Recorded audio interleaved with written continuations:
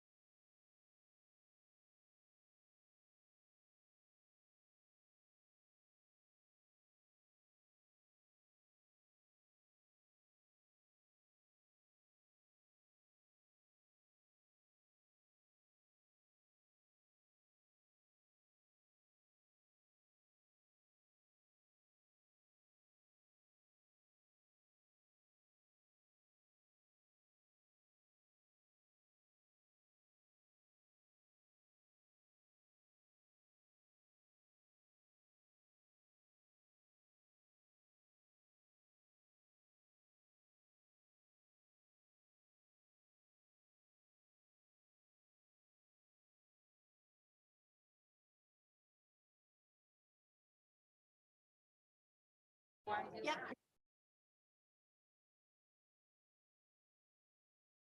Just look at red. Okay.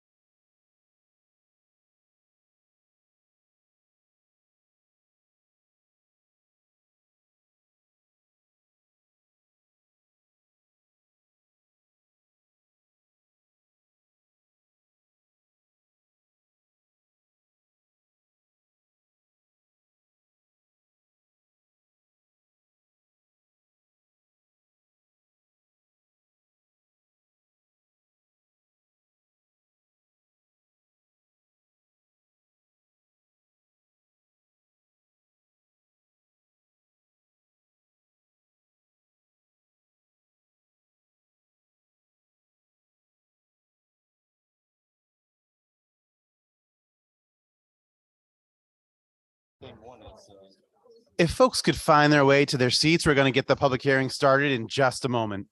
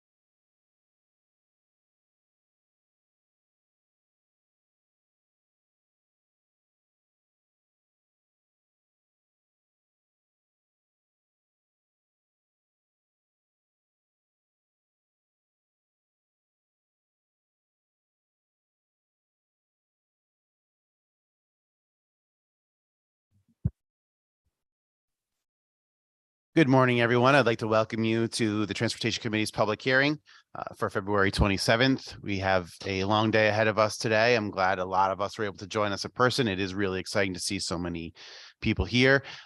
With that, I'd like to acknowledge the safety protocols that we have in place. In the case of emergency, please go to the nearest exit. You'll find them located behind you if you're seated in the room, or behind us if you're looking forward.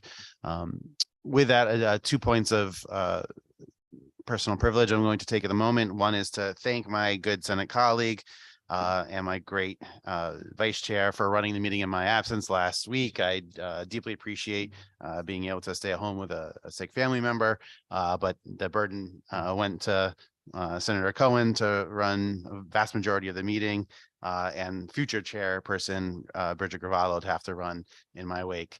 So I thank you both for allowing me to do that from home last week.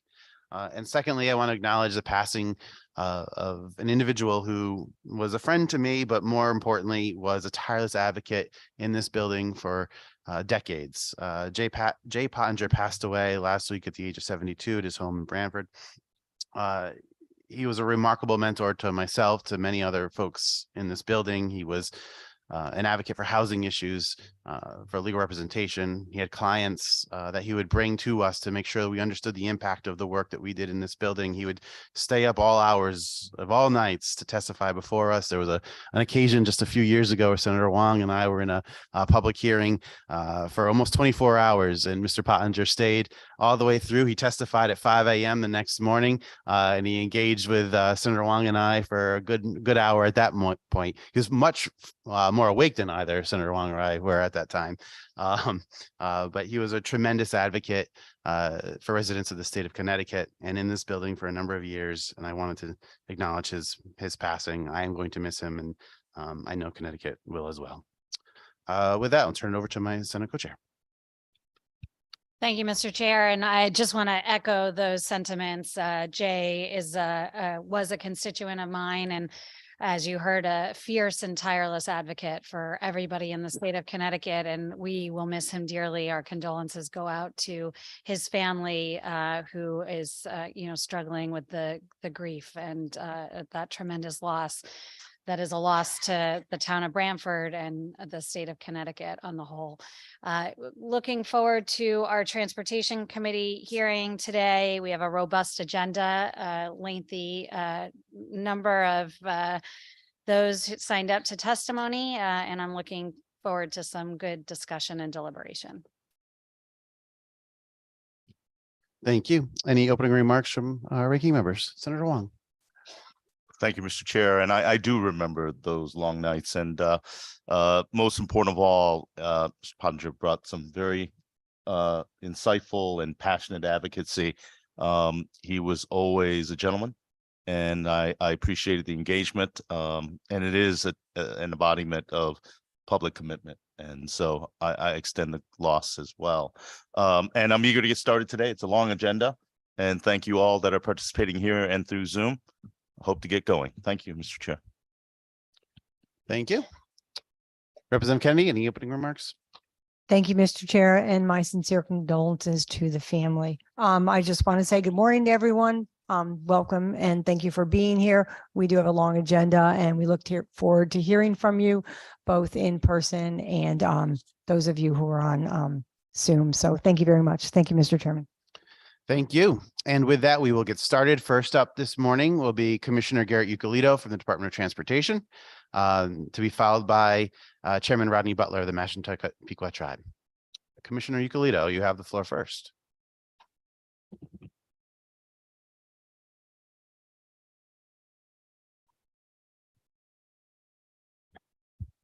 Okay. Good morning, Senator Cohen, Representative Lamar, Senator Wong, Representative Kennedy, and members of the Transportation Committee. Thank you for allowing me to testify today on a number of the bills before the committee. My name is Garrett Ucolito. I'm Commissioner of the DOT. I have several colleagues with me today who are here to help answer any questions you may have. Our agency has submitted over a dozen pieces of testimony, which you should have, but I'm going to limit my remarks this morning to just a few of those on the agenda today. However, we're happy to answer any questions you have on any of the other bills we submitted testimony on. So the first is HB 6670, an act studying the consolidation of metropolitan planning organizations. This is Governor Ned Lamont's proposed bill tasking the Advisory Commission on Intergovernmental Relations with studying our state's MPO structure, which is Metropolitan Planning Organization structure, and whether consolidation may result in consistency and efficiencies in the transportation planning process. If you don't know, MPOs are the federally recognized regionally planning entities in the transportation space. Their purpose is to conduct transportation planning on a regional level. However, many experts believe that some of our MPOs may be too small to cover, they cover too small a territory to effectively conduct transportation planning along significant corridors. For instance, Connecticut's heavily congested I-95 corridor between Greenwich and New Haven is split up between 3 different MPOs, which could limit their ability to do transportation planning on a corridor level basis. The second bill is SB 1082, an act implementing the recommendations of the DOT regarding a reduction in the blood alcohol limits for impaired driving and boating, establishing the Connecticut Public Transportation Council, the Shoreline East Study, and motor vehicles in livery service. Essentially, it contains versions of several proposals our agency put forth to the committee. I'm going to focus on just 2 of those, the Public Transportation Council and impaired driving. I want to thank the committee for raising our proposal to reshape the existing rail council to become a true public transportation council. As our state has a multimodal public transportation system and our agency oversees both bus and rail operations in the state, I believe it's important that we have a public transportation council that can serve as the advocate for all public transportation users. The language in the bill is slightly different from what our agency submitted. So we'd like to work with the committee on refining it so the language does not exclude bus users from transit districts from serving on the proposed council, which I don't think was the intent. But I am excited by the possibility of having a diverse and active council advocating for all public transportation users. I admittedly have heard some concerns about the proposal, but I think many of those are based on a misreading of the intent of the bill. So I look forward to working with the committee this session on any clarifying questions. I want to wrap up with what I consider maybe the most impactful policy proposal on the agenda today, and that's to lower Connecticut's blood alcohol content per se limit from 0.08 to 0.05. To be frank, Connecticut has a drunk driving problem. We're one of the worst offending states in the nation. In 2020, we were ranked 3rd for the percent of crash fatalities caused by drunk driving.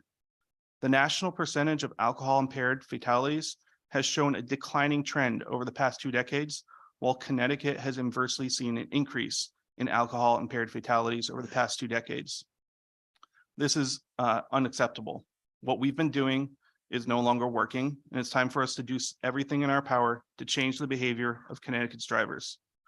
Because that's what this comes down to. Drunk driving is a reckless choice made by the driver. We need to make it clear that we will not tolerate drivers making that choice any longer. The science is very clear. You're impaired at 0.05. The likelihood of being in a fatal crash is at least 7 times higher for drivers with a BAC over 0.05 than for drivers with no alcohol in their system. You will hear later today from one of the leading roadway safety experts in the nation, National Transportation Safety Board member Tom Chapman. So I'll let him address their research into the efficacy of this. But let me stress some things that are very clear from recent federal reports. When Utah, the first state to lower their BAC, did so, it saved lives and reduced the number of crashes in their state. It did not reduce the sales of alcohol. Alcohol sales actually increased. It did not decrease tourism or tax revenues. They actually increased. And arrests for alcohol also did not markedly increase. It shifted the behavior of drivers. People planned ahead. They arranged for a sober ride home. They took transit. They tapped a designated driver because they knew the fight against drunk driving had been ratcheted up. Let me close by stressing again, it's imperative for Connecticut to address the public health crisis on our roadways. These deaths are preventable. Drunk driving is a choice. Lowering the BAC is an appropriate, scientifically proven measure that will only save lives and deter drivers from making the reckless decision of getting behind the wheel when they are impaired. I look forward to continuing to work with this committee and the entire General Assembly on this and other ways to ensure everyone gets to where they're going safely and without harm coming to them or their loved ones. Thank you. Thank you, Commissioner, for your testimony, for covering 14 bills inside of 4 minutes. It was pretty extraordinary. And thank you for engaging on a number of the legislative proposals that came before the committee this year. We do deeply appreciate your willingness to provide testimony and thoughts on a lot of them. I know a number of them are not proposals of yours or proposals that the agency necessarily would appreciate, but we appreciate your engagement on them so that we can craft the legislative agenda for the coming year. Before I turn it over to colleagues, I want to see if I can get you to highlight the drunk driving fatality rates that you indicated. You said we were the 3rd worst in the country when it came to percentage of fatalities that were related to alcohol impairment. Is that, did I get that correct? Yeah, in 2020, 40% of our fatalities were tied to impairment on our roadways.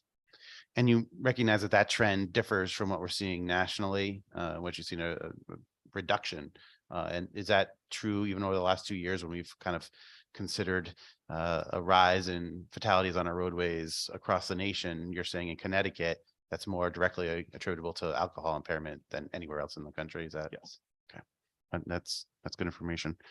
Would you be able to indicate what it is that I think you made it an important concession that we're doing something wrong, right? Whatever we're doing now clearly isn't working.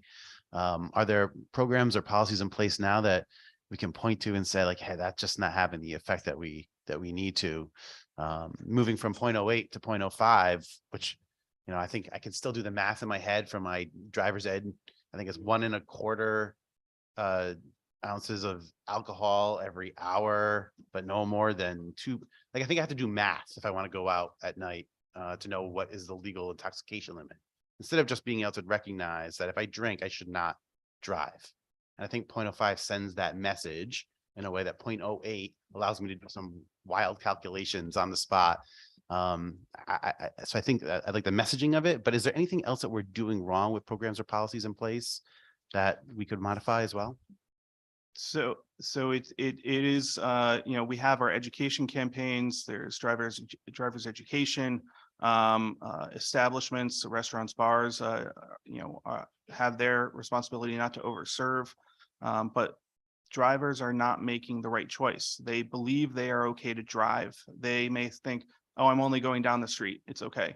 Or I'm just going 1 exit or 2 exits on the highway, it's okay. And it's not.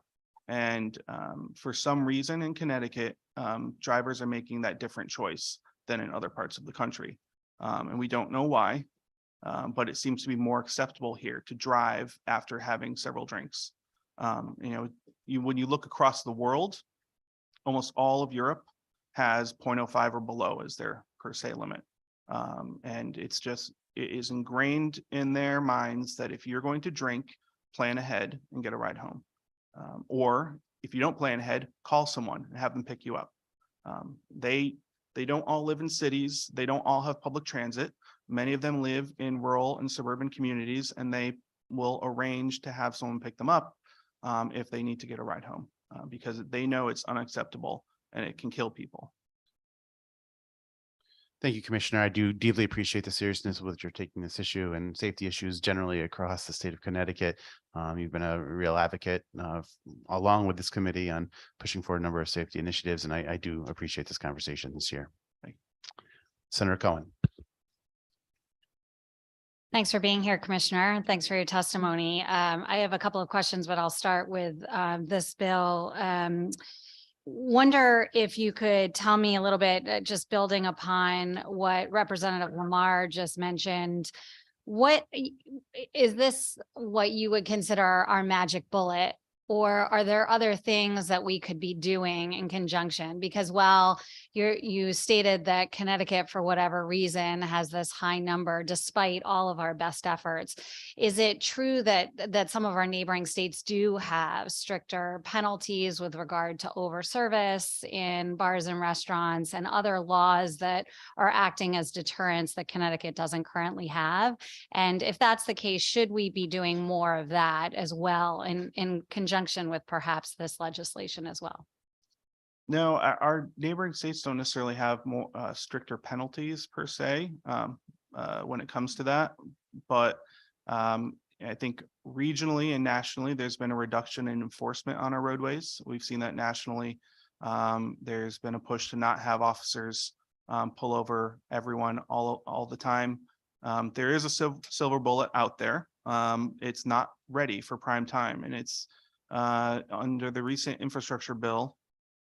They did pass a law directing the federal government to implement a rulemaking which will require technology in every single vehicle that will be passive in-cabin sensors in vehicles, new vehicles that will automatically detect your BAC level. And if you're over a certain threshold, the car will not drive. So it's that will come eventually. It's proven to work. It's being tested in multiple vehicles all across the country, but that's going to take 10 to 15 years before it can be rolled out nationally. So until we get to that point, then NTSB, National Highway Traffic Safety Administration, and other federal entities believe that 0.05 really is the way to bridge that gap to force behavioral change, because that's what this is. It's behavioral change. You can't stop everyone who's getting behind the wheel drunk. Most people, the vast majority of people who get behind the wheel drunk end up getting to where they're going, but it's Russian roulette for them and for the people on the roadway with them. But if this measure is proven to reduce that behavioral decision, that is what they believe is the most impactful way to force that behavioral change. I appreciate that. So how does that happen? Is it just through education? What deters somebody at a 0.05 level versus a 0.08 level? And what does implementation look like in your mind if we were to go forward with this? So Utah, when they implemented it, they had a year and a half from bill passage until implementation.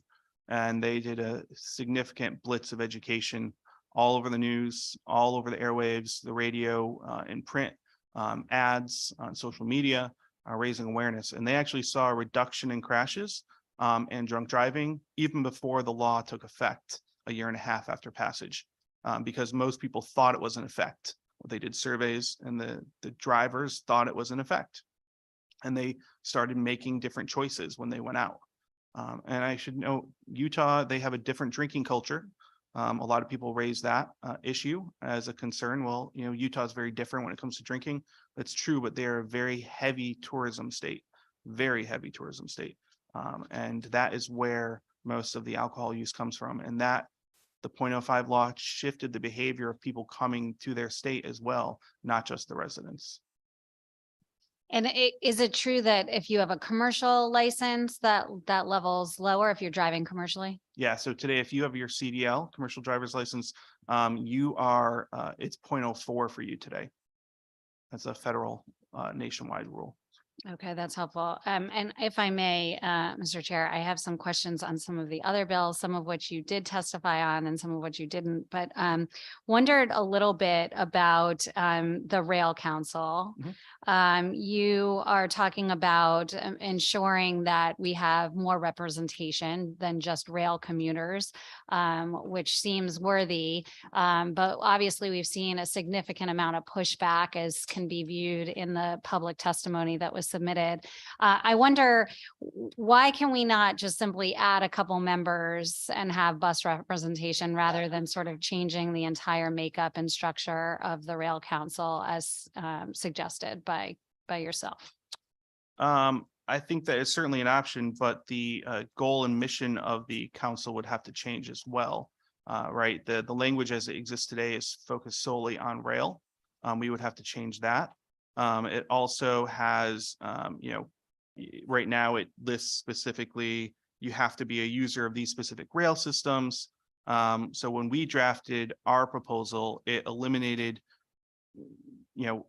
I've seen when you try to have these councils or work groups, and if you try and pigeonhole, the Senate president has to appoint someone in this who uses this system, and the speaker appoints someone who uses this system. Sometimes those appointments linger for a while because those leadership positions change.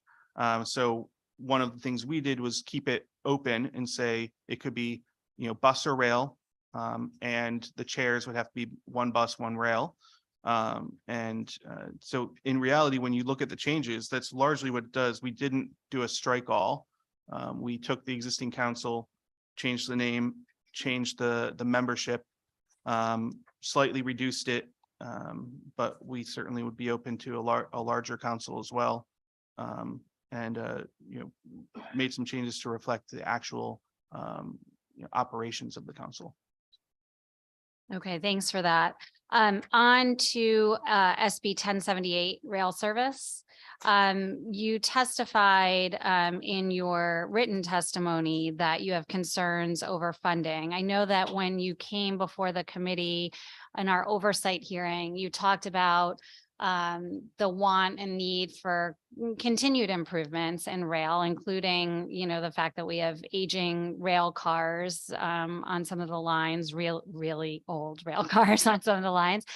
We've also talked extensively about Shoreline East and recognizing that the subsidy is incredibly high right now, but it's also because the service has not been brought back to pre-COVID levels at all, not even incrementally brought back.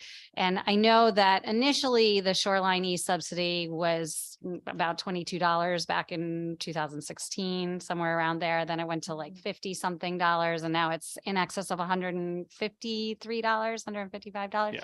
So I have some concerns about that, obviously representing communities heavily serviced by Shoreline East, constituents just being unable to take advantage of it. And we're seeing that through the subsidy right now, that people just are not riding that rail service. So how do we get there? How do we get to a point where we're able to fund new rail cars in Shoreline East? Is it part of your capital plan to have these improvements? And if so, then why the concern on this bill with regard to? So on this bill specifically, Governor Lamont's budget does not include any funding to bring Shoreline East service back to 100%. So that is what we submitted in testimony, just raising awareness that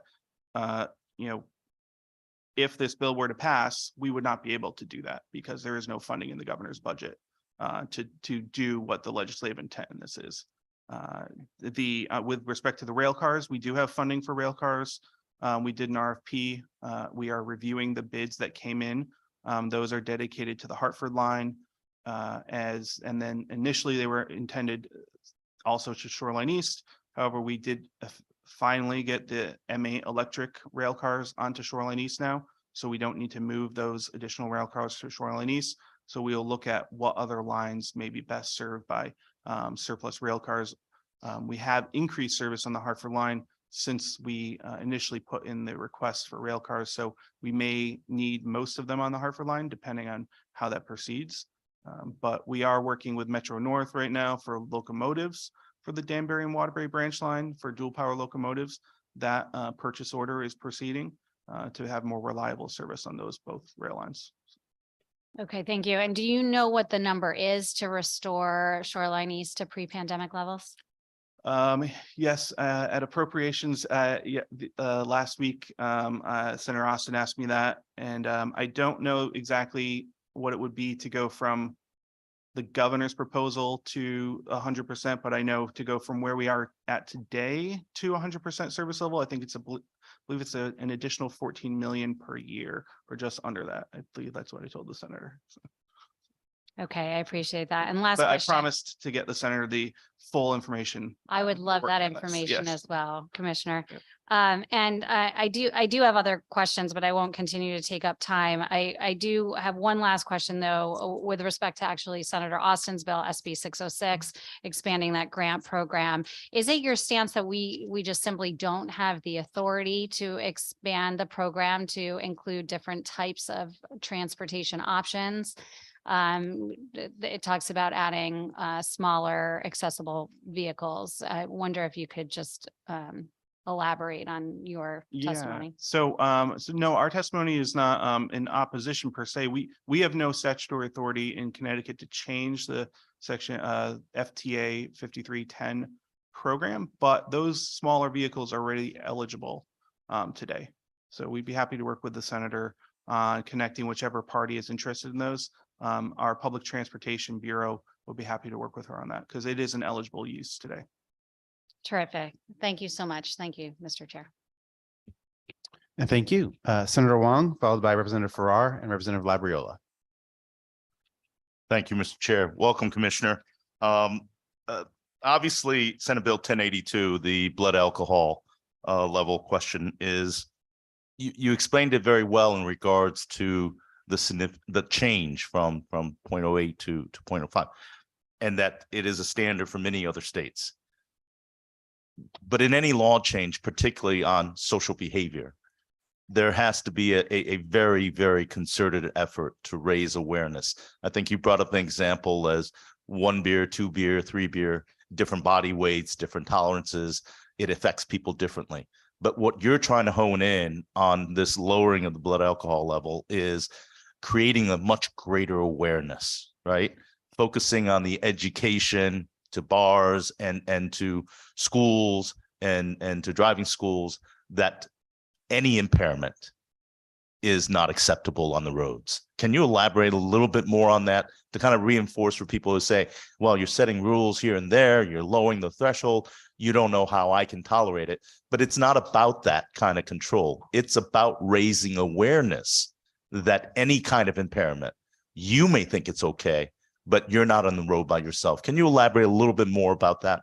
Yeah, that's a great question, Senator. So it is when you get your driver's license and you are driving a metal vehicle that can kill people, you're taking on a responsibility for society to protect those around you who are also either in another vehicle or a pedestrian or someone on a bike or someone in a home because you can strike their home as well.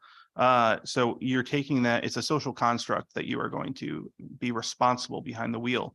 By lowering BAC down to 0.05, it's recognizing that virtually every single human being is impaired at 0.05. The science proves that you are impaired at 0.05. So that is, it's stressing that message, don't get behind the wheel when you're impaired. And we need to do that education, as you talked about, continue to stress, because when you're at 0.08, it's very difficult. Well, some level of impairment's okay, right? You can be, because between 0.05 and 0.08, you were impaired, but it's technically okay, is what the law is implying. Whereas in Europe and other parts of the world, it's any level of impairment should be prohibited. And that's what Utah has done as well. That's what the NTSB is pushing for, Mothers Against Drunk Driving and other groups as well. And it's important to note that, you're not looking to kind of impose how people go out and be entertained, right, and socialize, but to be conscious that if you have a few too many drinks, that you should not be driving. I think that's an important point that's not covered here. And I want to emphasize is you're not saying don't go out or stay home and not. The reality is, but if you drink and you're impaired, you should not get behind a wheel. You can get a car service, you can have friends take you home, but ultimately what through this lowering is saying at 0.05, people are impaired. To the degree of impairment, people may argue, but nevertheless, you are not at full functioning on the road and you should stay off the road. Would that be fair to say? Exactly. And like I mentioned, in Utah, they saw alcohol sales increase and tourism and tax receipts increase after the law took effect because many people, when they were surveyed, said, okay, I planned ahead. So I was able to have a few extra drinks because I knew I had an easier, safe way to get home. I didn't have to, stop at 1 beer. They were able to have 2 or 3 beers and then get their cab ride home or their designated driver home, their sober ride home, take transit. So they were able to plan accordingly and enjoy their night out while doing so in a safe manner. And you use the measure of the BAC level as kind of 0.05 as being impaired. I'm going to throw a curveball on here that's not addressed in here in regards to marijuana. There is no measure right now for our law enforcement, and there may be a tremendous false sense of security that I'm not impaired if I have a joint or 2. What do you say to that? And has the DOT and its awareness with lowering the blood alcohol level thought of anything in concert in regards to cannabis or marijuana use and the impairment that's not easily captured? I mean, it's another can of worms that we've opened up from your focus on traffic safety. No, it's a great question. So it's true. Drug usage, marijuana is not able to be, it's not metabolized the same as alcohol essentially, right? So you can't put a per se limit and say this many nanograms in your system means you're impaired. Just having it in your system does not mean you are actually impaired. The way that law enforcement must address cannabis usage and driving impaired while after using cannabis is through the field sobriety tests. So they will notice impairment. They conduct the field sobriety test. If they do not detect a presence of alcohol, then they assume there's drugs involved. And that's where our state, through the DOT, through our federal funding, we are increasing the number of drug recognition experts who are the most highly trained officers in the nation to be able to detect exactly what type of drug that person is impaired by. And we are increasing the number of DREs in the state through trainings, sending them out of state to be trained and conduct their field studies. But we're also working to ensure that every officer in the state is ARIDE certified. That's Advanced Roadside Impairment Detection. So that was part of the cannabis bill that passed to mandate that eventually every officer has to be ARIDE certified. So we continue to use our federal funding and some funding in the budget that the legislature and the governor included from the cannabis sales to help us do more education, as well as more training for officers. And I think the education campaign is critical, because I remember before cannabis was legalized, talking to some of my younger family members who, made comments about, oh, I drive better when I'm high. And it's completely false. It creates that false sense of security. Your reaction time is slower. So it's critical that we not let that false security take root here in the state. And I appreciate that. And I just wanted to add that as part of your awareness program, should this bill pass, is that needs to go in concert with that. And you're right, that false sense of security needs to be addressed. And I want to compliment organizations like MAD that have done such a great job in changing the culture of drunken driving and the awareness and prevention of it through education awareness. I'm going to pivot to a second point in regards to 6745 and 6744, which relates to the clear cutting of trees by DOT, and the follow-up bill on 6745 relating to sound barriers on communities that have been significantly, and dare I say, adversely impacted by the cutting down of those trees by DOT. I think the key word is what the key questions are twofold. One, what are your tree cutting parameters? Because the tree cutting in question was on a section in the town of Fairfield, which occurred in the very, very late at night. In fact, at 2 a.m., without it deemed by many of the residents and state officials there, myself included, not properly noticed. And that's what 6744 is trying to address. But nevertheless, 6745, a part of it is related to sound decibels and sound barriers to kind of supplement or remedy the cutting down the trees, because the sound decibels and the impact on the quality of life of residents there have been significantly and materially changed. We've had a conversation about that. Could you clarify the process in which you're tree cutting? And two, what led to it, and what's defined as material change? What remedies could be to change and improve possibly the quality of life of people along that roadside that has been changed? Yes, thank you, Senator. So with the committee's permission, I'd like to include a couple subject matter experts up, but I'll start. So I guess Kim, Lissay, and or Adam, you can choose. Kim and whoever else is joining you, just make sure you introduce yourself on the record before you begin speaking. So I'll start with respect to trees and sound. They often go together, but I do want to stress, the evidence shows that trees do not actually reduce the sound for residents. It's a psychological benefit, but in reality, the sound, the decibels that the residents encounter is not necessarily tied to the presence of those trees. But they're often, lumped together in discussions.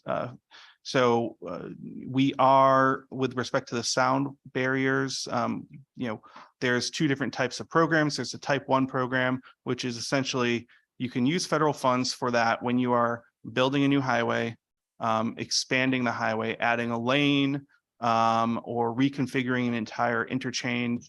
There's very specific things in regulations as to how you can use federal funds under a type 1 program. And then there's additional program called a type 2 program that I'll let Kim Lassay, our Bureau Chief for Policy and Planning, talk about.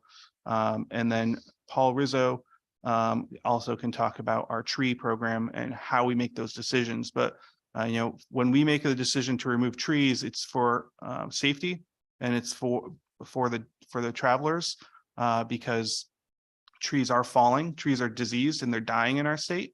But it's also to protect people if they have to leave the roadway. You want to avoid fixed structures that can kill them when they leave the roadway or cause serious harm and injury to them. You want the vehicle to be able to slow down when it's leaving the roadway, but it also is due to diseased and dying trees, and I can let both of them talk about that. So two different issues, but Kim, I'll let you talk about the sound program first. Good morning. My name is Kim Lassay. I'm the Bureau Chief of Policy and Planning. Thank you, Senator, for your questions. Just to touch for a moment on vegetation as it relates to noise, where we have some overlap here. There are multiple studies, both out by FHWA as well as North Carolina State University, as well as University of Nebraska at Lincoln, that do show that it takes about 100 feet with an evergreen foliage that has to meet the ground to get about a 5 to 8 decibel reduction in noise. So certainly vegetation can help, but it's certainly not a silver bullet. As far as the type 1 program that the commissioner has explained, as a result of definitely increased concerns that we've heard from the public and from our representatives and senators, we did initiate a type 2 study last year in 2022. We've just begun it, and that consists of data collection as well as doing some readings across the state. We are doing that along our principal arterial highways, which are basically our, for lack of technical terms, our non-access highways. And what we will be looking at is where neighborhoods that existed before the highway came through. We'll be looking at where they have adverse noise impacts to those neighborhoods. This is just a first step in this type 2 study to come up with a type 2 program. This is just a study that will give us a priority list that we can then work with. However, the type 2 program does not have any funding. Once sites are identified, they would still have to go through design and be constructed.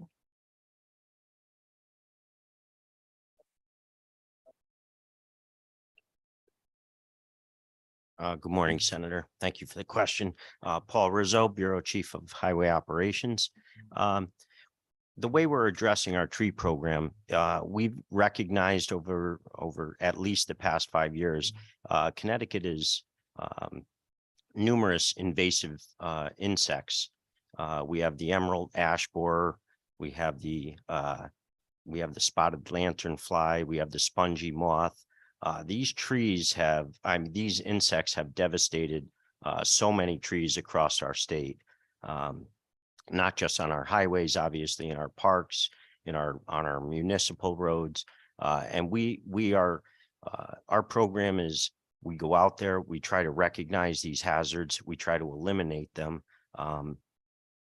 In the meantime, while we're doing this, we're trying to create our 30-foot clear zone, which is an AASHTO standard for a straight road, flat road, with a minimum of 6,000 cars a day at speeds of 60 miles per hour. Now, we all recognize that our highways carry many more cars than 6,000 a day. The portion in Fairfield that you are speaking about is about 34,000 cars a day. And I'm sure the speeds are well above 60 miles an hour. So we go in there, we recognize those hazards. They are investigated by our arborist, our landscape designer, who is an arborist. They look at those trees. We have environmental planner that goes through and makes sure we are following all the environmental needs for that area. And yes, that operation was done at night. We're trying to reduce congestion on the parkway. Anyone that travels the parkway knows it's quite congested, and for us to do some of those operations during the day, we're holding a lot of cars up, which again, when those cars are sitting in traffic, have an environmental impact while they're idling. So although it is an inconvenience for the neighbors in that area, it's a short time frame. And we're trying to clear those before they fall and either close the road or land on a car. Not too long ago, maybe 5 years ago, anytime we got type of wind event, snow event, the parkway was closed, which, then the first responders are out there and they're exposed to the hazards of the falling trees. Our own people that are trying to clear that hazard have been exposed, and actually trees have fallen on our trucks. So we're trying to reduce those hazards before they end up hurting someone or killing someone. I appreciate the explanation of the whole process, and it looks and it sounds like the DOT go through an extensive review process before you undercut, which then leads to my question is, who did you notify before you went and cut it? It seems to be, according to the residents that I've spoken to, a complete surprise, those individuals that are materially impacted. Number two, for me as a state senator representing that area, I had no idea. And I would dare say that also went for my colleagues.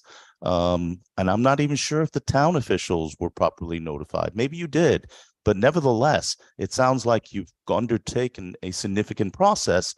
But where was the notification of the residents whose very home and community would be materially changed to give an extended courtesy that you're making the cut?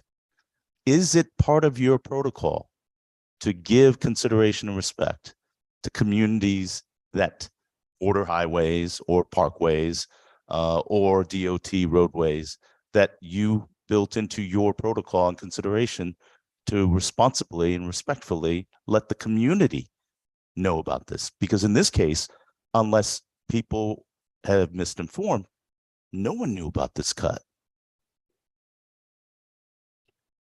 Thank you for the question, Senator. Yes, we actually did notify the local DPW director by letter. And I'm sorry, Adam, I'm going to let Adam speak to this. He was intimately involved in the cutting operation down there. Adam, our state arborist, did the review prior to the cut, but we did notify the DPW, and we submit a press release prior to any lane closures in that section. But I'll let Adam Boone. Thank you, Paul. Thank you, Senator. Yes, Adam, Mr. Okay, thank you. Yep. The DOT, central maintenance, the landscape designer and licensed arborist. I have a copy of the letter to the town and the press release for that work. And I will tell you also that since then, since this project, we really have ramped up notifying. We have a notification card that we use for all abutters for projects on highways, secondaries. So our landscape designers in the districts will go out and they will leave them on doors of all the abutters. And we have had really positive results with that. I mean, for instance, Thomaston Route 222 was a really recent project. And the residents there were very, very thankful. Matter of fact, one of them reached out and complained that we hadn't got to their side of the road yet. We were on the one side and we were working down the road and coming back. And that was the complaint, though, that we hadn't reached their side of the road yet. So there are positives. I understand, and we are very sensitive to abutters. But again, safety is paramount. We have so many tree failures, so many trees falling directly on cars, trees falling in the road, cars striking them, that it's an issue that has to be addressed. And I appreciate that. And safety is paramount. And I understand the rationale for the tree cutting. And I'm encouraged to hear that you've adopted a policy to inform residents. But beyond informing the DPW director and a press release, you did not, in this case, in Fairfield, notified any of the residents through the CARD protocol you just described. There was no notification of those residents. Would that be correct?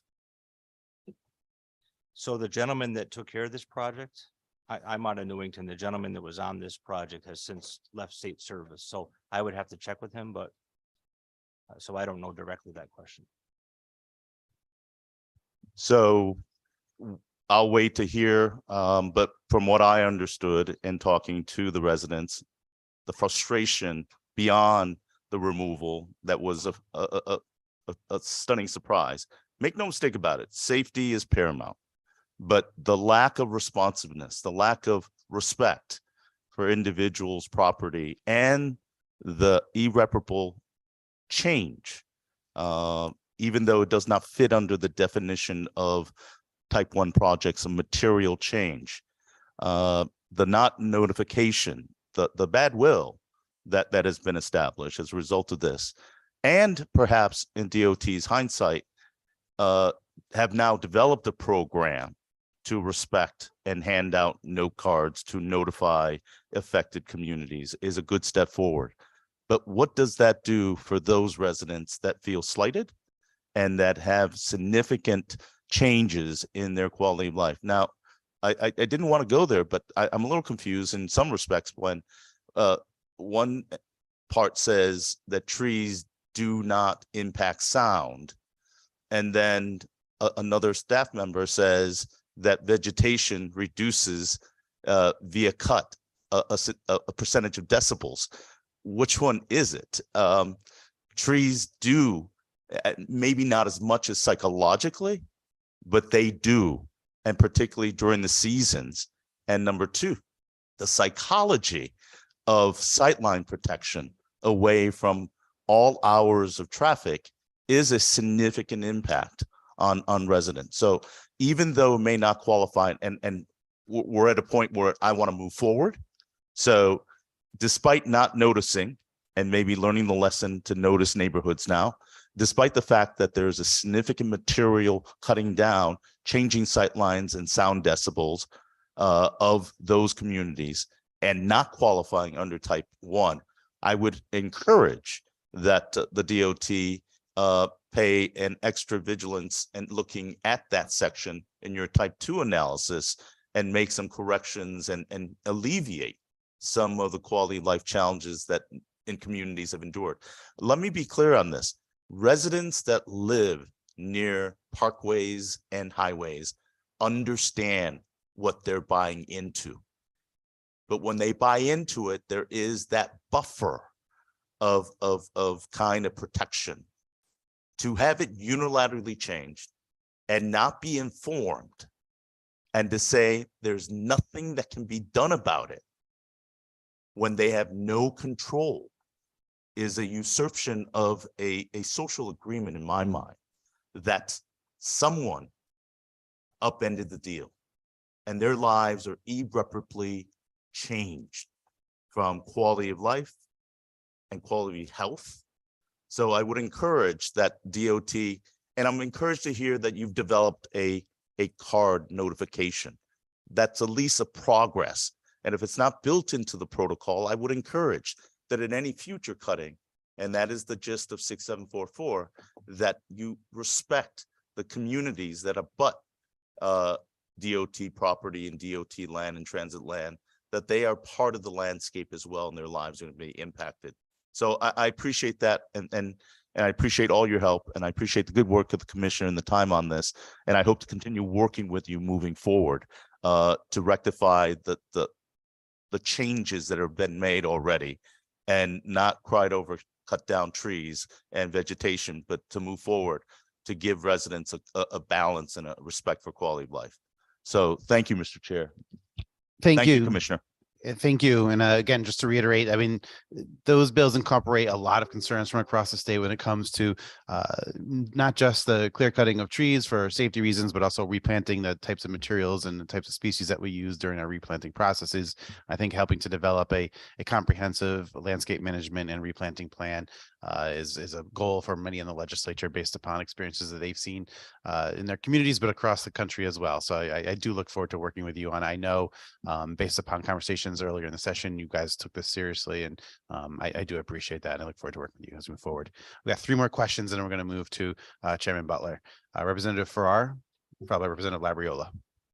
Thank you, Chairman. Hi, Commissioner. Thank you to your team for being here.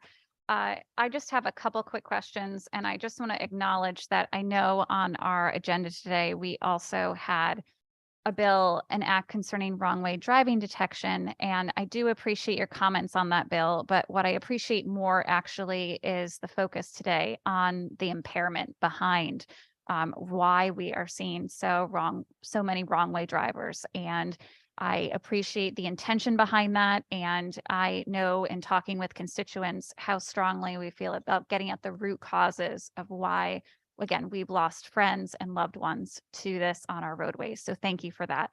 My questions are actually one in reference to your comments on the fare-free buses. And I just wanted an understanding from the department, your current stance on the continuance of fare-free buses and your thoughts on that study. Absolutely. Thank you for the question. So fares will be reinstituted April 1st. There is no mechanism for us to do so otherwise. The federal Title VI regulations require any time a fare is changed, you have to conduct a fare equity analysis. And it may seem counterintuitive, but any change of any kind is necessary to do a fare equity analysis. And in fact, in state statute, the legislature put in many years ago saying that we have to do a public hearing anytime the fare is changed, even if you lower or eliminate the fare. That was not done in this instance because it was done, outside of the normal process.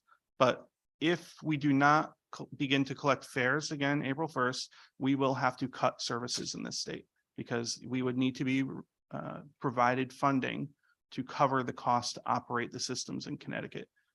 Prior to COVID, we collected $40 million a year in fare box revenue. So if the legislature and the governor wanted to continue to provide fare-free bus service in Connecticut, the appropriations committee and the legislature and the governor in the final budget would need to provide resources to cover that fare box loss. Or the transit districts and CT Transit would have to eliminate routes to make up for those costs. So we are conducting a statewide fare study across the entire state to look at how can we as a state equalize, normalize fare structures because each transit district has a different fare. We want to try and make it easier for people to travel across transit district boundaries. So we have initiated that in partnership with some of the transit districts, and fare-free will be a part of that, looking at what a fare-free system would look like. But again, it would require additional revenues to go to the systems. But I know people like to say, it's not an either or discussion because the governor's budget does increase public transit service. But when you look at the special transportation fund, it isn't a deficiency in fiscal year 26. So that's the only thing I bring to everyone's attention.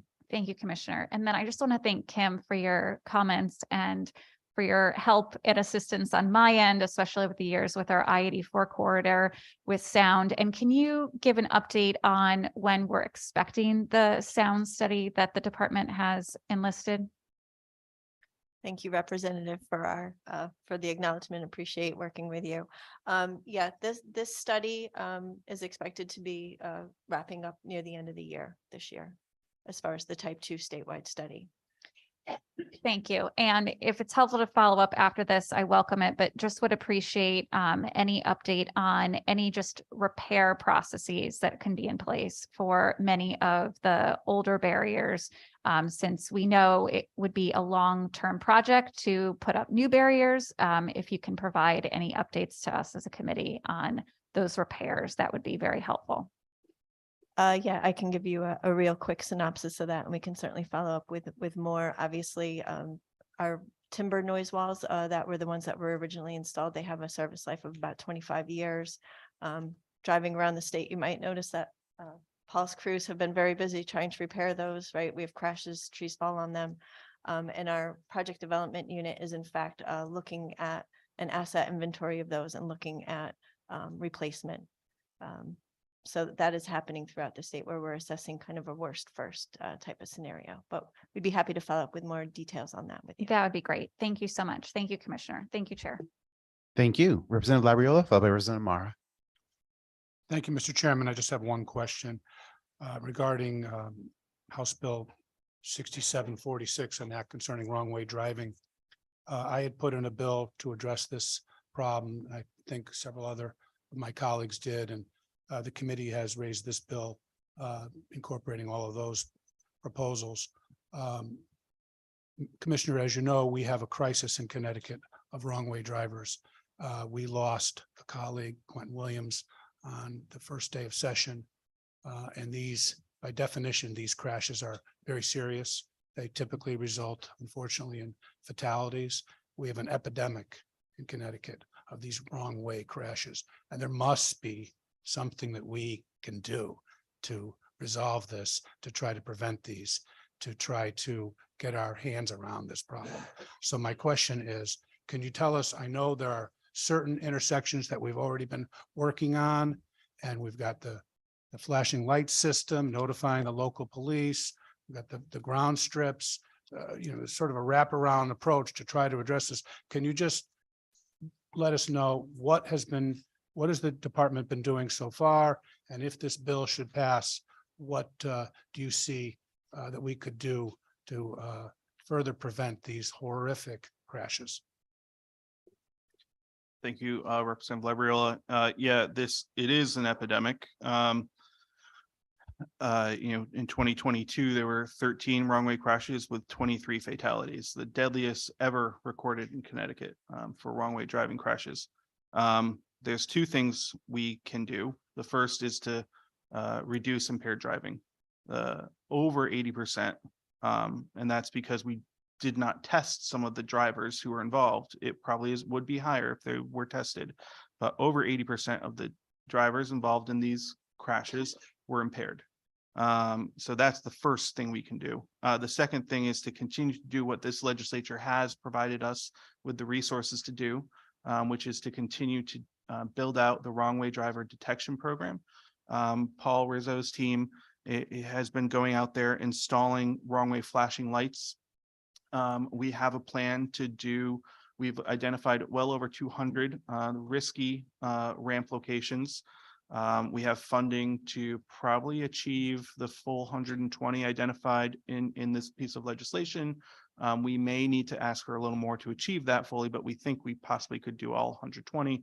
And it's installing the infrastructure that will have cameras that detect someone going the wrong way up the ramp, flash those lights at the individual, and then building in the capability to send an alert both to our Highway Operations Center as well as the state police to alert them with a clip of the video so they can see, did someone autocorrect? Did they turn around or not? That's ideally what we want to achieve, is that alert system back so we know, okay, did the person continue or not?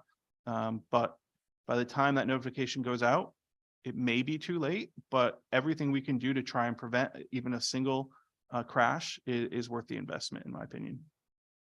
Thank you, Commissioner. Thank you for all of your efforts. We look forward to working with you going forward. Thank you, Mr. Chairman. Thank you, Representative Mara. Thank you, Mr. Chair.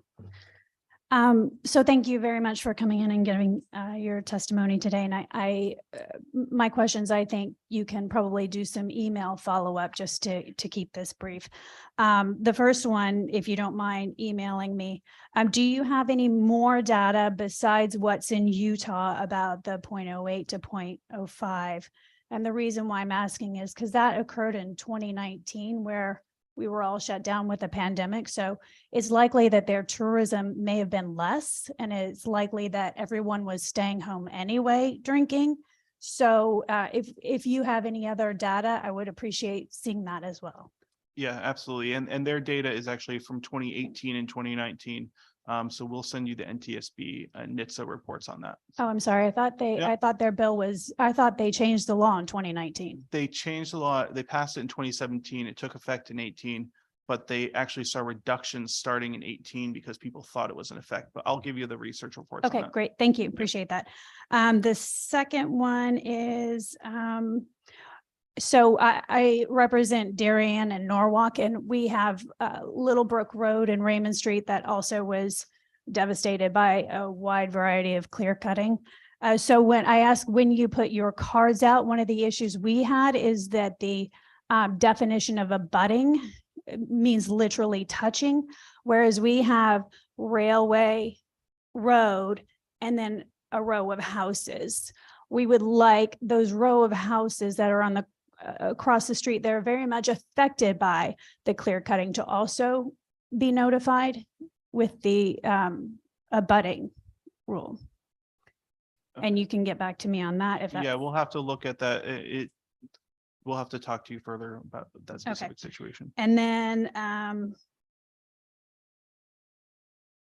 do have one more. Give me just a second. Oh, we do have another bill on here, and this also you can get back to me. It's Senate Bill 630 that's recommending Norwalk Transit be taken over by the Department of Transportation. Are you willing and able to take on all the transit departments? So I did not see that bill. I apologize, but there would need to be specific steps taken. There are labor laws in place. We went through this in the 1970s when we did take over HNS Corporation. But I would have to review that piece of legislation. I apologize. I thought I caught everything. But if not, the other question and more pertinent one is, could you work with Norwalk Transit to make regional lines work seamlessly together instead of just taking them over? Yes, we work with them today. You already do. Yeah, Great. we work with every transit district in the state today. Great. Thank you so much. Thank you, Mr. Chair. Thank you. And thank you again, Commissioner, for your time and testimony here today on so many issues. We'll be following up with you on issues that have been raised here in today's hearing and beyond. We appreciate the work and time of your team and talent that you have in the agency. We are greatly appreciative, Adam, Kim, Paul. We really do appreciate your time today and your expertise. Thank you, Commissioner. With that, we're going to call next the chairman of the Mashantucket Pequot Tribal Nation, Rodney Butler, along with Chair Daniel Menahan and Vice Chair Shirley Laughing Woman Patrick.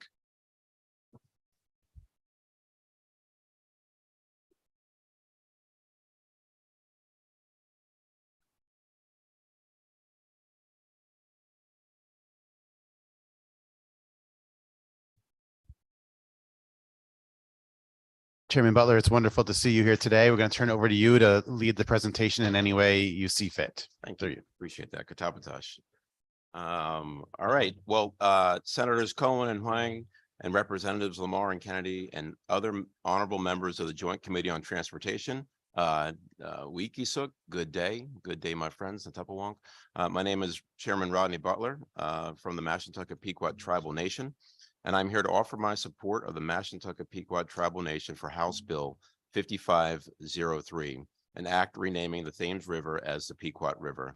I'm honored to be joined by my esteemed tribal members, Laughing Woman, who is our spiritual leader, as well as the vice chair of our Elders Council, along with Tribal Counselor Daniel Menahan. On behalf of our nation's people, we extend our sincerest gratitude to the Transportation Committee for raising this bill for a public hearing, and to the bill's courageous sponsor, Representative Anthony Nolan, and co-sponsors Senator Kathy Austin and Representative Andre Baumgartner. As my nation's highest ranking public official, my primary responsibility is to ensure the future sustainability of our tribe. To do so, it is vital that we are mindful of our nation's history, which is rich with stories of redemption and restoration. Our historic Pequot tribe has occupied southeastern Connecticut for more than 10,000 years. By the early 17th century, just prior to European contact, the Pequot tribe had approximately 8,000 members and inhabited 250 square miles spread across 26 villages, several along the shores of the Pequot River. The Pequot River was the main artery of Pequot country, no different than it is today for New London County. However, the Pequot War between 1636 and 1638, the first major conflict between colonists and the indigenous New England people, had a devastating impact on our tribe. In 1637, our ancestors became the first Native people to survive an attempted genocidal massacre at the hands of European immigrants in what would become the continental United States. When the Pequot War formally ended, many tribal members had been killed and others placed in slavery or under the control of neighboring tribes. We were stripped of our land and our identity at that time. The bill before you today is a critical acknowledgement of our proud and complex history. To accurately reflect the historical record dating back to the 1600s, the bill would restore, not rename, the river's name to its origins as the Pequot River. According to the compiled records in 1658, the area we Pequots knew as Namiog, where John Winthrop Jr. established Pequot Plantation, was changed to New London. Likewise, the river's name was changed to its present name, the Thames River, after the River Thames in England around the same time. As part of my testimony, we've submitted, intricate documents, historical documents and maps that support this initiative. But at this time, I'd like to actually introduce our spiritual leader, Laughing Woman, to say a few remarks.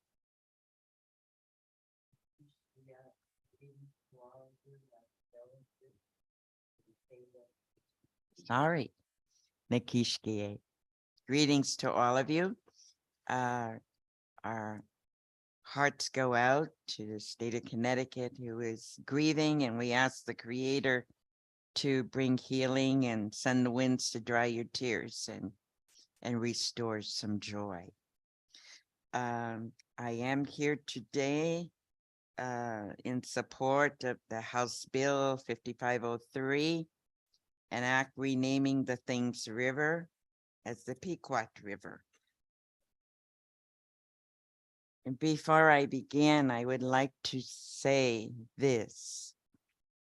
We believe that the Creator is the creator of all things, that the original instructions given to our people were to be the caretakers of the earth and do the best that we can.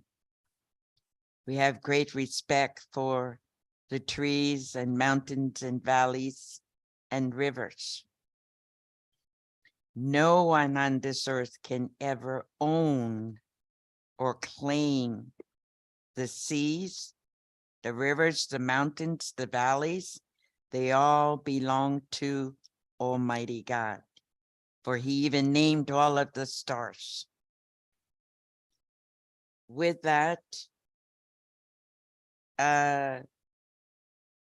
with the greetings to the peoples of the four directions here, black, white, yellow, and red. I am here to speak to you today to share the voices of support from the eldest council of the Mashantucket Pequot Tribal Nation for the House Bill 5503 to restore the name of the Pequot River. Restoring the name of the Pequot River will not wipe out history. And with that, I will also add that my people went through assimilation. We had everything taken away from us, those that survived the massacre. Cutting of the hair, could not speak the language, to claim that you are not Pequot. The first slaves of America were Pequot. The Mohegans had Pequot as slaves, and the list goes on. We had anything relating to Pequot or that Pequot word was a form of genocide. So restoring the Pequot River will not wipe out history. The history of our Pequot ancestors still hurts us very much. And our Pequot ancestors were massacred, and those who were spared became the first slaves in America. There are a lot of emotions associated with our history, and that is why revisiting it hurts. It also hurts with the disagreement between, and they call us family, the Mohegan tribe. Let's tell it the way it was, regardless of how hurtful, and let's not dress it up. The Pequot River was renamed as the Thames River by the very colonists who sought to rid the Pequot tribe of their land, their culture, our language, and ultimately their lives. Is something funny? No. Oh. I never thought in my lifetime that I'd see the Pequot tribe and Mohegan tribe working together as we are now in the development of Native American curriculum, which many members of this General Assembly voted for, and the government Lamont signed into law back into 2021. Many years ago, we prayed with the Mohegan tribe, buried that hatchet. I was a part of that ceremony many, many moons ago. And it was a hard thing to do, to forgive a nation that murdered its own people. And the relationship today is still quite rocky, but we have to practice that forgiveness. Many years ago, we prayed and buried that hatchet. Make no mistake, love is one of the gifts from our Creator, as it is forgiveness. We will never forget the massacres and genocide, and we may never agree with each other, but we have to be respectful of each other. So we ask you all on the Transportation Committee to listen to all of us as we share. It is not a matter of just demanding that that name be changed back to the Pequot River. Historically, for those that have done their homework and have read, it goes back to the 1600s of recognition by the colonials, the strangers that were here, recognizing that river as the Pequot River. And so that's what we are requesting today. Everything I believe is in God's hands, but you have to do what is right. And for things that have been documented, it should not be changed. It should never have been changed. So I thank you for your time and your listening today, and ask the Creator to bless you all through the remaining of the day. And as I say, for those that are grieving, storms of life come, but the sun always comes back out and shines and lights your way. Okay, so thank you, Debatni. Katapatas, Laughing Woman.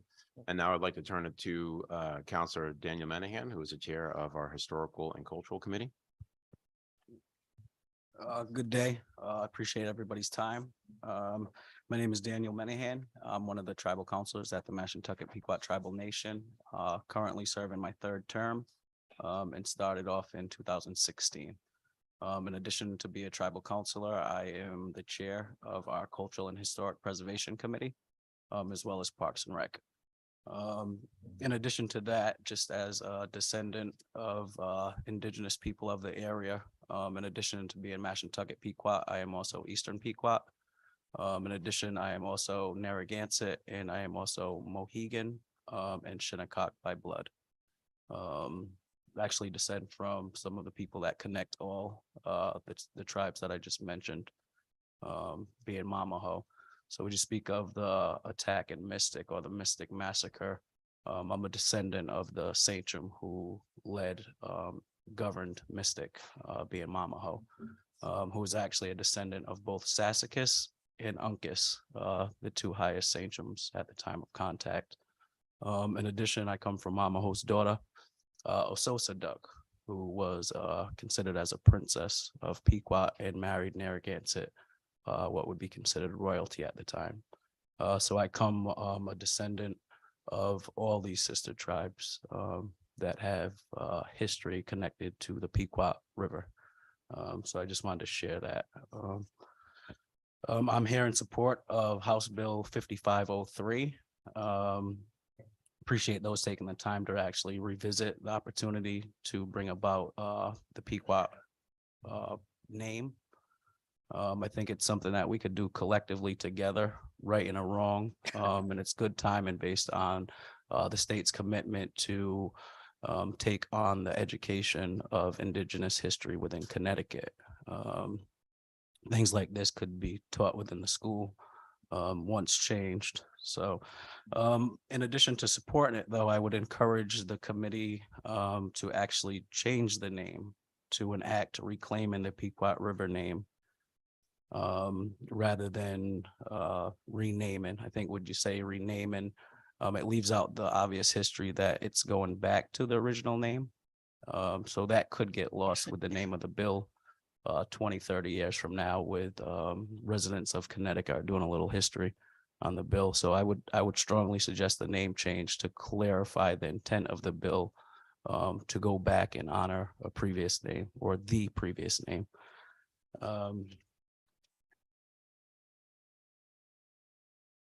And then, like I said, I descend from all these tribes. I do represent the government of Mashantucket, though. And from that, I have an actual duty through my public service, in addition to my obligation as a descendant of my native history and ancestry. But with that, I have an obligation to protect and ensure all attempts to erase my Indigenous identity from this lands fail. So I hope this is something that we could tackle together, do it together. And like I said, it will fix a wrong at the right time too, with the education systems being able to support some of the history that we're sharing today, but with a lot more detail. I think it will give a sense of pride to Pequot as well as the state. One thing that is still alive today is the Hartford Treaty. The actual language that outlawed and enslaved Pequot, taking away the right from spirituality to language, et cetera, et cetera. But by us going back to the actual name of Pequot, it's basically looking at the Hartford Treaty and letting it know that it was wrong, and taking it a step further and using the actual Pequot language to name the river in a state where our language is still technically outlawed. We do have our spirituality back based on the act that was passed in 1978. And that's a federal protection that we have now. But technically, if you still honor the Hartford Treaty or allow it to exist rather than dismantling it, technically the Pequot language is outlawed in Connecticut. I think it would be a beautiful sign of where we're at and where we could go in the future, doing this together and actually honoring the original name. So I'll end there. Katapatosh, Council Menahan. And in closing, while we can appreciate that some find restoring the name to its origin trivial or could pose challenges, as Councilor Menahan noted, we're not asking to create a new name for the river. We're simply reclaiming the original name. Ironically, nearly every major river in Connecticut has retained its indigenous name, and you can list them all: the Connecticut, Housatonic, Pawcatuck, and many others. The goal of this legislation and the core of our support is to celebrate the rich indigenous history of the river, the surrounding region, and the shared history of the state of Connecticut that was born along its shores. We look forward to the continued dialogue with members of this committee, the legislature, and our Mohegan cousins who have reached out to begin a dialogue. We urge the Transportation Committee to honor our documented history and recognize the Pequot River's historical significance, not only to us, but to the entire state of Connecticut. Tapatash Kwawu. Yes. Thank you all for your time today. Katapatash. Thank you, Chairman Butler. I really deeply appreciate both time and effort that your nation has put into the documentational research that you've done and provided to this committee. Councilman Menahan, I presume that a lot of that happened underneath your committee, a lot of this documentation and the research that came together. It is impressive what you've done to provide historical context for this reclaiming of a name that the river was known by for hundreds of years prior to English settlement. I deeply appreciate the work that you have done. It is remarkable. So thank you. Thank you, Representative. I have two or three quick questions, if you don't mind. You mentioned sort of the relationships with surrounding tribal nations to Mashantucket Pequots and whether or not the name Pequot fully reflects the differing names that other tribes have indicated they refer to the river as. Have you thought about how we could properly respect some of those claims as well? Yeah, so we, as I've noted, the Elders Council Chair from Mohegan reached out this past week, and we're gonna set up a conversation to have that dialogue. But in that conversation, as Councilor Menahan noted, we were all Pequot. Mohegans were Pequot, as well as many other villages that were throughout the region, as this was Pequot country. And so the river, no different than the Connecticut River being in Connecticut, right, symbolized that it was in Pequot country. And to this day, members of their nation refer to it in traditional terms as the Pequot River or some variation of the Pequot River. So we're saying the same thing, right? And I think we'll conclude that by the end of our conversations that we have together. But today, the purpose of today was to present the facts of the river, as opposed to simply saying we're just here to rename it in some sense of erasure or trying to change history. We're just trying to recognize history for what it was, and the many beautiful points that Councilman Menahan made. And I really appreciate it. I think the committee appreciates the thoughtful, deliberative process by which you've gone through and continue to go through.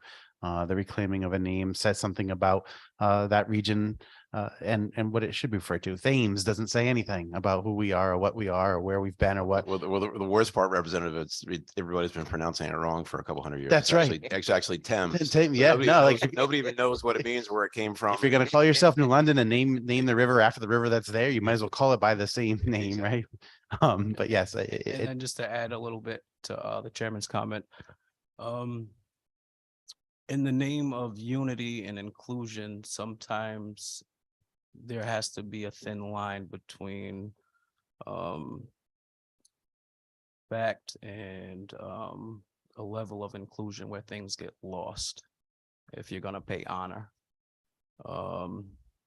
Mixing too much is often beautiful. We have a melting pot ourselves at home. In some cases, it takes away the true honor and with the inclusion of additional, whether you're talking about names or principle, whatever it is at hand, there has to be that thin line. And the way that I see it, it's a beautiful opportunity. We have two Pequot governments, I would say. I see us as one family, but we have two Pequot governments in here in Connecticut that was separated through the Hartford Treaty and what followed that. For us to have something, us and our sisters over there at Eastern, that is named after Pequot and not Mashantucket, Eastern, Western. In fact, I'm from Mashantucket, so often we get acknowledgement because of political influence that we have at a higher level than our sisters and brothers on the Eastern Reservation.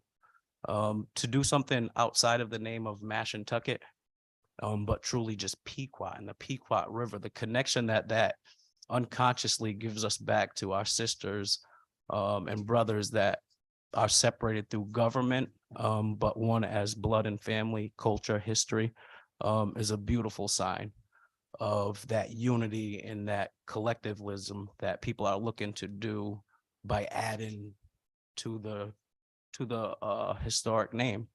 I think we're trying to create an opportunity for unity. We're trying to create this feeling of togetherness. And truth be told, by sticking with the indigenous name of the Pequot, you could do that for a federal recognized Pequot tribe and a state recognized Pequot tribe, and start showing some of the history that predates the division of our governments, and show that we're truly one Pequot people. That's terrific. And again, I just want to say thank you for your commitment to this, the research that you've done, the museum itself, providing a resource for so many of our students across the state. We really deeply appreciate your commitment in honoring your nation and developing that as a resource for folks throughout Connecticut at all age levels. It has been a remarkable thing to witness the development of your nation over the last 20 years. Growing up in Eastern Connecticut on the Rhode Island border, I mean, I have seen what as a youth thinking of a small nation become successful, flourish, respected, and cultural melting pot for the entire area. And I really do like marvel in what you've been able to accomplish, and respect deeply your commitment to the historical recognition that you deserve, and that you've shared with the rest of the state. So thank you again. Senator Cohen. Thank you, Mr. Chair, and thank you all, Chairman Butler, Councilman Menahan, and Laughing Woman for being here today. Really appreciate your testimony and all the research that's gone into it.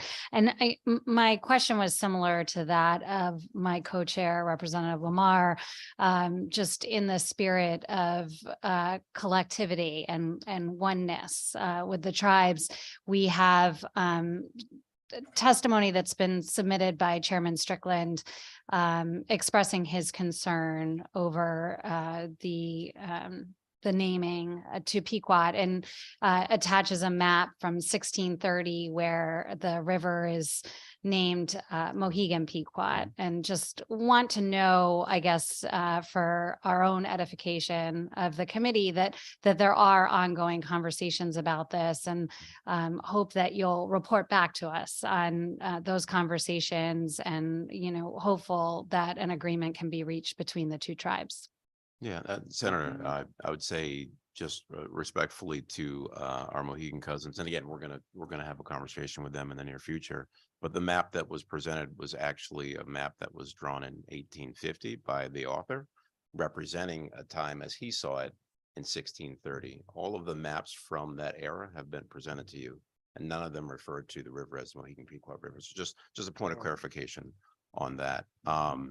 And going back to Councilor Menahan's point, the point at which we were unified was when we were all considered Pequot, whether that's Eastern Pequot, Mashantucket, Mohegan. Mohegan is actually a village of Pequot, no different than Namiog, New London, no different than Eastern Pequot. At the point, it wasn't Eastern Pequot, but they were Noank or Niantic or Mashantucket. Those were all villages of Pequot itself. And so hence that's where the true unity comes into play, pre-contact, pre-Treaty of Hartford, which divided us. And so that's the olive branch that we're reaching out to our cousins with, and that this is a true show of unity and renaming or reclaiming the name as Pequot. Thank you, Senator Cohen. I'm sorry, Senator Austin. I apologize. She's much nicer than I am. And I don't think that's a debate. I only have one question. There was a video that was out, and in it had, and I am not going to attempt to say it in the correct language. So it essentially is the Great Pequot River. How is that said in your original language? So I am not a linguist, and so I would defer to Laughing Woman on that. But the way that it's been, so it's almost like I do this analogy of when people came, my wife's family came over through Ellis Island, right? And their last name was Filippetti, but that's not exactly how it was spelled, right? It's however the interpreter spelt it. And so in time, the Mohegans have referred to the river, and many have referred to the river as Massapequatuck, right? Now, that's not the original enunciation or spelling of it, but the core in that of Massapequatuck is Pequot, and it refers to the Great Pequot River. And so the beauty of our language reclamation projects, we've been working with the Mohegans on that. And so we have linguists, they have linguists that will help further decipher or further analyze the roots of Massapequatuck and make sure that it's accurate. But again, in time, it's spelt Massapequatuck as they've presented, but it means the Great Pequot River, and that's what they and their ancestors have referred to it for hundreds of years, and ours as well. So essentially, we're saying the same thing. And my last question would be relative to the work that has been done in this legislature over the last few years has been a recognition of the native populations in Connecticut. Do you believe that the curriculum and some of the other work has allowed some of these other issues to come forward because we're recognizing? Absolutely, different Senator things? Austin, at 1,000%. We're here today because of the groundwork that everyone has laid leading up to today. You know, the years of conversation around the creek. This isn't the first time we've talked about the Pequot River. Pequots have been talking about the Pequot River for centuries, right? You go back to petitions from Cassius Cinnamon to the colony in the 1670s, and he's saying he's referring to it as a Pequot River, even after it was changed. Even into the early 1700s, he's referring to it as a Pequot River. So this has been our point that we've been making for centuries. But to your point, the timing has now come where, again, all of the groundwork that was laid, the fact that we're on the cusp of launching the first native curriculum in the state's history, you know, this fall, you know, the Mason statute conversation, this conversation here today, this is really about the moment that we're in and the openness of this legislature to recognize the challenge history that we've had collectively and the opportunity to correct that. And we thank you for that. And I would like to say this is not about Mashantucket. None of these have been about a particular tribal nation. They have been about the broad tribal nations that Connecticut has today, but the native populations that were here well before any of us were here. This is not about any one tribal nation over another. It appears to me to be more global than anything else. Absolutely. Okay, thank you for everything and thank you for all you do. Thank you, Mr. Chair. Thank you, Senator Austin. Representative Michelle. Thank you, Mr. Chair. Thank you for testifying today. I'm just going to share a very quick story because I was born and raised in France. My mother was an English teacher and a French teacher for the French kids. And in her English class, she taught about American history, but she focused on First Nation. And once in a while, kids love in school watching movies, and she would play the Western movies. And those Western movies, all the kids were vouching always for First Nation, just like it was also the way I grew up. Thank you, Mr. Chair. Thank you. At one time, the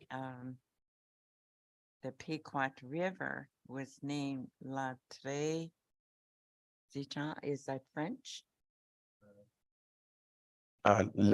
Sure, it could be two French words like the beautiful. Okay, Or yeah. the very It was something, also right? a name that was given for the Pequot River, that it was very even. It goes back to the Celtics people that called it the Dark River. Wow. Yeah, so it had many names, but the Pequot name was always there. Yeah, I think- thought it was French. My husband speaks French also and Dutch, so. Merci. The beautiful river. right? Merci beaucoup. Oh, Thank you, okay. Mr. Chair. Is it possible just to touch on the question from Senator Austin? Of course. It has been very, very helpful. Some of the efforts in the last few years to get some attention to some of the topics. The one thing that I would challenge all state reps to consider is to reach out to the state recognized tribes. Mashantucket and Mohegan have resources that allow us to do a good job of representing ourselves, of being of political influence. We often get pulled to the table for different things in different directions, and whether it's economic opportunity, opportunity to educate from a Native standpoint, whatever it be, we do have the ability, though we'd like additional help, but we do have the ability to find our way to the table. Our sister tribes that our state recognized are going to lack some of the resources, connections, network, etc., that the federal recognized tribes have. And I encourage those that represent the state to look to build relationships, provide the platform and time equally to our state represented tribes. Thank you, Chairman. Thank you, Chairman Butler, for your time today. I know you have another meeting in DC later this afternoon, so I want to make sure you get off to that. Again, I just want to say thank you for the work and effort of your tribe in compiling this historical resource for us. And hopefully we can start taking the next steps in helping to reclaim the name of the river. So thank you again. Katabatas. Thank you all for your time today. Thank you.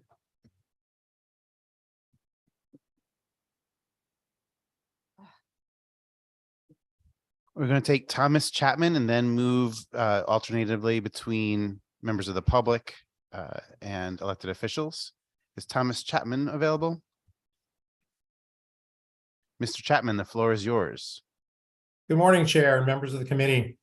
My name is Tom Chapman, and I have the honor of serving as the 46th member of the National Transportation Safety Board. Thank you for the opportunity to testify in support of Senate Bill 1082, and specifically the section which would lower the per se blood alcohol concentration limit from 0.08 to 0.05. Since 2013, the NTSB has recommended that all 50 states, the District of Columbia, and Puerto Rico establish a per se BAC limit of 0.05 or lower. In 2018, Utah became the first state to do so, and subsequently saw reductions in both its fatal crash and fatality rates relative to the rest of the United States. Passage of SB 1082 would make Connecticut the second state to embrace a change that will save lives and cut the number of senseless and completely avoidable crashes. In 2020, over 11,000 people were killed in crashes involving alcohol-impaired drivers in the United States. That represents almost 1/3 of all traffic deaths, a proportion that has remained essentially unchanged for 25 years. Various countermeasures have been tried, and some have made a significant difference. Still, the number of crashes and deaths remains stubbornly high. In Connecticut alone, alcohol-impaired driving crashes killed nearly 1,100 people between 2011 and 2020. More needs to be done, and research suggests that lowering the legal BAC limit to 0.05 will reduce fatal alcohol-related crashes by an estimated 11%. Utah saw reductions in crash rates and alcohol involvement in crashes, while there was no negative impact on alcohol sales, tourism, tax revenues, or DUI arrests. A 0.05 BAC law works in part as a general deterrent. It helps modify the behavior of all drivers by encouraging them to separate drinking from driving. After the Utah lower BAC law went into effect, an evaluation by the National Highway Traffic Safety Administration showed that more than 1 in 5 drinkers reported that they made changes, such as making sure alternative transportation was available when drinking away from home. Utah's experience is a real success story, and one we hope to see repeated in Connecticut. Because we know it works, we at the NTSB strongly support legislation that will lower the legal BAC per se limit to 0.05. Addressing impaired driving on America's roads requires bold leadership. We applaud Connecticut lawmakers for considering this key step, and we extend our appreciation to the Commissioner and the Connecticut DOT for taking a stand on this important issue. Thank you, Chair. Thank you, Mr. Chapman, for your time and testimony today, and your presence here is very impactful and deeply appreciated. I have a quick question, if you don't mind. Given your role with NTSB, what do you see the prospects for other states across the country considering moving in the same vein towards a 0.05 standard rather than the 0.08 standard? We currently have, I believe it's 5 states that are considering legislation during their current sessions, which is the most attention we've seen to this issue so far. We're very encouraged by that. Whether we're going to see legislation passed this year obviously remains to be seen, but the issue is getting serious attention in a number of states. We're hopeful for some additional progress. Certainly the Utah experience has helped a lot, and NHTSA's evaluation of the history there in Utah, I think, is spurring this on in a number of other states. Thank you. And I think it's helpful to have that broader perspective on what's happening nationally to help inform what we do locally. Are there messaging techniques or public announcement, PSA sort of techniques that you've seen effective at raising awareness about alcohol impaired driving that we might want to consider here? Are there additional endeavors or policy proposals that we should consider in addition to moving towards 0.05 that you think could be helpful? Well, this is a multifaceted problem, of course, and there are a number of other steps that states can and have taken, and including Connecticut. 0.05, though, we believe is really the linchpin in terms of trying to get these numbers down. Now, as the commissioner indicated, going forward, technology holds a great deal of promise. If not as a silver bullet, certainly as a major step forward in preventing drunk driving, but we're not there yet. It's going to take some time. We support the efforts to try to ensure that there's technology in automobiles that can detect impairment, not just from alcohol, but from other drugs and, frankly, other factors, fatigue, for example. But that technology is going to take some time to mature and develop. In the meantime, we believe that 0.05 is the most important step that states can take to try to address this issue. Thank you. Senator Cohen. Thank you, Mr. Chair, and thank you, Mr. Chapman, for being with us today. You know, the research and the stats that have been provided both by our DOT commissioner as well as NTSB are incredibly compelling on this. And so I wonder if you have any idea why, since NTSB has been advocating for this for 10 years, why, and it's obviously one of your top priorities, what has been the resistance thus far? And I also wonder, you mentioned the 5 states considering it in the current session, in their current session. Could you name what those states are outside of Connecticut, please? Sure, let me start with that. Hawaii, Washington State, New York State, Connecticut, and we understand that there's a serious proposal now emerging in North Carolina. As for some of the factors that have, I think, slowed this down, for reasons we understand, there's been concern on the part of the hospitality industry, the alcohol industry. That's why we think that the experience in Utah is so important in helping folks to understand that, notwithstanding those concerns, the experience in Utah indicates that that this can be implemented without having a negative impact on tourism, on hospitality, on alcohol sales.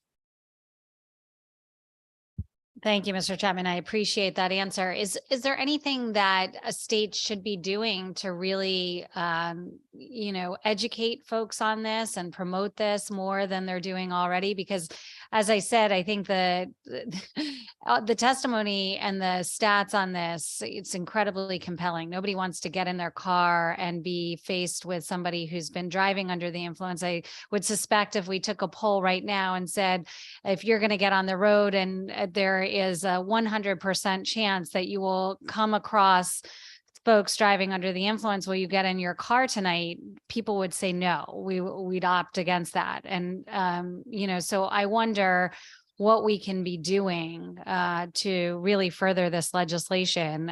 It's obviously problematic. We recognize, we heard a stat that Connecticut's number 3 right now in fatalities related to driving under the influence. And those are stats we don't want to have here in the state of Connecticut. So what could we be doing better to help people understand the issues associated with driving under the influence? Well, as you heard testimony earlier this morning, the Utah process was kind of a two-step process.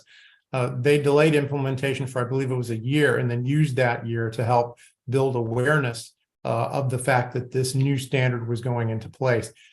This 0.05 standard does work very much in part as an important deterrent factor. It helps modify people's behavior. I've heard discussion this morning. We hear this all the time. People are wondering at what point is it still safe to drive? We believe, and we try to help people understand, that impairment actually begins with the first drink. It's not okay to drive up to 0.05 or 0.08, whatever the standard is. You're still impaired once you begin drinking. So the best thing to do is to just don't mix drinking and driving at all. This general deterrent effect of lowering the standard to 0.05 helps bring that point home, we believe. And again, we think that the Utah experience helps illustrate that. Thank you. I appreciate your testimony today. Again, thank you so much, Mr. Chapman, for your testimony today and spending this time with us and helping to educate us on the policies and procedures that are happening across the country that mirror what we see before us here in Connecticut. This is a deeply concerning issue for us as we confront it here in Connecticut, and your time and expertise is greatly valuable to us. So thank you again. Thank you again, and we're happy to provide any additional information you might need as this goes forward. Thank you. Next up is Amity Bellevue, to be followed by Senator Kevin Kelly, who unfortunately was listed in the incorrect order. So we have Amity Bellevue, followed by Kevin Kelly. And Amity, if I'm saying your name incorrectly, please correct me. There is no offense taken. Amity.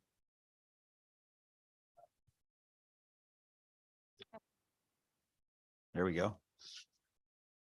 Okay, my name is Amity Bellevue, President of Central New England Railroad, Freight Railroad in Connecticut. We have 2 branches. And I'll read you a thing we made up for in favor of House Bill number 6742. Central New England Railroad is a member of the Connecticut Railroad Association. CRA was successful in creating a $10 million statutory grant in Connecticut to be used by the Department of Transportation for a program of competitive grants for commercial freight lines operating in the state. This funding was used for improvements and modernization of existing rail lines, rail bridges, road crossings, and related facilities. Central New England Railroad received $2.4 million in 2013, which we used to make significant improvements to our railroad.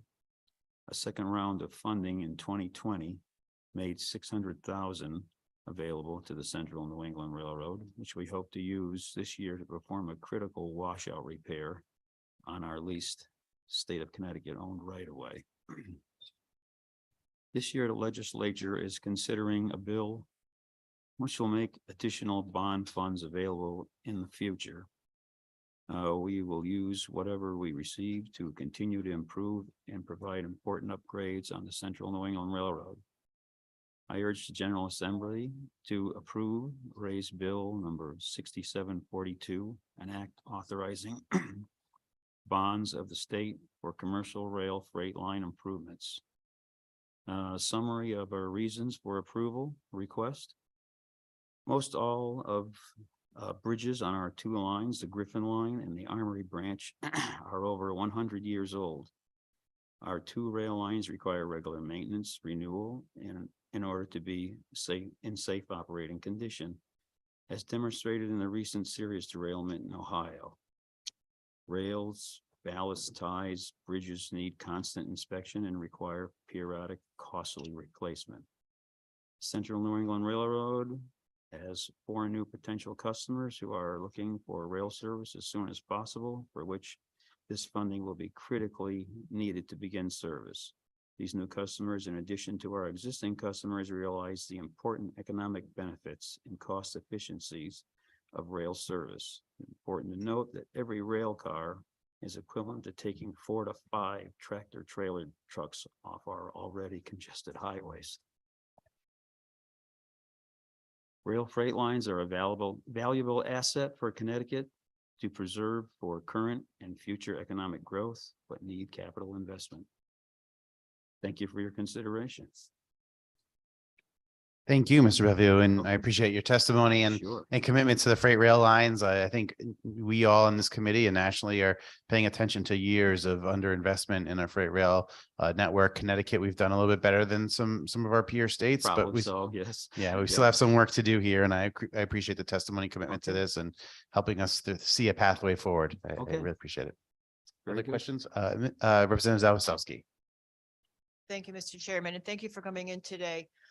In some discussions that I've had with DOT, they had indicated that the lines, the actual rights of way are owned by the state and that the maintenance is the responsibility of the freight carrier. Is that, can you expand on that a little bit as far as what you believe that you're supposed to be maintaining versus what the state should be maintaining? Okay, yes, we do a lot of maintenance, upgrades as much as we can afford to do. A lot of like major bridges and things like that is kind of beyond our capital wherewithal. So that's where we're looking to help, and all the railroads, the same situation pretty much. Okay, thank you. And is there a formal lease agreement that, I'm only asking you about your particular railroad. Okay. Is there a formal lease agreement and what is the term on that? We had a 25-year agreement, which we're working on renewing for a shorter period. Does that pretty much spell out who is responsible for what maintenance and repairs? Yes, it does. Yeah. It does, Yep. okay. Mhm. I really think that freight is being underutilized in the state here. But there are some situations where I understand that the tracks are not in optimal condition for any kind of heavy use. So that's one of the things I wanted to try to learn a little bit more about this session, especially in light of what's happened in Ohio.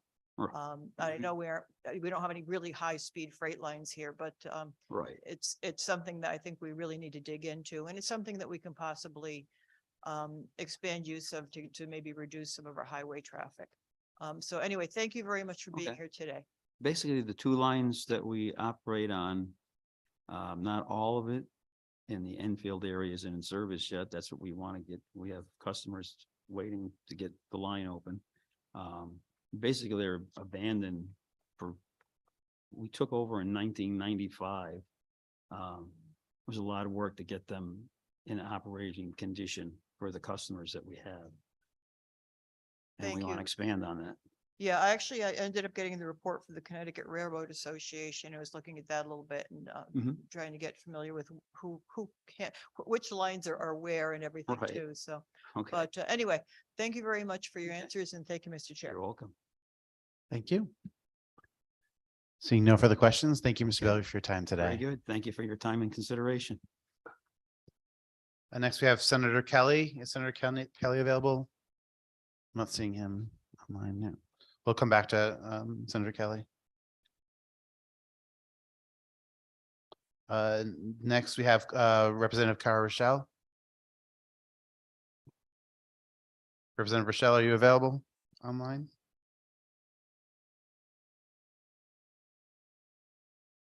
We will come back to Representative Rochelle. Senator Maroney available online? Representative Candelara available? It's amazing how that worked out for you. Hi, Oh, hold everybody. on, Representative Rochelle. Okay. We're gonna have to come back to you. I just called Representative Candelara. We'll get back to you in just a few. I'll be quick. So good afternoon, Chairman Lamar and Ranking Member Kennedy and members of the Transportation Committee. I'm testifying in favor of House Bill 6746. And just without reading the testimony to summarize, it's a proposal to install rumble strips on the entrance ramps of our highways. We do have obviously the technology, and I believe that those strips could be installed in a way that when people are entering an exit ramp, in the wrong direction, it would create that noise that might alert a driver along with signage, even if they are impaired or not, that they're going the wrong way, and it might deter them. I know we've heard a lot. I think we all hear from our constituents to say, why don't we put down spikes? I think we've heard from our DOT plow trucks on why that's not a good idea. So this is just an alternative that actually Representative Yacarino had suggested, and he is also supporting this bill. I'm not sure he's able to testify due to personal reasons. So I wanted to be here just to testify on behalf of himself and myself on this proposal. With that, I'm happy to answer any questions. Thank you. And I do appreciate the focus that your caucus has paid on this issue. You all have come to the table a number of ideas this year. It's been a pretty difficult year for a lot of us, and working through what we can do as a state to address what we're seeing, not just in Connecticut, but nationally.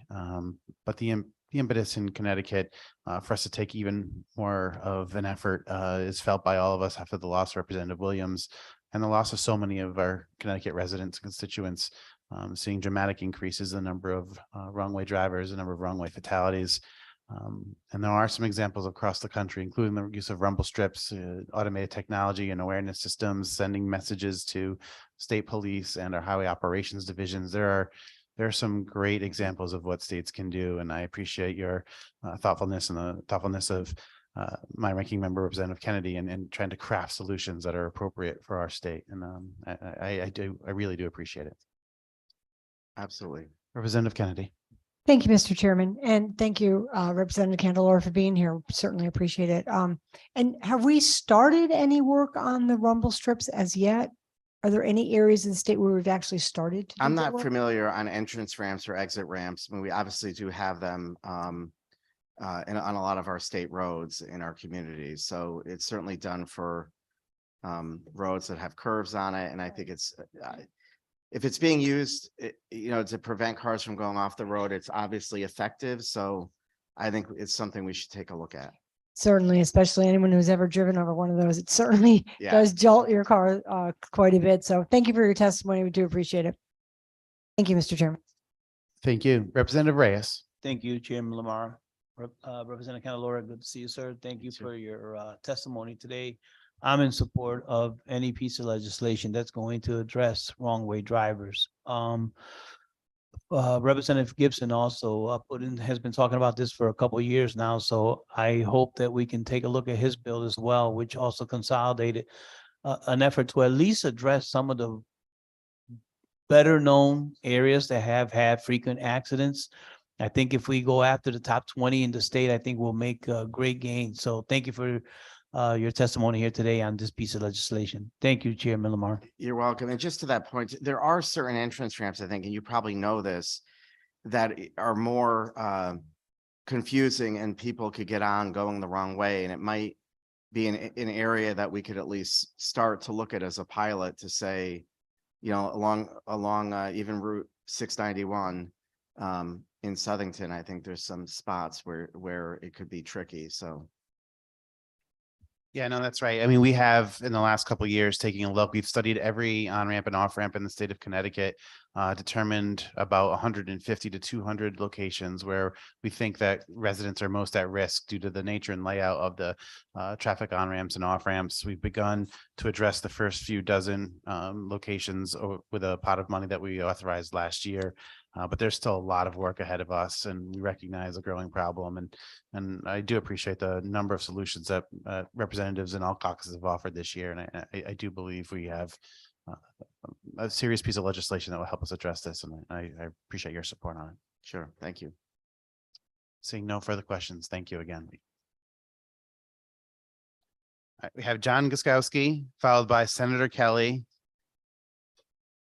then Francis Pickering, then Representative Rochelle. John, are you available? I am. Can you see and hear me? Yes, we can. Well, thank you for the time, Representative Chairman Lamar and members of the Transportation Committee. I am grateful for the opportunity to testify today.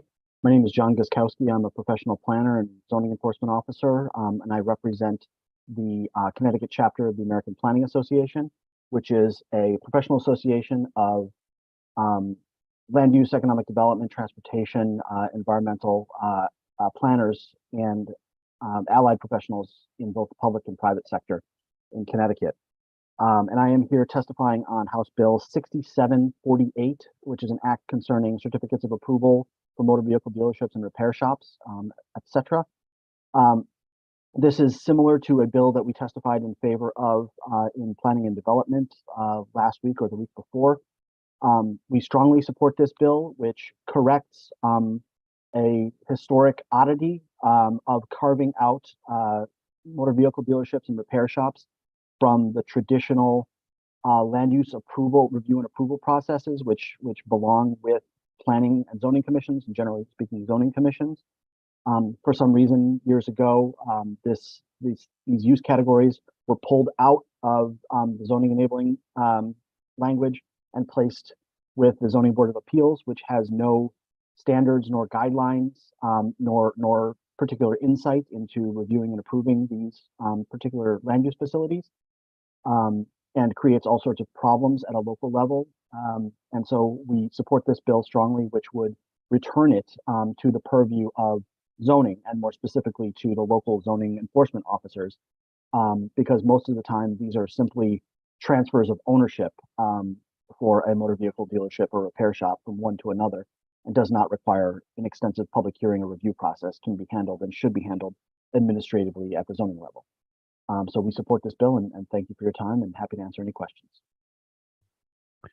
Thank you, John, for your testimony today and coming back to General Assembly to let us know in multiple committees about the feelings of the APA on this issue. I really appreciate it. Are there any questions? Seeing none, thanks again. Next up is Senator Kelly, who I see in the room, to be followed by Francis Pickering.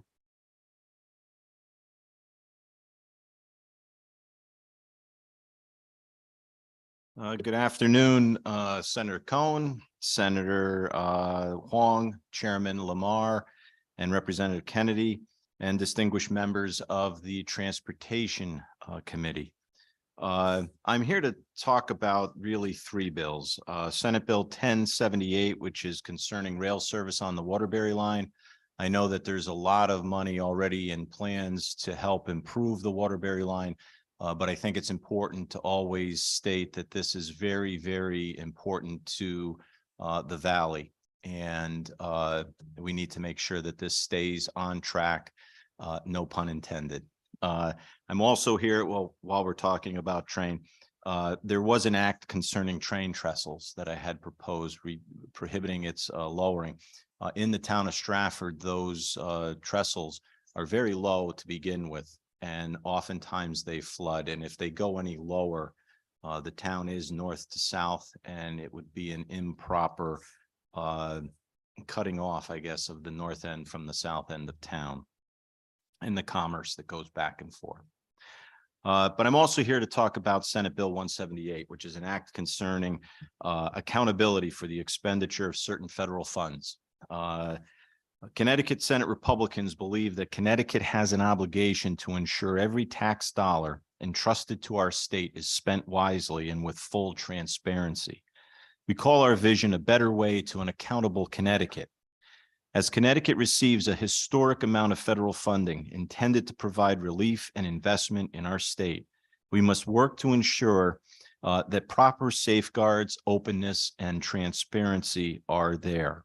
Serious concerns continue to be raised about the state's lack of transparency and accountability when it comes to managing taxpayer dollars in our state. From allegations of theft and arrests to questions of whether funds made it to communities most in need, the public's trust has been shaken.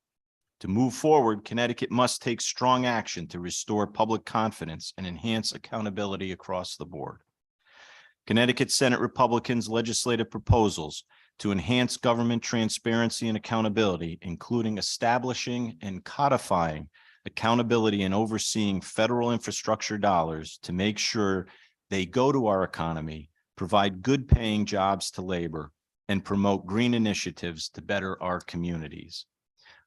Simply put, we need to know where the money is going. We need to enable taxpayers to see where it does go, and we need to formalize those transparency goals by passing Senate Bill 178. I certainly appreciate you taking time out of your schedule today to hear this and to consider this bill. I just believe that this is good, common sense government. It's pro-labor, pro-taxpayer, and pro-environment. Any questions? Thank you so much for your testimony today. I couldn't agree with you more about the need for accountability and transparency in the use of public funds, particularly when it comes to a universal resource such as transportation funds. And I think I only have a question with respect to if you recognize any deficiencies in the current way that we handle this on the transportation side. You highlighted some concerns, I think, more globally about the use of federal funds and state funds and whether or not there's accountability in those expenditures.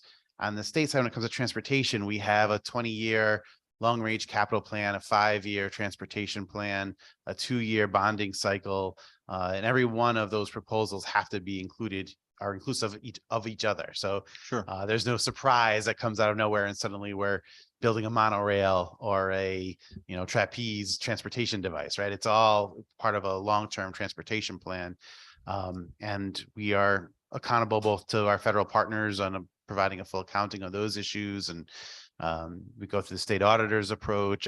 Is there a deficiency that you are recognizing that we may need to expand upon our current mechanisms in a way that I haven't recognized so far? Well, I think what we're focusing on is that we do have this historic opportunity, a once in a lifetime investment from the federal government. And where I think we've done well in Connecticut is identifying where our needs are, but then it's not so much followed through from not so much the legislative side, but on the executive side to make sure that our projects become reality. And we have this opportunity now with this infusion of money, and also to be able to look at those projects with an eye towards green initiatives, so that you can, no pun intended, but to kill, two birds with one stone, to not only make that historic investment in our economy, but also at the same time advancing environmental initiatives too. I think this is a real opportunity for our economy as well as our labor pool. We have a world-class labor pool that are ready to get to work. And so what I think we'd like to see with this is an accountability that would make sure that once the projects are proposed and planned, that they actually get performed, so that labor gets to benefit from those plans, the economy benefits by a better transportation system, and our communities get better because the environment around these transportation hubs will be improved. Excellent. Yeah, there is quite a lot of interplay between our MPOs, our state agencies, our local governments, and the use of federal funds and state funds, the commingling of those dollars, the matching grant programs. It's a lot of money at play. And I think necessarily the general public has an interest in understanding how those dollars are expended, what types of projects are prioritized, timelines for those projects. So I do think it's a fertile area for us to delve into and see if there are best practices across the country that we may wish to develop in Connecticut. And I do appreciate you bringing this forward. Well, and thank you, Mr. Chairman. It is a complex and detailed area, and no doubt difficult. So thank you. Senator Wong. Thank you, Mr. Chair. Thank you, Senator Kelly. You proposed this bill, Senate Bill 178, and it really is about transparency and accountability. I wanted to follow up in reading the testimony from the commissioner of transportation talking about that same emphasis and the ability to have data sets, project planning and financing available in a site, a website. Now, this is a subject matter conversation, but I would implore that through your testimony, your advocacy, and through working with Ann Clanza of the CTDOT, that we can draft some language to kind of incorporate and create a greater transparency and a legislative proposal to implement this. What would you recommend in inputting into that legislation? Should we draft this language to increase the transparency and the accountability that you're talking about in regards to transportation project funding? Well, I agree. A website would, improve transparency. And while a step in a right direction still is a bit static, I think we need something a little bit more than that, something that would actually review and prompt to make sure that we stay on track, on the timeline, to make sure that the funds dedicated to the state of Connecticut actually make it to good use. And so that's where I think this bill would take this, would give that oversight without really encumbering the process to slow it down. We don't want to slow it down because we are competing with 40 or 48, at least in the continental US, 48 other states doing the same thing with the historic investment in their jurisdictions. So you want to keep this moving, and I think this is a smart way in working with labor to bring that accountability, but not slow down the process. And I appreciate that the commissioner was great in providing testimony and sharing with this committee in the testimony that they have made efforts and have implemented processes for transparency and accountability. But I must admit to you that until we've had the dialogue, I really wasn't aware as much that there was two types of project assessment currently ongoing, that there was a type 1, which looked at significant material change, that is looking at lane changes, bridges, or exits that would utilize federal funds, and that there's an ongoing project of review right now called type 2 that's looking at congestion spots and project priorities. To me, those are helpful knowledge in allowing communities to assess plans without transparency, without having a opportunity for the general public and the legislative body outside of this public hearing. It seems that we're not always talking on the same level playing here. And isn't that what your bill is looking to do, to be able to kind of create a greater even playing transparency so that all of our municipalities could utilize the federal funding or infrastructure transportation projects to the benefit of their community? Exactly. It's designed to bring more transparency. And it's not just another layer of bureaucracy. It's transparency without delay, but also prioritizing along the way, looking at environmental impacts so that we can make that historic investment into our transportation system, mindful of what advantages we can also bring that would improve our environmental footprint. That is particularly important. And I hope that we're able to draft language for this bill, because you're looking at over, as I read the testimony, over $100 billion in discretionary grants that could be afforded to our communities for infrastructure improvements. But the transparency you're looking for in from the DOT through this bill proposal is allowing the various communities to meet those objectives of inland wetlands, environmental considerations and zoning consideration, to have it project ready. Because without this transparency, without this proposal and language, a lot of these communities may be behind the 8 ball. Mm-hmm. That's what you're striving for, because there is a pocket of money that's out there. and it's a short moment in time that we can take advantage of it. This bill is critical to be able to take advantage of that money that's available and be ready, be shovel ready.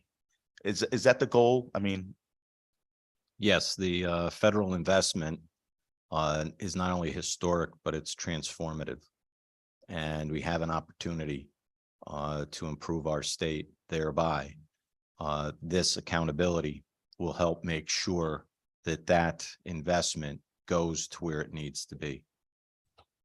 and my last question, thank you, Mr. Chair, is you would be willing to work with the CTDOT as well as the leadership of this committee and the legislative body to crafting a kind of a cohesive collaborative effort for transparency that we can help our local municipalities to be able to implement these important projects. Would that be fair to say? Absolutely. I'm always willing to work with friends of this bill. Thank you. Thank you, Senator Kelly. Thank you, Mr. Chair. Thank you. Seeing no further questions, Senator Kelly, thank you so much for your time today. Thank you very much for the opportunity to be here. Take care. Francis Pickering, followed by Representative Rochelle.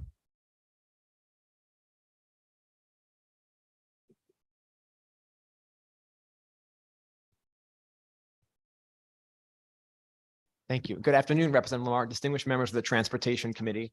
I'm here to testify in a couple of bills today of interest to the Western Connecticut Council of Governments, where I've served as executive director since 2015. I should also mention in that role, I serve as executive director of two metropolitan planning organizations, the Housatonic Valley MPO, centered around the Danbury region, and the Southwestern region MPO around Stamford and Norwalk. The first bill I'm speaking to is Raise Bill 1078, an act concerning rail service. WestCog supports provisions in the bill, namely extension of the Danbury branch to New Milford. This has been a long-standing priority of the region and would result in revitalization of existing and future train stations there, including downtown New Milford, a historic transit village, Brookfield Center, formerly known as Four Corners, and Danbury North. However, we would add that we would appreciate the committee considering expansion of this bill to look further at the entire Danbury branch. We know there's been much discussion in the last couple of years about housing affordability, workforce housing in Southwestern Connecticut, and the need for transit-oriented development. Transit-oriented development only happens if you have high quality, that is reliable, rapid, and frequent transit service, which does not currently describe the Danbury branch. Improvements to the Danbury branch from Norwalk North to New Milford will open up that land for development, and we have numerous transit-oriented development plans that are ready and waiting to go when we have adequate transportation on that corridor to catalyze private sector development. The second bill I'd like to speak on is Raise Bill 1083, an act establishing a transportation carbon budget for the state. We know that in Connecticut and nationwide, transportation is a major driver of greenhouse gas emissions and climate change. However, we have three concerns regarding this bill. First, there is an ongoing federal rulemaking on this very subject. That is, USDOT closed the rulemaking last fall. We are awaiting a federal rule on monitoring, tracking, and reducing greenhouse gas emissions from USDOT that may conflict with and supersede this rule. Second, there's a potential conflict with federal law. This bill would require not just state funded, but also federally funded transportation projects to adhere to a transportation carbon budget for the state. It's not clear that that would be permissible under federal law. We really need an opinion from USDOT about whether this creates some type of conflict. And third, not addressed in my written testimony, is that, as you may be familiar, in West Virginia versus the EPA in June 2022, the Supreme Court ruled that EPA does not have the authority to address greenhouse gas emissions under the Clean Air Act as amended. However, the Inflation Reduction Act restored that power to EPA, and EPA can now address greenhouse gas emissions through the existing air quality conformity process, also known as the National Ambient Air Quality Standards. That process is used by the MPOs and CONDOT and actually does provide for mandatory reductions in pollutants. So we feel this bill is potentially premature. We need to see how these things sort out. The third bill I will speak to today is House Bill 6670. That bill would commission ACIR in conjunction with the Connecticut Department of Transportation to study the boundaries of metropolitan planning organizations. Excuse me, Mr. Pickering, you're at the 3-minute marker. Okay, and I'm happy to answer questions about that bill. Thank you, Mr. Pickering, for your testimony today. Just to highlight one specific issue, I'm going to ask you a question about another one, so don't get too worried. The issue with respect to the carbon budget for the state of Connecticut, I would just look at what Colorado has done. It's sort of what serving as the model for what our thought process is here in Connecticut. Hasn't been challenged by at the federal level, and we think we'd try to develop a program somewhat consistent with the parameters that they established in Colorado that had a long lead-in period of time. It took a number of years to analyze their projects and determine what the appropriate process would be for true analysis of carbon producing projects, what a significant project is. They spent a number of years looking at definitions of a lot of the terms that we're using here. The timeline we'd probably want to model is something similar to what they did, which is about a 4 to 7 year lead-in period before they started really looking at how to best address it. So I wouldn't be too worried about an immediate utilization of that program, but also recognize that the parameters that we'd consider are in place in another state. So kind of frame your thinking in and around the Colorado program. If you Yes, can. and if I may, I'm familiar with the Colorado program. I sit on the policy committee, the National Policy Committee of the Association of Metropolitan Planning Organizations. We have discussed that program. The concern right now is that obviously many states are addressing this issue. Existing programs may need to be, for lack of a better word, rejiggered to adjust for changes in federal law, regulation, and policy. And so, perhaps sometimes it's best to take a wait and see approach. The delay we think would be necessary would be about 1 year. It's not a long delay, but why not get it right the first time and have to go back and revisit it? And with respect to the establishment of commission to study the boundaries of MPOs, I don't know that I am particularly threatened by the establishment of a study committee or study process to look at those. What do you think about the governor's contention, the governor's staff's contention that in Connecticut, we have 8 MPO regions, relatively small when compared to surrounding states. The fact that the state of New York, which is much greater in size and number of and in population, only has 3 MPOs for the entire state. And here in Connecticut, we have 8, a number of them sort of almost overlapping, and you serve as executive director of 2 of them, right? And so like, how do we broach that conversation about establishing true regional priorities when the district itself is so small and hardly a distinct region? Well, it's a good question. I would point out that if we're looking at transportation, we really need to focus on all phases of the process, from planning to delivery. Planning is just one phase. With respect to MPOs, I think we first need to understand what the situation is. Connecticut does have 8 MPOs. New York has 14, not 3. There is some errors in that fact sheet. Nationwide, there are over 400 MPOs. The average state has 8 MPOs. MPOs were created by the federal government to provide for a local voice in the expenditure of federal transportation funds. They were first required by the Federal Aid Highway Act of 1973. And the reason why they were required was, if you drive around Connecticut, many other places in the country, we've seen highways that were built through neighborhoods, causing vast socioeconomic damage. And that eventually led to highway revolts in the 60s and 70s. The Connecticut landscape is littered with stub highways that in current dollars would have cost billions of dollars, but have not delivered a return on investment because they were never completed. And the reason they were not completed was because there was not the local buy-in. So federal law is very specific that MPOs are created to serve as a check and balance and oversight over states to ensure that federal monies are being spent in a way that delivers not only return on investment, but has community support from advantaged and disadvantaged communities. Because of this, federal law requires that MPOs not only are locally self-determined by municipalities, but also that their boards comprise local chief elected officials. Now, Connecticut's average number of MPOs we have, although our MPOs are significantly larger, about almost twice as large population-wise as the average nationwide. But our boards, on average, have 17 local elected officials on them. Now, if you compare that nationally, the average MPO nationwide has 17 local elected officials on them. So when you look at this, we're actually quite average. There is great diversity, but Connecticut is not an outlier in any regards. If we're looking at the performance of the transportation planning process, if I may add quickly, we are subject to comprehensive regular review by the U.S. Department of Transportation. Every 4 years, they conduct what is called a certification review, where they release a report on our performance, including efficiency and consistency with our neighbors and the state and federal government. No problems have been identified in our performance, consistency, or efficiency systemically across Connecticut. These reviews are public. We're happy to share them with you. USDOT has also shared MPO structure and studied MPO structure and governance on a semi-regular basis. The most recent report, which is quite comprehensive, came out in 2017. I was involved in some of the work behind that report and continue to be involved at the federal level in this aspect. So in response to your question, I would say if we're going to look at this, we first need to understand we're not an outlier. Second, if we look at this, we should really take a broader, more holistic view and not focus just on boundaries, but on process, on partners, on participants, and see how we can all work together to improve transportation planning and project delivery in Connecticut. I think I opened up the window for you to get to the end of your testimony there. I was trying to make sure that you got to all your talking points on there. I have a few questions here. I'm going to turn it over to Representative Kennedy, followed by Representative Steinberg.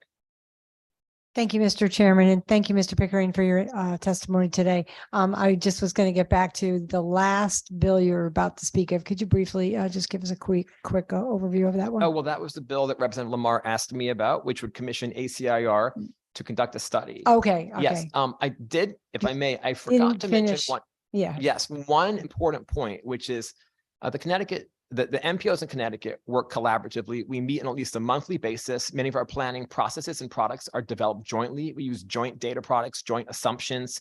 It is highly coordinated. That is not to say there could not be more coordination. We can adopt and often do adopt the same plans. But we also have a very strong partner in the Connecticut Department of Transportation. They have been excellent to work with, a real culture change in the last couple of years. Matt Fulda, who will speak on behalf of all of the MPOs in Connecticut in a few minutes, when it's his turn, helped launch a groundbreaking, I believe, first in the nation lean event with the Connecticut Department of Transportation. That's the so-called Kaizen Toyota method of continual improvement, where MPO staff met with DOT staff for a week. It was a highly productive event. It is an ongoing event. It didn't end. We're implementing the improvements that we identified there and working to identify additional potential improvements. So if there is a concern in Connecticut from the governor's office, DOT, or anybody else, the Lean event and process is really an excellent framework and forum to raise these issues up so we can look at them collaboratively and come to suggestions for improvement. Thank you, Mr. Pickering. Thank you, Mr. Chairman. Thank you. And Representative Steinberg, and then we'll come back with questions. Thank you, Mr. Chair. I want to say initially, I didn't recognize you in such a sober conservative suit. But it's good to see you, Francis. Following up on the line of questioning we've just been having, it's really good to hear that the partnership between DOT and the local MPOs is becoming more effective. My question relates not only to process, but resources. Since in recent years, DOT has pushed down a lot of process decision-making to the local MPOs as appropriate, I've been concerned that the MPOs may not have the professional resources necessary to take on some of those responsibilities, particularly especially areas like engineering. Do you feel as if at this juncture, the balance of expertise between the MPOs and the DOTs proves to be effective in your ability to take action on projects? That's an excellent question. We are facing the same challenge as DOT is in attracting and retaining talented and qualified staff. We really have some labor supply challenges in Connecticut. At WestCog, and I speak for WestCog, we have an excellent dedicated staff. We are fully staffed. The challenge that you're probably, I think, pointing to is not so much in the transportation planning side, which under federal law is an MPO responsibility, but in all the other things we do. So there are 2 points here. One is in Connecticut, we do not have standalone MPOs. MPOs are hosted in holistic or integrated planning agencies. We are economic development districts. We are land use agencies as COGS. We are now county equivalents for data purposes from the Census Bureau. If you look at what the highest performing MPOs nationwide are, they are integrated agencies, whether it's the Met Council of Minneapolis, TriMet out of Portland, Landesky Regional Council in Asheville, or the Mid-America Regional Council in Kansas City. We have a good model because we understand it. If we cannot advance the state of planning in Connecticut if we silo land use here, environment there, transportation here. It needs to all be together. If we're looking at transportation projects specifically, what MPOs do not do is design or engineering, rights of way, construction, and operations and maintenance.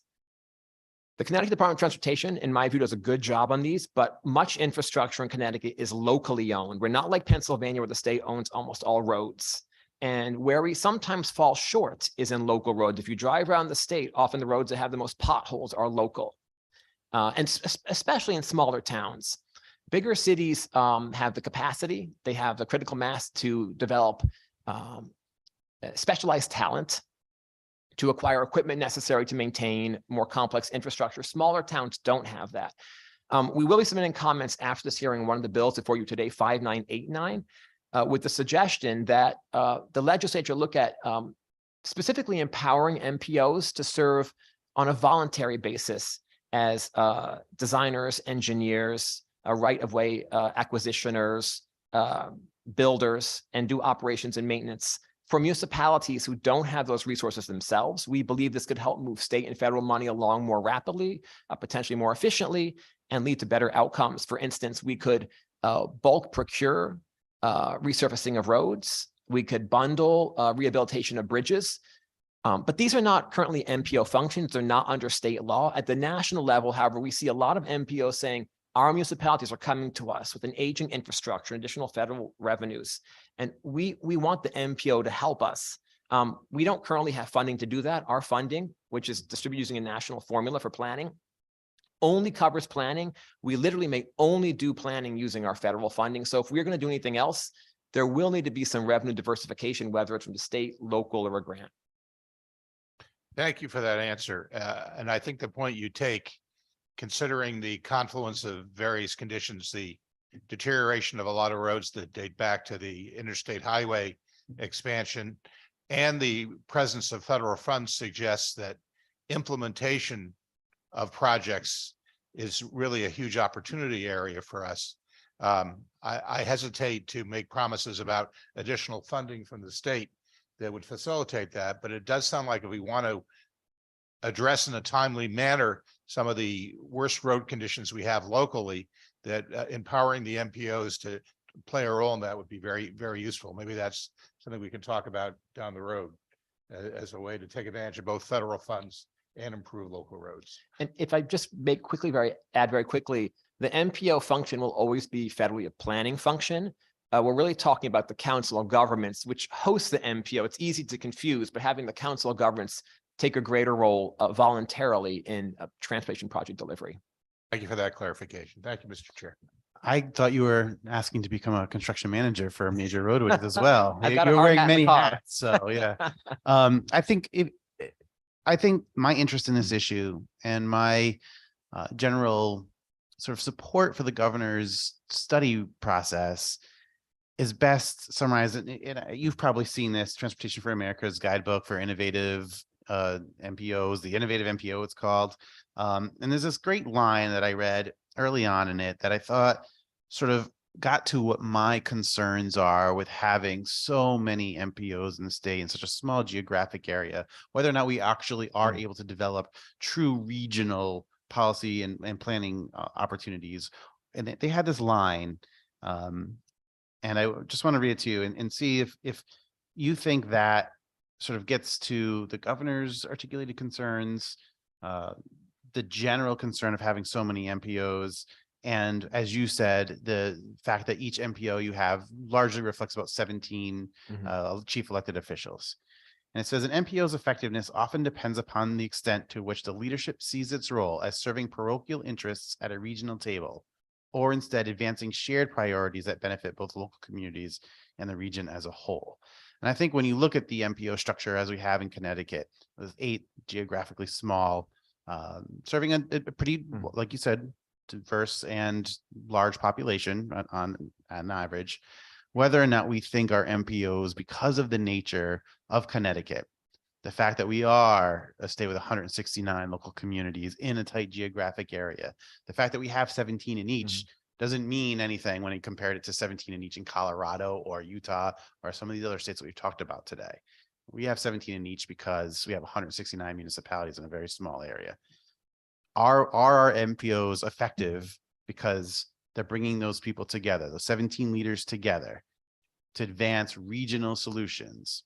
Or are they, from a planning perspective, just trying to elevate their own individual parochial concerns at the regional table? And I think that's where the push and pull of this issue comes from, whether or not we're advancing true regional statewide priorities and whether or not our current structure accommodates those needs and desires. I have found that the MPOs and the COGs in Connecticut have excellent participation by local CEOs, really good conversations, a really good give and take and understanding of each other's challenges, needs, and regional priorities. We almost always operate by consensus. And so it's hard to see parochialism when everything is unanimously supported, even if it does not benefit me directly. If it does not benefit the small town of Sherman, Sherman votes for investments in Stanford because they understand we are all in it together. Now, we do have MPO boundaries. Now, my two MPOs are functionally integrated. They meet concurrently. They adopt the same plans. But even outside of WestCog, we work very closely, for instance, with the Connecticut Metropolitan Council of Governments. Matt Folda is our executive director. He's here today. And we work on, for instance, a congestion management process where we monitor congestion across the entire area from the New York line all the way up to Waterbury. It's been a very successful process. We also collaboratively program federal funds where we all sit down together and talk about, who is doing what. And, we've had large cities in my region support investments in sidewalks in the center of Easton because that's important. I don't think it's the size of the MPO. The resident population is not the most important function. It's how it operates. And again, that's where the lean process could be so helpful. Don't just focus on boundaries only, don't leave that out, but focus on so many other things. When we look at large MPOs, historically, Connecticut was in the Tri-State Planning Commission, which is the largest MPO in the country, and it imploded around 1980. It was overextended and there was internal squabbling. You can be too big. We've seen similar things. One of the largest MPOs in the country, SANDAG, the San Diego Association of Governments, went down in a hugely spectacular flames because it grew too large and it seems to be unmanageable. They were unable to recruit an executive director. So this is not necessarily defense of smaller is more beautiful. It's really, you have to strike the right balance that works. You're never going to have something that is perfect in every single way. The question is the process right now working? Now, the federal government says, yes, it is. But that's not to say we can't improve the process. And we are completely open to any suggestion. We would ask, however, that we believe, at least at my perspective, is that we should not reinvent the wheel. If we have an existing successful process to raise issues like this and address them, let's use that existing process than tasking somebody else with the study. And I should mention, this is not me arguing against ACIR because I sit on ACIR. This is just, I think the right place to address this is through the lean process and not circumscribe it so narrowly we're only looking at boundaries.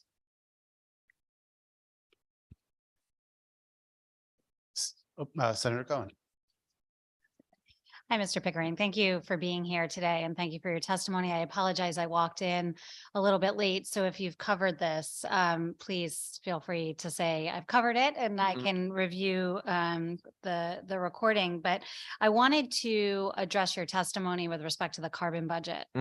And, you mentioned federal regulation that's being reviewed right now and potential action being taken there. I know the DOT commissioner also alluded to some proposed rulemaking and some notices that went out to the MPOs with respect to basically coming up with a baseline for greenhouse gas emissions with respect to transportation and then providing biennial reports on, what those projects have entailed with respect to carbon emissions. So I just wonder if you could speak a little bit to what your concerns are with us coming up with a carbon budget, proposal out of this committee and how, because in my mind, I I think we're thinking we can align with federal regulation as Colorado has done in setting up their carbon budget. And what have the MPOs, to your knowledge, done in terms of that rulemaking underway in terms of reporting on greenhouse gas emissions and establishing that baseline? So Colorado's program predates this rulemaking, and it also predates the Inflation Reduction Act, which endowed EPA with the authority to regulate greenhouse gas emissions under the Clean Air Act. So although it may have been consistent or compatible in the past with federal law and regulation, it may not be in the future, and federal law and regulation takes precedence. So there may need to be some adjustment to the Colorado program. So I was involved in submitting comments to the rulemaking, both at the national level through my involvement on the policy committee of the Association of Metropolitan Planning Organizations, and also on behalf of WestCog. And while we are broadly supportive of addressing this climate and public health crisis, we do not want to be overly hasty in doing it. There is a lot of confusion about what the rule will actually say. It's not clear from how it was written. And so the comments we provided to USDOT were to ensure that the process is consistent nationwide, that it uses regular deadlines, that it can be, with relatively little administrative cost, be adopted by state DOTs and MPOs. Those comments were due by October 22nd of last year. We expect that a release of the rule is imminent sometime before the summer. But at this point, since it's so close to being released, and I know you're on a legislative cycle where we're in the long session right now, and it may not be good timing for you or your committee, but we believe that a bit of waiting to see what happens would be justified in this case. Now, if there is a lot of pressure right now to pass something, then perhaps I might suggest allowing some discretion in there for implementation by state agencies to ensure that it is in conformity with federal law and regulation, rather than being very prescriptive and then having to come back in a future year and change the statute. I can appreciate that. Thank you. And is there anything that the MPOs are doing in forward thinking for, planning for this rulemaking, or just in general because we, I don't know, have a climate crisis on our hands? Yeah, well, so we do, all projects that we approve are subject to NEPA and SEPA, so the federal and state environmental policy acts. And we do, at least at WestCog, and I believe this applies to all MPOs statewide, because we have discussed it at length. We look very carefully at environmental impacts of all of our projects, and it's a project selection criterion. With respect to greenhouse gas emissions, we have not taken an action at WestCog because we are waiting for the release of the federal rulemaking. But once that comes out, then if it follows the way this has been handled by other what are called transportation performance measures in the past, it will be probably a 2-year phase-in where the state DOT will have to adopt targets. And then the MPOs will have 180 days following adoption of those targets by the state DOT, either to also adopt the same targets or to adopt our own targets. Now, when you look at all the transportation performance measures that we have to date adopted, which cover things such as safety, asset condition, congestion, I believe in almost all, if not all cases, it's been a great collaboration with DOT, and we have felt that it was correct to adopt the DOT's target. So all the MPOs right now are adopting the same target statewide. I thank you for that response and look forward to hearing more about, the direction that the federal government is headed in with respect to this in particular. Thank you. And I believe that's it. Thank you again so much, Mr. Pickering, for your time Thank today. you. Have a good afternoon. Finally, Representative Rochelle, we almost called you about an hour ago. You had to wait a little while, but here you are back with us now. So thanks again. The floor is yours. Thank you, Chairman Lamar. And I don't mind waiting at all. It's such an important set of bills that you're working on today. So to Chairman Lamar, Chairs Lamar and Cohen, Ranking Members Huang and Kennedy, and all the rest of the members of the Transportation Committee, thank you for having me today. I'm here to testify in strong support of SB 1078 and concerning rail service, and specifically want to speak to the purchase of rail cars for the Waterbury Rail Line, and share with you all a little bit about my area and the rail line for those who are unfamiliar familiar about why it's so critical to get this done now. We have the oldest rail cars in the state of Connecticut, and there's been a lot of movement on increasing service for our area and on economic development. So to give you a bit of an overview, the Waterbury Rail Line touches 7 stations, and of those 7 stops, 4 of the stations are in economically distressed municipalities, so 4 out of 7. We hold the 2nd, 8th, 10th, and 14th positions out of 169 towns for economic distress. And the Waterbury Rail Line really is the key to spurring economic redevelopment for this area and lifting these towns and moving these residents forward to greater prosperity, which is why it's so important for improving lives. We have had a lot of investment in recent years to get us ready for this redevelopment. There was about $120 million investment in rail improvements. We had 4 passing sidings put in. That project was completed, as well as positive train control, earlier this year. I would like to give a plug that it was completed ahead of schedule, so thank you to the DOT for that.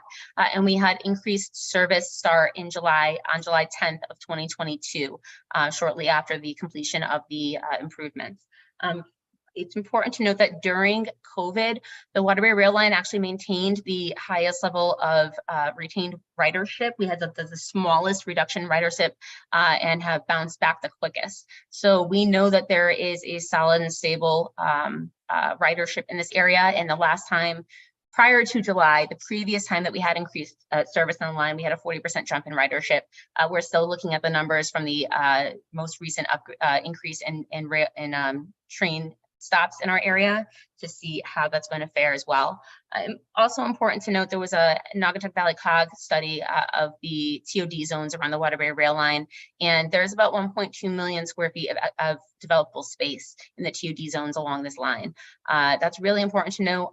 In my district alone, in Sonia and Derby, we have about 500 new units of housing that is currently being built or is approved and ground is broken on. So we do have, for the housing crisis that we have in the state, and the fact that we know that we need increased apartments everywhere. This is an area where there is space to do so, and the rail line is really spurring that type of development already now that we have the increased service. But we hear all the time, I've attended many Connecticut Commuter Rail Association meetings. They do a phenomenal job of staying in tune with the residents and advocating for what's really happening on the ground. We've heard over and over again that the rail cars are not in the proper condition they should be in. They're dirty, they're old, they're not as reliable as they could be. And so we do need, with this increased ridership, with these increased number of trains, and with the amount of people moving in that would be interested in using this line, we do need those trains as soon as possible. We also know that by ordering them, it will still take years to get them built and on our tracks. So doing it now. Representative Rochelle, just a heads up, you're at your 3-minute marker. Okay, all right, so I will wrap up by just saying we also do know that we have Amazon is moving in Naugatuck. It's about 1,000 new jobs over there. We have about 200 acres of development that will be happening in Seymour and Beacon Falls. So with the massive amount of development that's going on and the increased amount of apartments going in, these trains need to get ordered as soon as possible so we can continue to develop this area and lift these towns out of distress. Thank you, Representative Rochelle, for your testimony, and thank you for years of work on this. You've been a great partner along with the Waterbury Rail Caucus and the governor's office. Frankly, we identified the Waterbury Rail Line about 4 years ago as probably the #1 opportunity that we had for expanding rail service. We've focused on it with a lot of resources and a lot of time and effort to really truly maximize the investment that we've put into it, though there are the next steps that we need to take. And I appreciate your diligent work on this. And continuing to always remind me how much more we need to go, to not rest on the laurels of success so far, but instead to make sure we're seizing the next opportunity as well. You're right. Certainly the communities in and around the Waterbury Rail Line have embraced the opportunity. They've helped move a lot of projects forward. They've engaged in robust economic development and along the train stops, and it is a success story that we shouldn't be afraid to continue to tout, and I think provides I think greater justification for continued rail investments in our other underserved rail lines across the state. And yes. With continued investment in Waterbury and the success that it's yielded, I think it provides even greater justification for consideration of the Shoreline East requests and the Danbury Line's requests. And I think we have a great success story between this and the Hartford line to highlight. So thanks again. Thanks. I couldn't agree more. And I just want to say thank you to you and to the governor as well. It's really been a great example of how the state can work with rail lines in specific regions to measurably bring about success to the towns along those lines. Seeing no questions, thank you. Thanks again. Thank you. Okay, we have Jeffrey Bond, followed by Senator Maroney.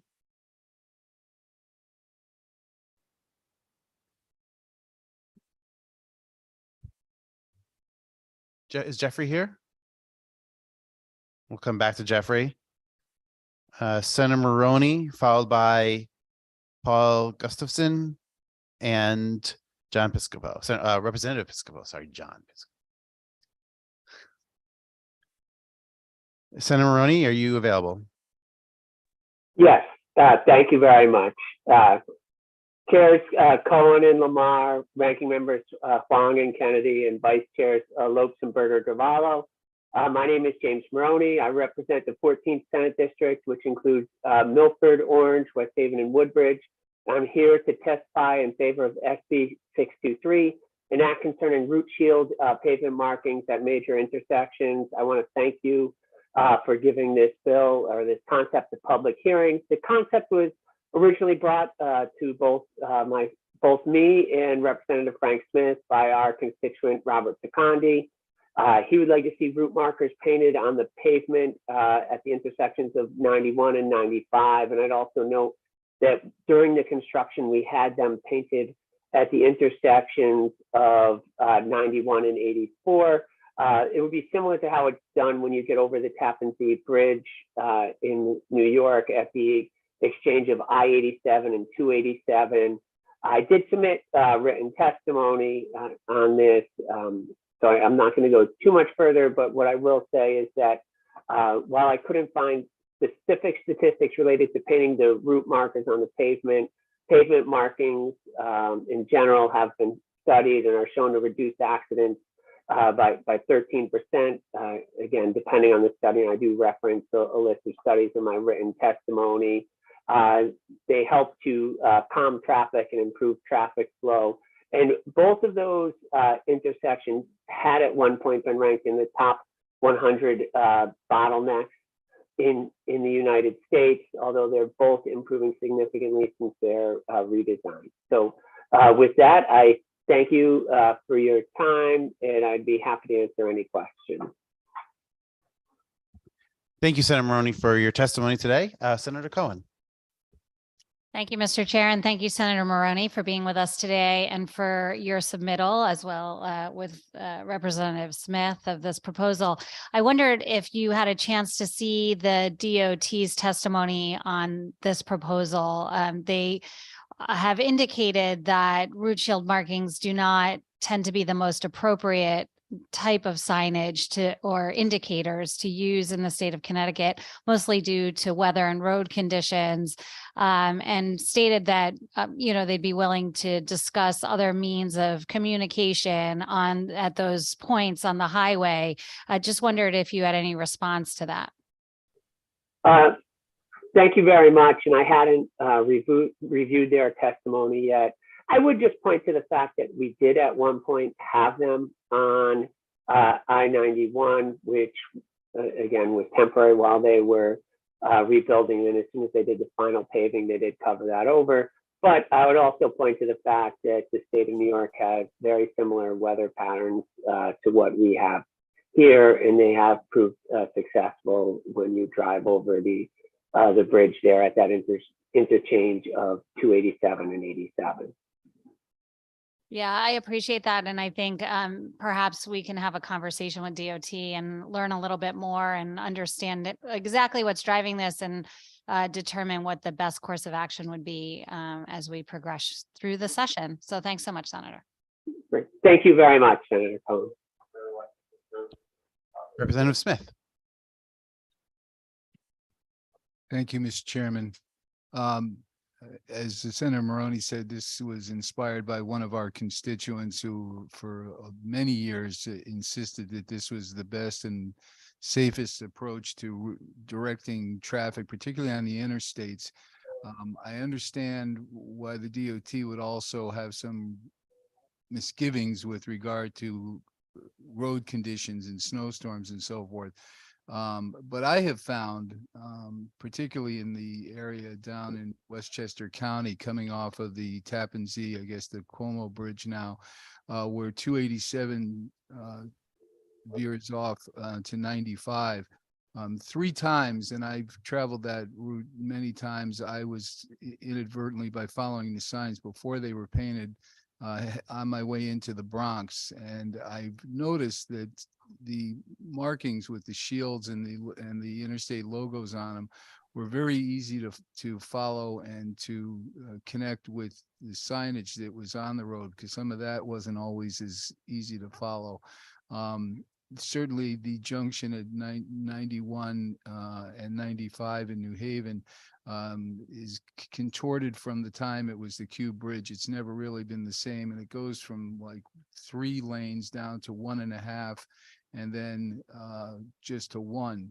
I've often been impressed by the fact that there could be a better way to indicate that. I would be very interested in the DOT's position on this, and if they have any other experience or anything to compare it with. But I believe it is a useful and worthy proposal, and I would like to follow up with DOT in the course of pursuing this through the committee. Thanks, Mr. Chairman. Thank you, Representative Smith. Any further questions? Seeing none. Thanks again, Senator Maroney. Thank you very much. Next up, we have Paul Gustafson. Is Jeffrey Bond in the room? We'll come back to both again one more time. Parker Rodriguez, to be followed by Representative Piscopo.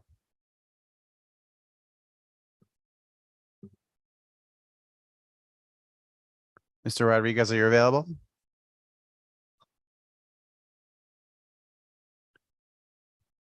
We'll come back to Mr. Rodriguez.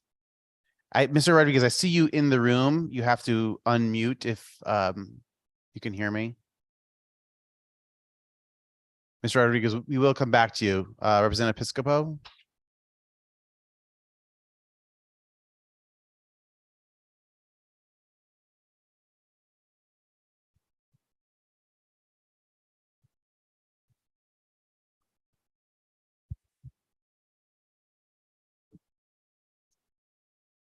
Thank you. The Transportation Committee, the honorable chairs, Representative Lamar and Senator Cohen. Thank you. The ranking members, Senator Wong and Representative Kennedy, members of the committee. And you have a great staff on this committee. They've been very helpful. So thank them also. I want to thank you very much for raising a kind of a long titled bill. It's your House Bill 6748. Motor vehicle dealerships, repair shops, but I want to address specifically Section 3 of that bill, the move over law. And it's not a big ask here. All I'm asking is that we have our move over law on our limited access highways. You have my written testimony, so I'll just quickly sum up what it and I want to take that move over law that's on your limited access highways and move it to our local roads, our state and local roads, the state 2-lane roads the own roads owned by our towns. And it's just asking that when you come across an emergency situation, you see the lights, that you slow down, and if safe, move over. That's all that the ask of this bill does. It's just another tool in the toolbox of our first responders. And it goes a little way to trying to help them with their safety. That's all I have on that bill, except for my written testimony. It's more extensive. And Jeff Bond is a volunteer fire department member in Burlington. He will testify with some just minor word changes that may help the bill. And while I'm at it, I want to put support in for another bill you raised, 6742, bonds for commercial rail freight lines improvements. That's just a good bill on so many levels. So thank you very much for raising that bill also. And I'll try and answer any questions you may have. Thank you, Representative Piscopo. I know that we've called Jeff Bond earlier this afternoon. I don't know if he's still in the building or not. I don't know if he maybe got taken out of the building for the professional responsibilities. If he is unable to join us at any point today, just have him send in some written testimony. He actually already has, so we're good. We'll try to reach out to him to make sure we get that suggested language as well. Thank you. Are there any questions for Representative Piscopo? Seeing none, thank you again for joining us. Thank you very much.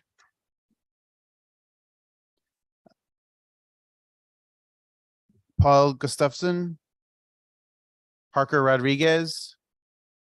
Parker, Yes. Parker, you're in the room twice under Parker Rodriguez 1 and Parker Rodriguez 2.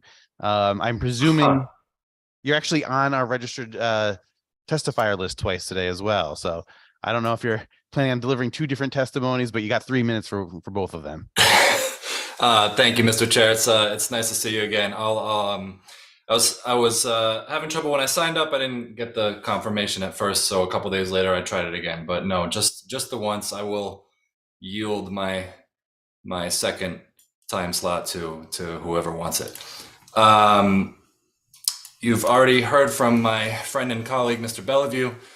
Here on behalf of the Housatonic Railroad Company, we are also a member of the Connecticut Railroad Association, and I will briefly read our written testimony. Housatonic Railroad Company hereby submits its testimony on House Bill number 6742.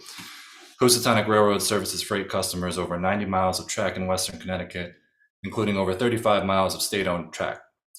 The commodities we carry include lumber, wood pulp, plastics, fertilizer, limestone, alcohols, and construction and demolition debris. Currently, Housatonic transports over 1.4 million gross tons of freight per year in the state of Connecticut. If this infrastructure were to fail, nearly all of that traffic would likely be transported by truck, although some of the railroad's customers may choose to stop doing business in the state entirely due to an inability to keep up with trucking costs. We provide a vital link for local businesses to the interstate freight rail network throughout the country. Without freight railroads, it would be difficult for many businesses and industries to transport needed materials, including construction, manufacturing, waste disposal, fuel and food distribution, scrap yards, and bulk commodities. Freight rail provides service to businesses large and small in all regions of the state and provides an alternative way to move large volumes of materials without excessive trucks on the road. Recognizing the importance of the rail freight network to Connecticut's continued economic growth, the state in the past has made competitive grants available to Connecticut's freight railroads. These grants, issued under the auspices of the Rail Freight Infrastructure Program, were used to improve rail infrastructure, some of which is over 100 years old and much of which is owned by the state and leased to freight rail operators. Along with railroad matching funds, these grants helped to rehabilitate bridges, replace rail and ballast, improve operating safety, and improve safety at grade crossings. House Bill number 6742 will support freight railroads in the state by authorizing bonds, which will allow for competitive grant funding for railroad infrastructure. These grants will support economic development by providing construction jobs and supporting the supply chain. Freight is more efficient than trucking with respect to fuel, carbon emissions, and impact on the roads and local communities. Supporting freight rail means keeping trucks off the road and reducing air pollution for all Connecticut residents and especially residents in disparate impact communities. We respectfully request that this committee support House Bill number 6742. I appreciate your time and I welcome any questions from the legislature. Thank you again for your testimony. I've had you here a couple times on these issues, and I really appreciate it each time. We've done a good job in Connecticut trying to keep our rail lines up to par, and we certainly have a long way to go if we're going to get them fully operational and take on the additional responsibilities and the goal of building out a really truly robust freight rail line network is still multiple millions of dollars away. And so hopefully we can continue to make the progress we need to get them up to par. Are there any questions for Mr. Rodriguez? Seeing none, thank you again. Thank you.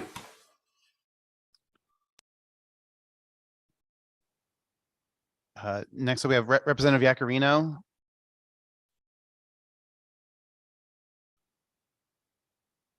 Then Peter Gold, to be followed by Zell Streever.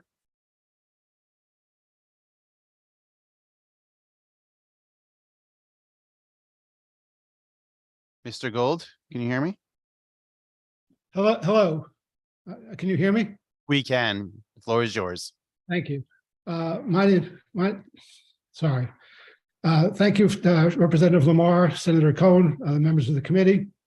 My name is Peter Gold. I'm speaking as the Director of the Westport Transit District in Westport, where I live, in opposition to Senate Bill 630, an act concerning the Norwalk Transit District. The Westport Transit District was formed in 1968, and it currently provides 3 primary services. We provide commuter shuttles to and from the Greens Farms and Westport train stations on a microtransit on-demand door-to-door model. We are serving this fiscal year ending June 30th, approximately 26,000 rides. We also provide services to the elderly and disabled in Westport. We will take them anywhere in town, and we will take people with disabilities as far away as Greenwich, Wilton, Weston, New Canaan. These services are provided by the Westport Transit District through a contract with the Norwalk Transit District. We contract with them for buses, for drivers, all operating costs. We provide the direction and the policies. We fund it in part funded by the state and the rest by fares. But they provide all the operating muscle behind this. My concern is that the bill would do away with the Norwalk Transit District, and the purpose cited in the bill is to provide services by the Connecticut Department of Transportation to Norwalk residents. No mention of Westport residents and the other services provided on a very cost-effective and efficient and mutually beneficial arrangement by the Norwalk Transit District to Westport. If it goes away, there's no guarantee that we will get any services at all from ConnDOT, or what services we will in fact get. This is also important because under the bill passed last year, Public Act 22-40, which will limit funding for transportation districts to districts over 100,000 people, Westport is seriously considering joining with Norwalk Transit District. It's one of the alternatives we're considering. And if you do away with Norwalk Transit District, I'm not sure what options you're leaving us for the transit services that we provide in Westport. I'm happy to take any questions you may have. Thank you, Mr. Gold. I really do appreciate the insight into what's going on in the Westport Transit District and sort of how that interplay with the Norwalk Transit District could impact your operations and what you're offering to your residents in town. It is really, really important for us to fully understand the need and nature of the proposal before us. And I think you've done a good job highlighting potential unintended consequences with the proposal as currently drafted. Are there any questions for Mr. Gold? Seeing none, thank you again for your time on this issue. Thank you for listening. I appreciate it. We have Zell Strever. Oh, Zell, you're online. Good to see you. You're on mute though, so you.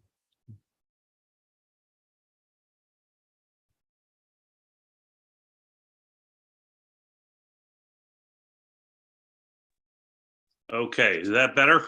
That is much better. Okay, Madam Chair Cohen and Co-Chair Representative Lamar, Vice Chair Lopez and Vice Chair Berger Govero, and Ranking Member Wang, and Ranking Member Kennedy, and distinguished members of the committee. I will be, I wish to speak on, I'm Zell Strever, and I'm chairman of the Groton Resiliency and Sustainability Task Force in Groton, Connecticut, and also a member of the Connecticut Commuter Rail Council. I would like to speak briefly on 6 of these bills that are before you today, and I'll go through these very quickly, and we'll submit at the end of this my more extensive written statement. Let me start with the SB 178. Let me simply say I think that's an important piece of legislation. It essentially is good government using social media. And let me say that again, I think that's very important. On Senate Bill 1078, it is very important that I think in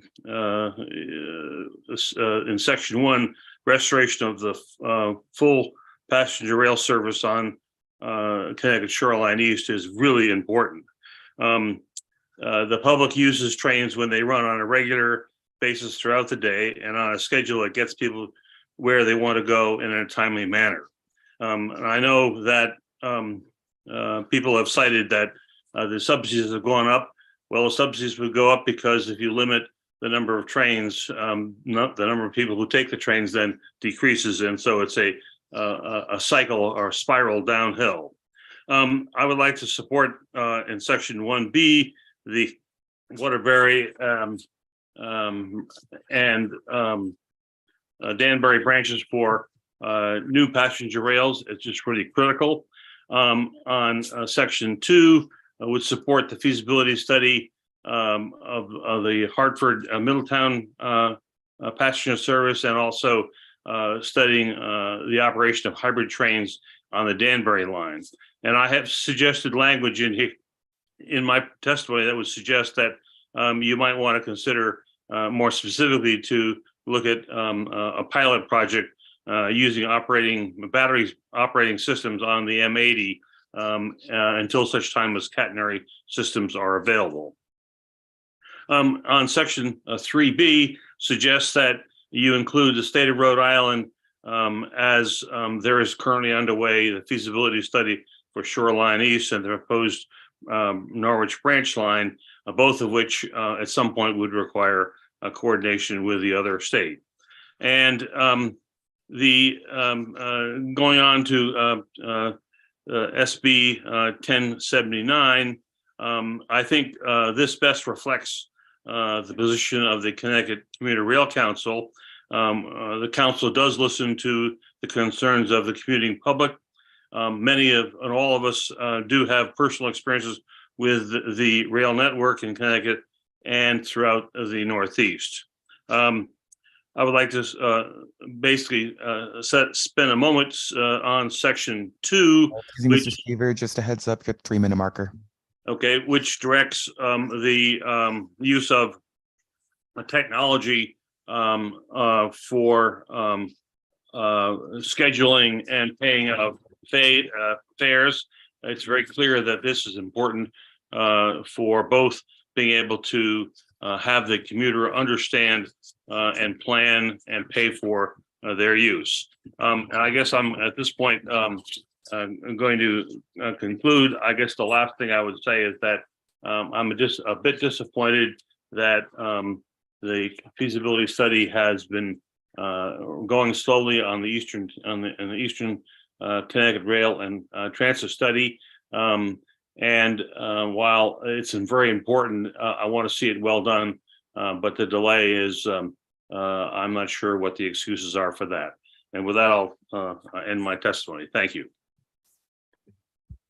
Thank you, Mr. Seaver, for your very comprehensive testimony today on a new number of bills before the committee, and for your work on the Connecticut Commuter Rail Council, and for a lot of time and effort that you dedicate to this state and thinking about our transportation future. I really do appreciate all of the effort and time and intellect that you put into this, and it is greatly thoughtful testimony that you've provided as usual. So thanks again. Senator Cohen, followed by Representative Conley.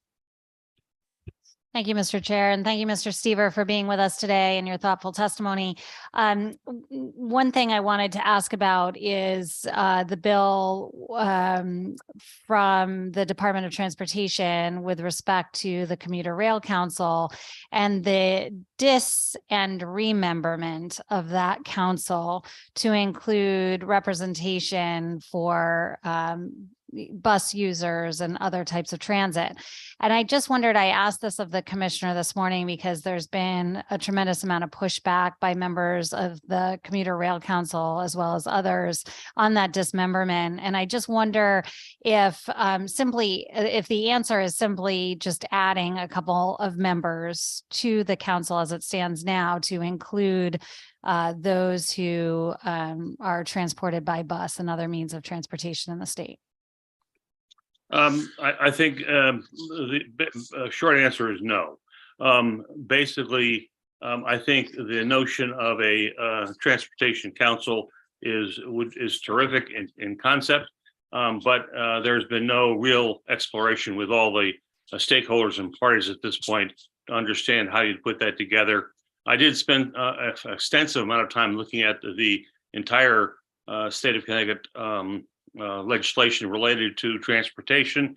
And I think in order to make that kind of a operation effective, one would have to look at both, again, the bus system as we have it structured, and then talk with the various parties, the stakeholders, so to speak, in order to come up with a workable sort of a program. So my view is that that should not be moved forward at this point. I think the proposal that's in the companion bill, let me see, it's the one that the rate was raised by the committee is much more effective. And part of what I'm concerned about is that the substance of what is being requested of the Commuter Rail Council would be dramatically changed. And I don't think that's in the interest of the public or the commuter. Thank you. Appreciate your testimony, Mr. Stever. Representative Conley. Thank you, Mr. Chair, and thank you, Mr. Stever, for attending today. Briefly, I just wanted you to share for members of the committee who may be new, your opinion as to why it's so important to increase shoreline rail access for Eastern Connecticut. That's the subject of a year-long study, a feasibility study being done by the department. My view is that we have a wonderful opportunity here on existing rail beds to expand shoreline east to Rhode Island, and then sometime in the future from westerly Rhode Island all the way up to Providence and then on to Boston. What we have in southeastern Connecticut and eastern Connecticut is really a manufacturing hub here. We have Electric Boat, which is now in the third year of a very significant ramp up of people, some 12,000 people, new people being added to the entire company.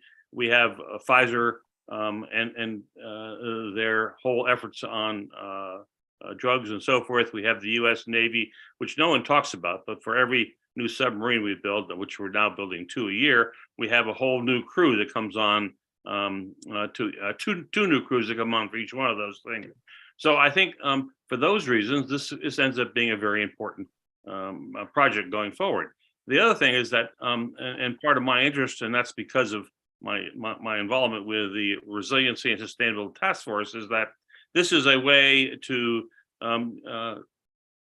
provide the public with an alternative to traveling in a far more environmentally friendly sort of way. If we can put a full load of workers or commuters on the trains and get them out of their privately owned vehicles, we provide them with an alternative. And the fact is we end up reducing our greenhouse gas emissions. And actually, to that point, you have a bill before you in that committee, which is looking at the carbon budget for transportation. And no one has said this, but let's not forget that the transportation sector in Connecticut is provides about 40% of the greenhouse gases in this state. And that is well above what's experienced in other states throughout the country, where the average is around 26%. So anything we can do to provide an attractive alternative to get people out of their cars and their trucks to go to where they need to go on a timely and regular basis will be important. Now, the reason to extend or to bring back the shoreline east to its full schedule is that what's very clear, people will not use rail systems or any public transportation system unless it's done all the time and done regularly and gets people from where they want to, where they are to where they want to be. And so it's really important to take the operation, which is running at about 60% of what it was pre-COVID, to bring it up to 100%. You bring it up to 100%, people will come back and ride that rail. And we have this false notion that the subsidy is way too high on Shoreline East. Well, it's only way too high because we're not providing a service which people are willing to use. And if we start providing that service again, our expectation is that they will start using the rail again. I mean, just for example, my wife went to New York today, and she had to drive all the way over to London to take Shoreline East to New York City. And this is partly a chicken and an egg problem. If you don't provide the service, people won't use it. And if you provide the service, people will use it. And it's well known and well understood throughout the passenger rail industry in the United States. Thank you for that question. Thank you, Zell. Thank you, Mr. Chairman. Thank you. Seeing no further questions, Mr. Stever, thank you again for all your time and energy you put into transportation policy in the state and the testimony you always provide to our committee. I appreciate it. Thank you, Mr. Warren. Next up, we have Jeffrey Bond, to be followed by Brian Farnan. And then if Rep. Nolan is listening, we still have him on our calendar.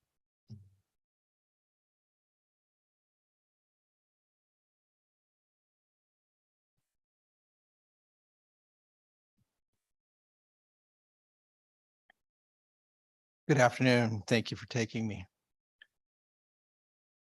Chairman, my name is Jeffrey Bond. I'd like to acknowledge the vice chairs, ranking members, and also honorable members of the Transportation Committee. Thank you for taking me this afternoon. My name is Jeffrey Bond. I'm speaking on behalf of Section 3 of Bill 6748, the move over section within the committee bill. My name is Jeffrey Bond. I'm a resident of Burlington, Connecticut, a member of the Burlington Volunteer Fire Department, serving as an EMT, firefighter, and fire police member. I'm also full-time physician assistant in one of the level 1 trauma centers in the state of Connecticut.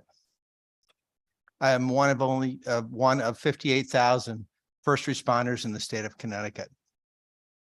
Since January 1, 2023, there have been 5 major accidents on Connecticut roadways, both large and small, that have involved serious personal injuries to first responders and a significant loss of a heavy-duty rescue truck in Windsor Locks.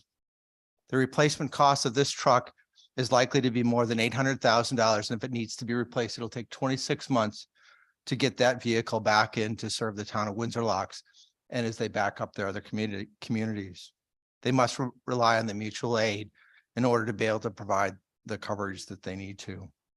First responders must be protected. I believe Section 3 of the raised bill will be part of the solution to protect first responders. Section 3 of the raised bill removes wording pertaining to limited access highway. I think this is a great move. It initiates language that reflects all the roadways in the state of Connecticut. Another important addition is Section C, which is a new section. This section protects, and requires vehicle operators to slow down for non-emergency vehicles. Motorists changing a tire, incurring a mechanical breakdown, or emergency support vehicles now will afford the protection within this new section. Line 58 of D is in the bill that is proposed.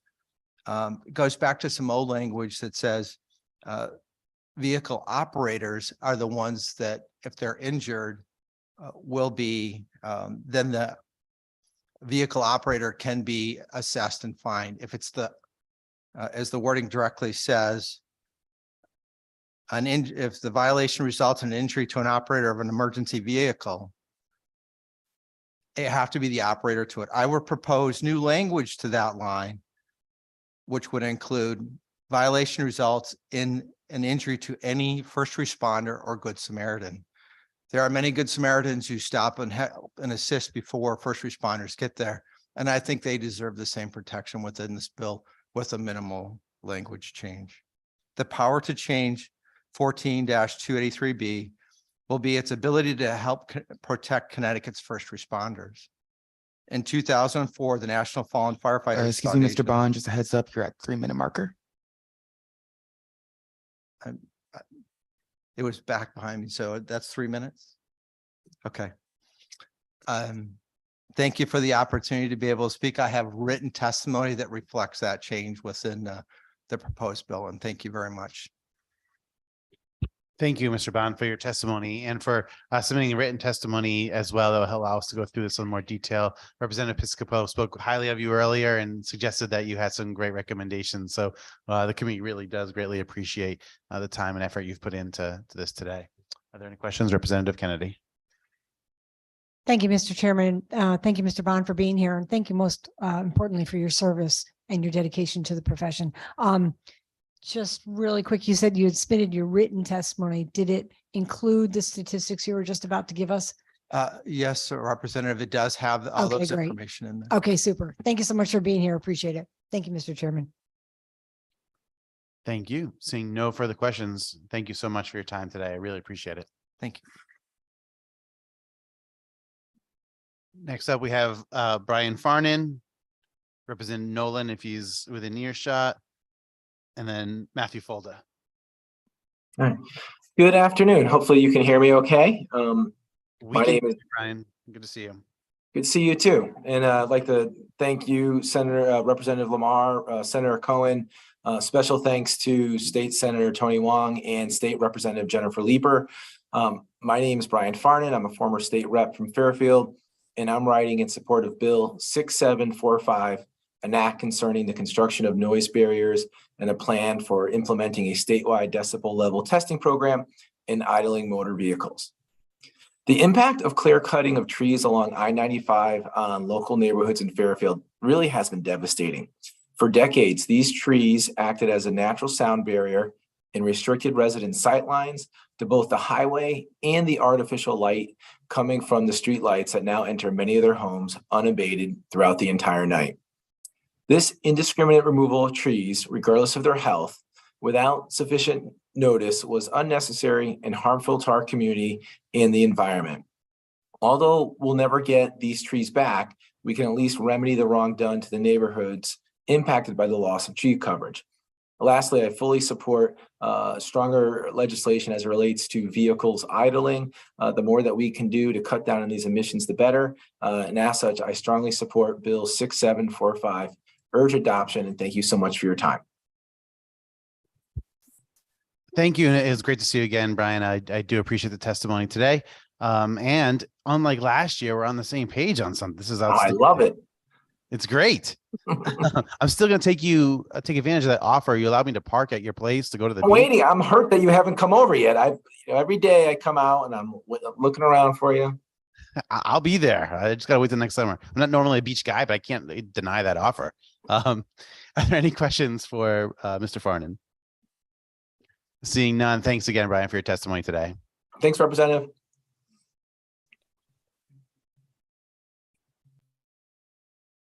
Rep. Nolan available yet? Matt Folda. To be followed by Charles Hunter.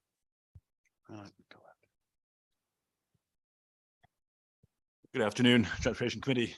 Thank you, Representative Lamar, Senator Cohen, ranking members, Senator Wong, Representative Kennedy, and Transportation Committee members. I sit here to testify in regards to House Bill 6670, the act to study the organization of the metropolitan planning organizations in the state of Connecticut. My colleague who stepped out for lunch obviously had some discussions with you all previous, so I won't reiterate all of his points. A couple of things I will point out, though, is that the regulation on MPOs is regulated by federal law, and it's very clear the process by which MPOs can be redesignated or consolidated is vested in the elected officials of the local municipalities. It's very clear in federal law you have to have 75% of the voting members representing 75% of the population of the MPO, as well as the elected official of the largest city in the MPO, all in concurrence to change the boundaries of the MPO. So any study would have to look at the very local, hyper-local issue of each elected official taking part in this process in order to consolidate MPOs across the state. I would also, I would like to talk a little bit about a question, Representative Lamar, that you raised to Francis earlier in regards to the kind of parochialism versus regional priorities when it comes to transportation planning. And while our MPOs from a geographic scale might not be large, the coordination and collaboration between each MPO with its member municipalities, along with the neighboring MPOs and Connecticut DOT, work very hard to address regional and statewide issues in all of our planning work and subsequent implementation, programmatic implementation as well. And so I don't necessarily disagree with studying the MPO boundaries and looking at the regions themselves and seeing if there are other efficiencies that could be generated through consolidation. However, I would argue that and as Francis said, I think a better format and a better place for that is with the MPO executive directors, Connecticut DOT and Federal Highways, and not ACIR. Nothing against ACIR, they do great work. I think they are tackling a number of significant issues that the state of Connecticut has faced for a long time. But given the federal regulations on the MPOs, I do think that not including all MPOs in that discussion is a little bit off in this proposed bill. So I would urge that if this does move forward, that the composition of that study group be modified slightly to include the MPOs and Federal Highways, because they are the cognizant agency at the federal level. And again, I think, one thing that Francis touched on, I think is very important, really, is that planning is the first step in the process, and the MPOs were created in order to ensure that local and hyperlocal public engagement was taking place during the transportation planning process, something that had not been done prior to 1973 with the Highways Act. And that's our job, is to really be the first step on the local level to talk with both elected officials, administration, municipal staff, and constituents of each of our regions to ensure that there's an engagement process that is prescribed by Federal Highways, that is fully followed for all of our planning work. And that gives a voice to everyone in the region. And that those voices are then matriculated up to regional plans and statewide plans to then look at how to program the federal dollars that come in. And that process does work very well. Excuse me, Mr. Bolda, just a heads up, you have the 3-minute marker. Thank you. So that's all I have to say for now. Happy to take any questions, and thank you again. Thank you. And I do appreciate the way you're looking at this. And I think there is cause for consideration, at least, of whether there could be greater efficiencies, whether there could be greater regional cooperation, whether we could determine more specific Connecticut priorities on a more regional basis than I think the current constraints of the COGS do. I do worry that with ACOGs, we fail to recognize significant opportunities. And I think I took Francis's testimony to heart, and I take yours to heart now, where you have developed a process locally where you are hearing from local officials and you are ensuring that there is greater and more robust feedback at the local level than we otherwise would have. And then maybe that is a net advantage of having smaller COGs, and you're geographically able to visit each one of these communities, and everyone's able to sort of broadly understand the challenges that a specific community faces with. If Easton comes forward and says, hey, we need sidewalks in this part of town, maybe you can compellingly make the case that everyone in your region is very familiar with a very specific request that Easton is making, because they've all either shopped in that area or walked in that area, visited friends or family in that area. And so you do have a very regional thought process that goes into it. I just look at those boundaries and I wonder sometimes, are we missing something? Are we missing a real opportunity to look across these geographical boundaries and really identify a regional asset or regional opportunity that is otherwise missed because we're not more comprehensive in our outlook on transportation policies? And gosh, I want to do something. I want to do something to kind of get over what I think may be a limitation here. And I appreciate the earnestness with which you've looked at this. So. Sure. No, if you don't mind, one thing I would say in regards to a number of the federal funding programs, federal government sets the geographic area at which those programs are funded and how they're allocated through their formula, their various formula funding mechanisms. So something like the Transportation Alternatives Program, which received a significant increase in dollars through the IIJA bill. about 70% more year over year than it had received previously. That program is administered by the urbanized area. So that's something that is based on federal law, is already a larger geographic area than each one of our MPOs individually. Those are urbanized areas that are statistically determined by the Census Bureau. And those are the urbanized areas that are being used for that specific program. So Francis was mentioning the concurrence of a sidewalk in Easton. That was through a transportation alternatives solicitation that our agency at MetroCog, Greater Bridgeport Valley MPO, along with the Naugatuck Valley and WestCog, coordinated a solicitation of projects across our entire larger urbanized area region, looked at them, prioritized them, and then brought them to each of our respective policy boards to approve. So in that case, that's something that spanned 3 different council governments, 4 different MPOs technically, and that process, I think, does outline the fact that while the boundaries might be contained where they are currently, the planning work does extend far beyond those boundaries on a regular basis. Terrific. Seeing no other questions, thank you again, Matt, for your time and testimony today and for sticking it out for as long as you have. Oh, of course, thank you very much. Brian says hi. He wanted to make sure I got it. He told me he was going to text you. Thank you. If Representative Nolan's within earshot, he's up and next on our calendar here. And then after that, we have Charles Hunter, followed by Lawrence Wilson. Charles, I see you online. It's your floor, but there you go. Okay. Good afternoon, chairs and committee. Appreciate you having us today. I am Charles Hunter. I'm the chairman of the Connecticut Railroad Association this year. I work for Genesee and Wyoming Railroad Services. We have currently 3 operating freight railroads in the state of Connecticut. In total, there are 8 operating freight railroads in the state of Connecticut. I'm here to talk about raise bill number 6742 and the $20 million funding for the Rail Freight Improvement Program.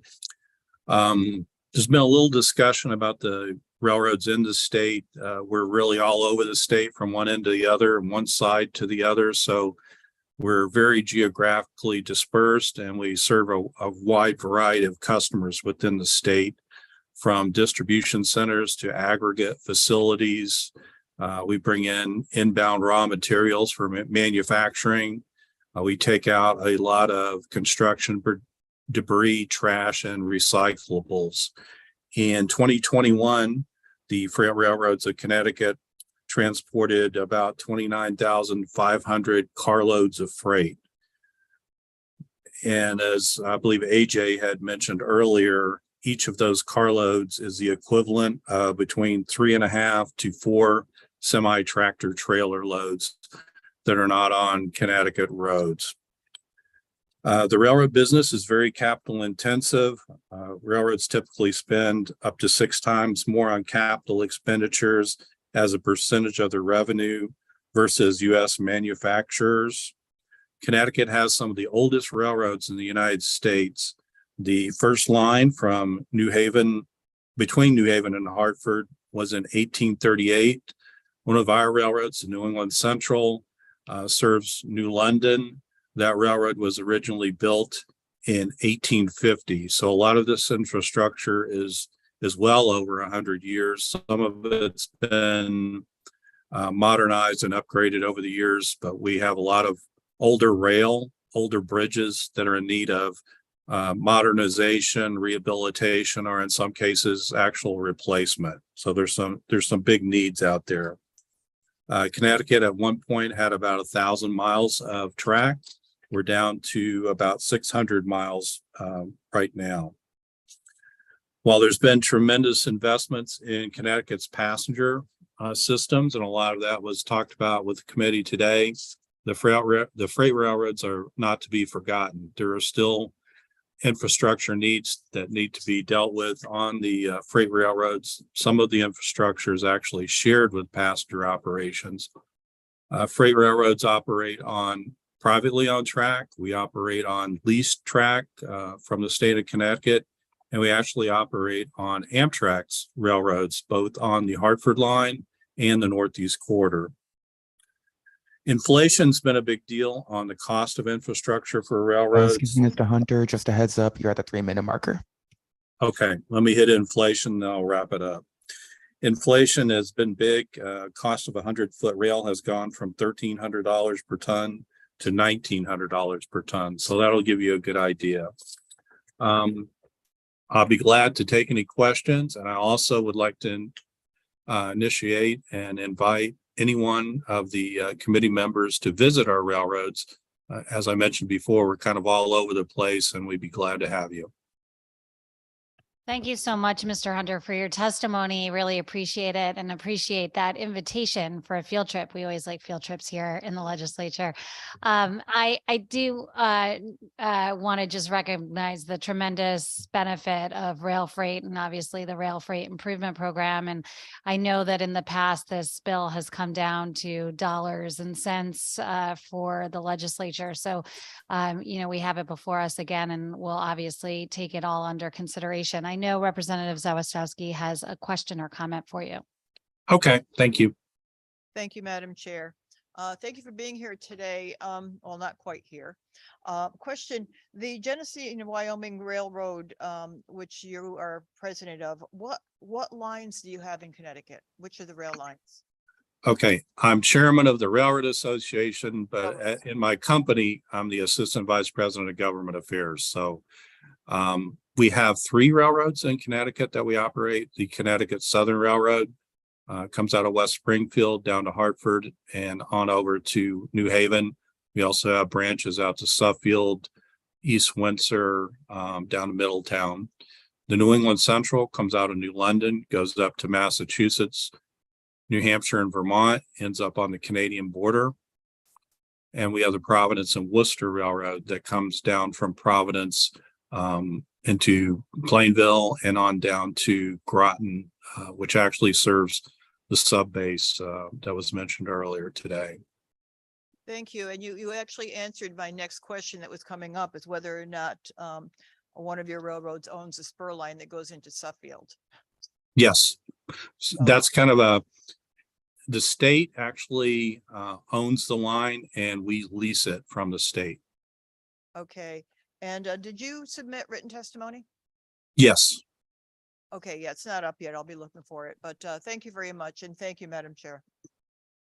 Sure, Representative. Any other questions? All right, seeing none. Thank you again, Mr. Hunter. Thanks for having me. Next we have Lawrence Wilson, who I do not believe is on with us. No. Okay, followed by Blaise Leviton, who I know is having some computer issues, so we'll come back to him. Oh, he's in. Oh, Lawrence is in. Lawrence, are you with us? Mr. Wilson? Yes, can you hear me? We can. Welcome. Oh, well, thank you. Thank you. I must tell you, sitting through your many discussions this morning and afternoon, I learned a lot about what the Transportation Committee does, and I appreciate the hard work of all of you. I am especially grateful today to Representatives Austin and Nolan for their efforts on behalf of my tribe. I want to take you back to the earlier discussion we had today about the Pequot River. The work that they do for my tribe, the Eastern Pequots, and all of the Connecticut tribes. I'm Lawrence Wilson. I'm an elder of the Eastern Pequot Tribal Nation, and I also serve in the government as a tribal chief. As the former CEO of federal recognition for the Eastern Pequots 20 years ago, I led the charge that resulted in our being awarded federal recognition. And as you all know, it was unjustly taken away from us, but we continue to move forward and are confident that it will be restored. What I want to say to you today is simply this.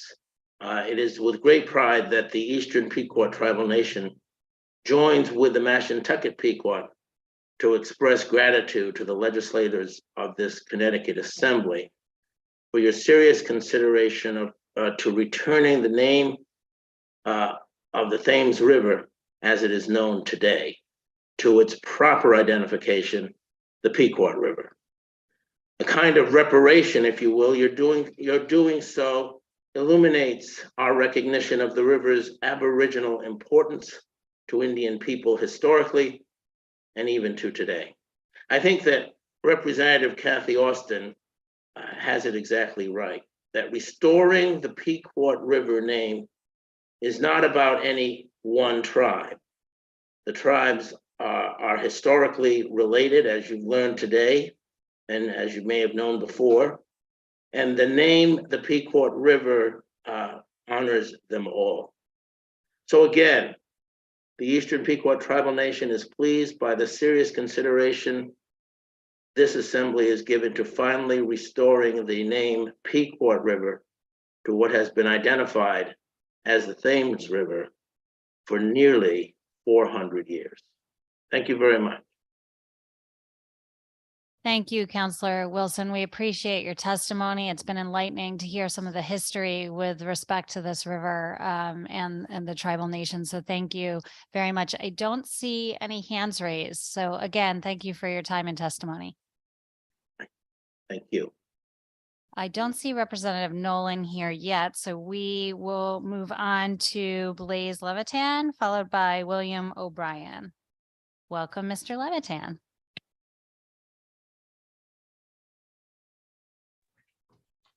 Hello, thank you. Hopefully this is working. Can you hear me? We can, thank you. Great, thank you. I was having some troubles. So Chairwoman Cohen, Chairman Lamar, and the distinguished members of the Transportation Committee, I am here today to just briefly testify on a few bills before the committee today. First, and I will also be submitting written comment in more detail. You have a lot on your agenda today, so I'll be fast.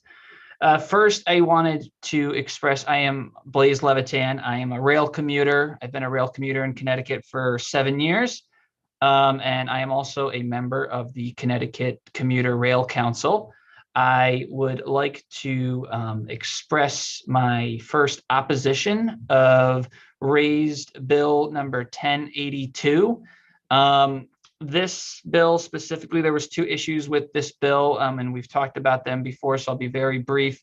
Primarily, the opposition for raised bill 1082, the admirable goal of establishing a transportation council is something that I think many of us transit advocates support, but this is really not the way to go about it in 1082. And also it's particularly concerning that as the legislation is proposed right now by the Department of Transportation, the requirement to provide data requests to the oversight board is removed. And that does seem particularly problematic given the agency's current status on responding to some very basic data requests that the current Commuter Rail Council has had. Also, the way it's being structured, it really does a disservice to the transit agency just by dissolving everything and adding 2 people from bus is not exactly the way we'd want to see it proceed. So hopefully, opposing 1082 for those reasons, and really ideally, we'd like to maybe see a study done of the maybe a restructuring of governance of public transit that engages all the stakeholders might be a better way to proceed. And then I'd like to testify in support of raised bill 1078 and also 1079. Specifically, we want to, would like to see Shoreline East restored. It's the only line in Connecticut that's still operating at significantly reduced service.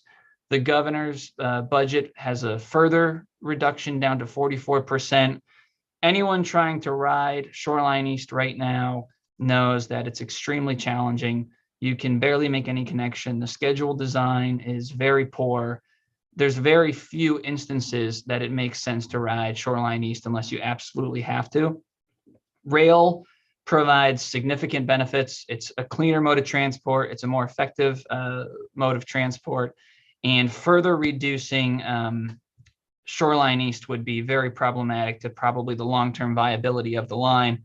A full restoration back to 100% as proposed in raised bills 1078 and 1079 is essential for the future of Shoreline East.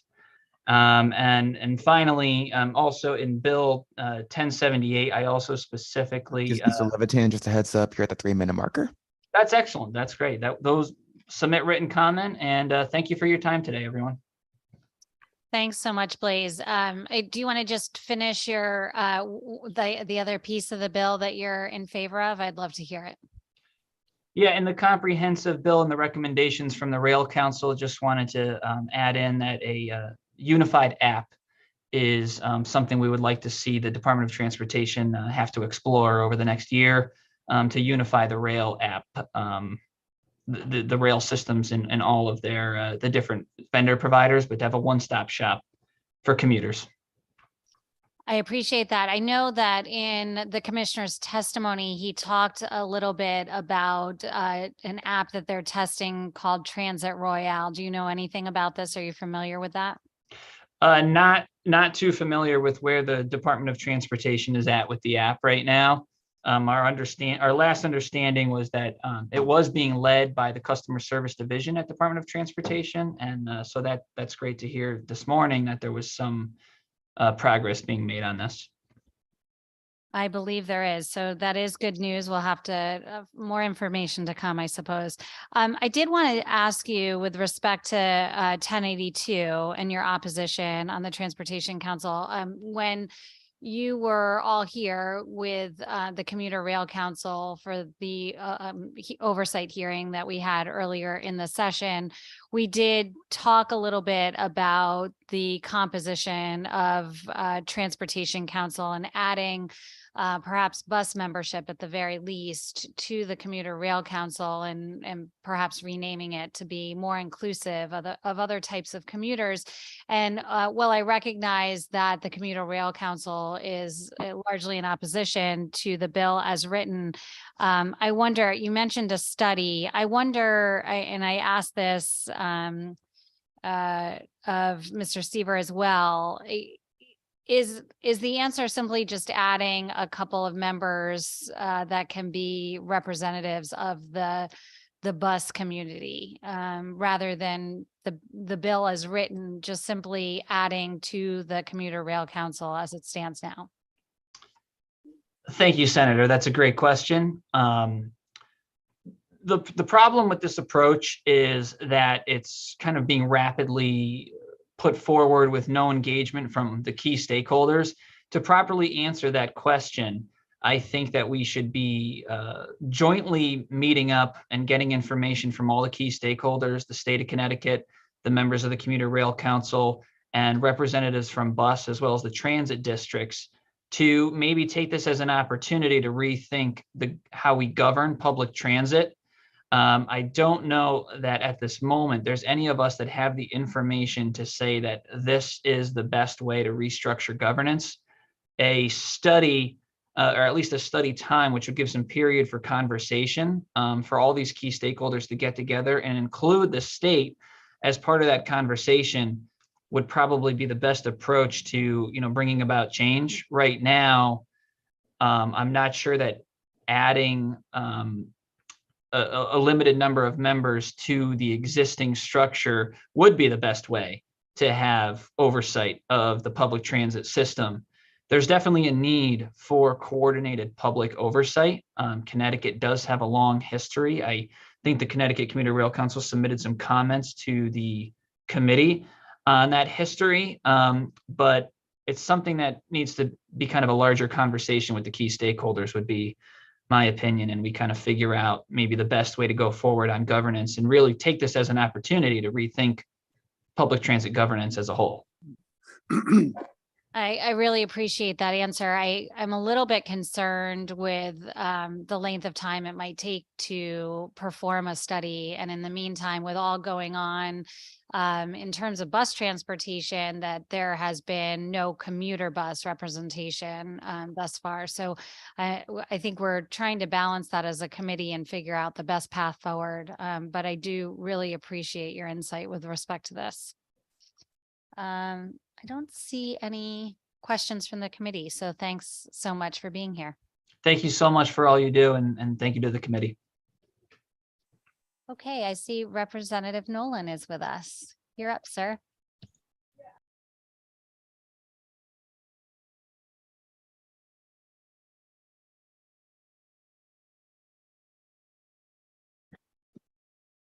Afternoon. Good afternoon, Chairwoman and Senator Huang, Representative Kennedy, my favorite. And thank you all for my colleagues for allowing me to come before you today in regards to 5503 and the renaming of the Thames, which is really not called Thames, it's called Thames, I believe. This has been mispronounced for years, but it's in regards to reclaiming the name Pequot. And I was the introducer of this bill, and you heard from persons earlier today in regards to how it affects Native Americans, and also how it was taken from Native Americans, along with other properties and lives lost back in the 1600s. So I am here to, one, thank you for having the bill come before the committee.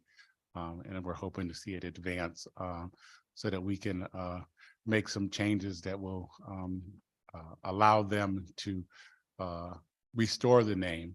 And I just want to repeat that it's to restore a name. It's not actually to rename or to come up with a different name. It's to restore the name. And I know there's been a lot of conversation in regards to this. But in society today, we're noticing a lot of things in history that was wrong a long time ago.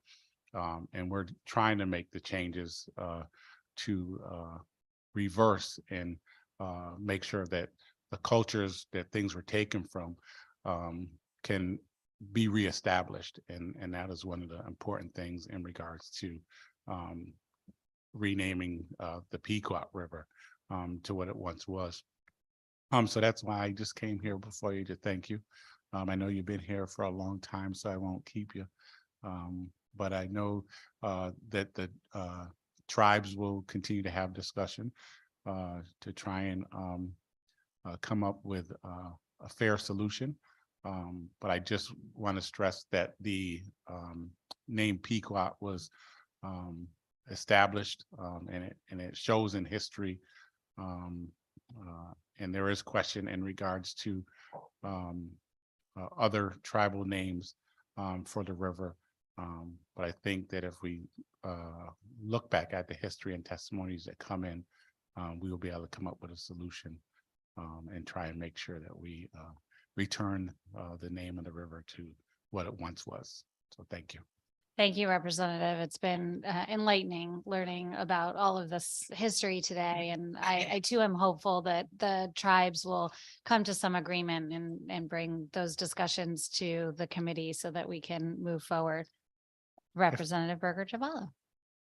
I had raised my hand to say the same thing. Thank you, Madam Chair.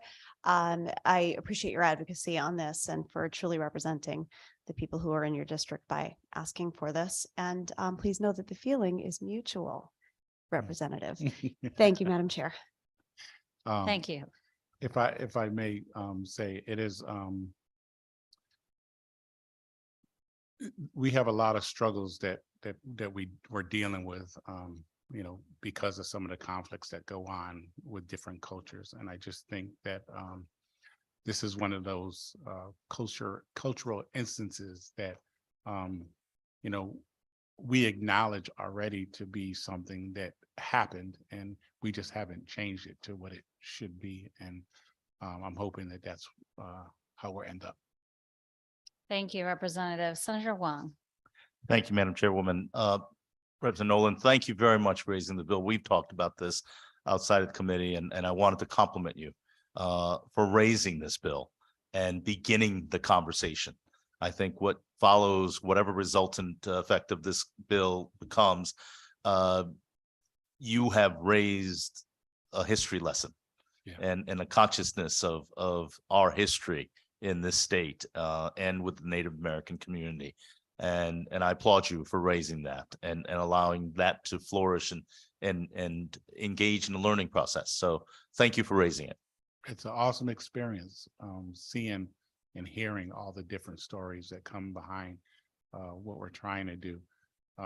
And that is actually one of the most important things, if anything comes of this, is that it became conversation, because there was a lot of people who didn't understand what had happened or that it happened. And this just coming forward to people and people listening and people having a discussion is actually the most important part of this. Well, I think the most important, it's a quote that I often use and it has significance, is those who do not remember our history are condemned to repeat it. And in this conversation, I think in learning about the history and learning about what has occurred, let us learn the lesson to never repeat it again. So thank you for raising the bill and raising the level of the conversation. Thank you, Madam Chair. Thank you, Senator. And seeing no further questions, thank you again, Representative. Thank you. You all have a nice day. Appreciate it. You too. Next, we have William O'Brien, followed by Diane Hoffman. Welcome, Mr. O'Brien. Hi, how are you? I'm glad to be here today, and thanks for the opportunity to talk to the committee. I'm not a member of any particular organization or anything, so I'm probably not going to do well in terms of formalities of saying greetings to all of you there. But again, thank you for your time. I'm speaking just as a resident of Connecticut and the Westport area, Greens Farms in particular, for 45 years now, believe it or not. And those have been 45 delightful years, and we'd like to stay for as long as we can. The reason I'm chatting with you today is that it's over the issue of sound barriers. When we moved in 1978, believe it or not, it was an issue even then, and it never seemed to get a lot of momentum for one reason or another, which is too bad. Some areas, some towns did get some relief over the years, but I'm sure you all recognize that in recent years that problems have developed, particularly with the degree of traffic, the amount of traffic we're experiencing now. We're in southern Fairfield County. I mean, everybody that's coming through locally, of course, from Greenwich East and people coming in through the state from New York and all metropolitan area of New York, New Jersey, the volume of traffic is really incredible and has grown substantially over the years. I was actually watching once a study that was being done, I think it was actually in England not long ago, on road noise, and come to find out that the larger cars and the SUVs that are out there have larger tires. And it's the tires that are making most of the noise. And so it's just an issue, again, that's just through just change in people's driving habits and the kind of cars they drive. The noise is way up from what it used to be. So I think, speaking on behalf of about everybody that lives somewhere near 95, I hope you give real serious thought to putting up sound barriers, maybe even lightening up on the standards of the decibels and all that, because in addition now to the rackets going on, is the trees. And people I know can't understand what's going on with the trees along the highways. I mean, the devastation, I guess is the word I'd use, is unbelievable. And what's been left is scarred areas of tree stumps, weeds, vines, and tons of trash that's suddenly been uncovered.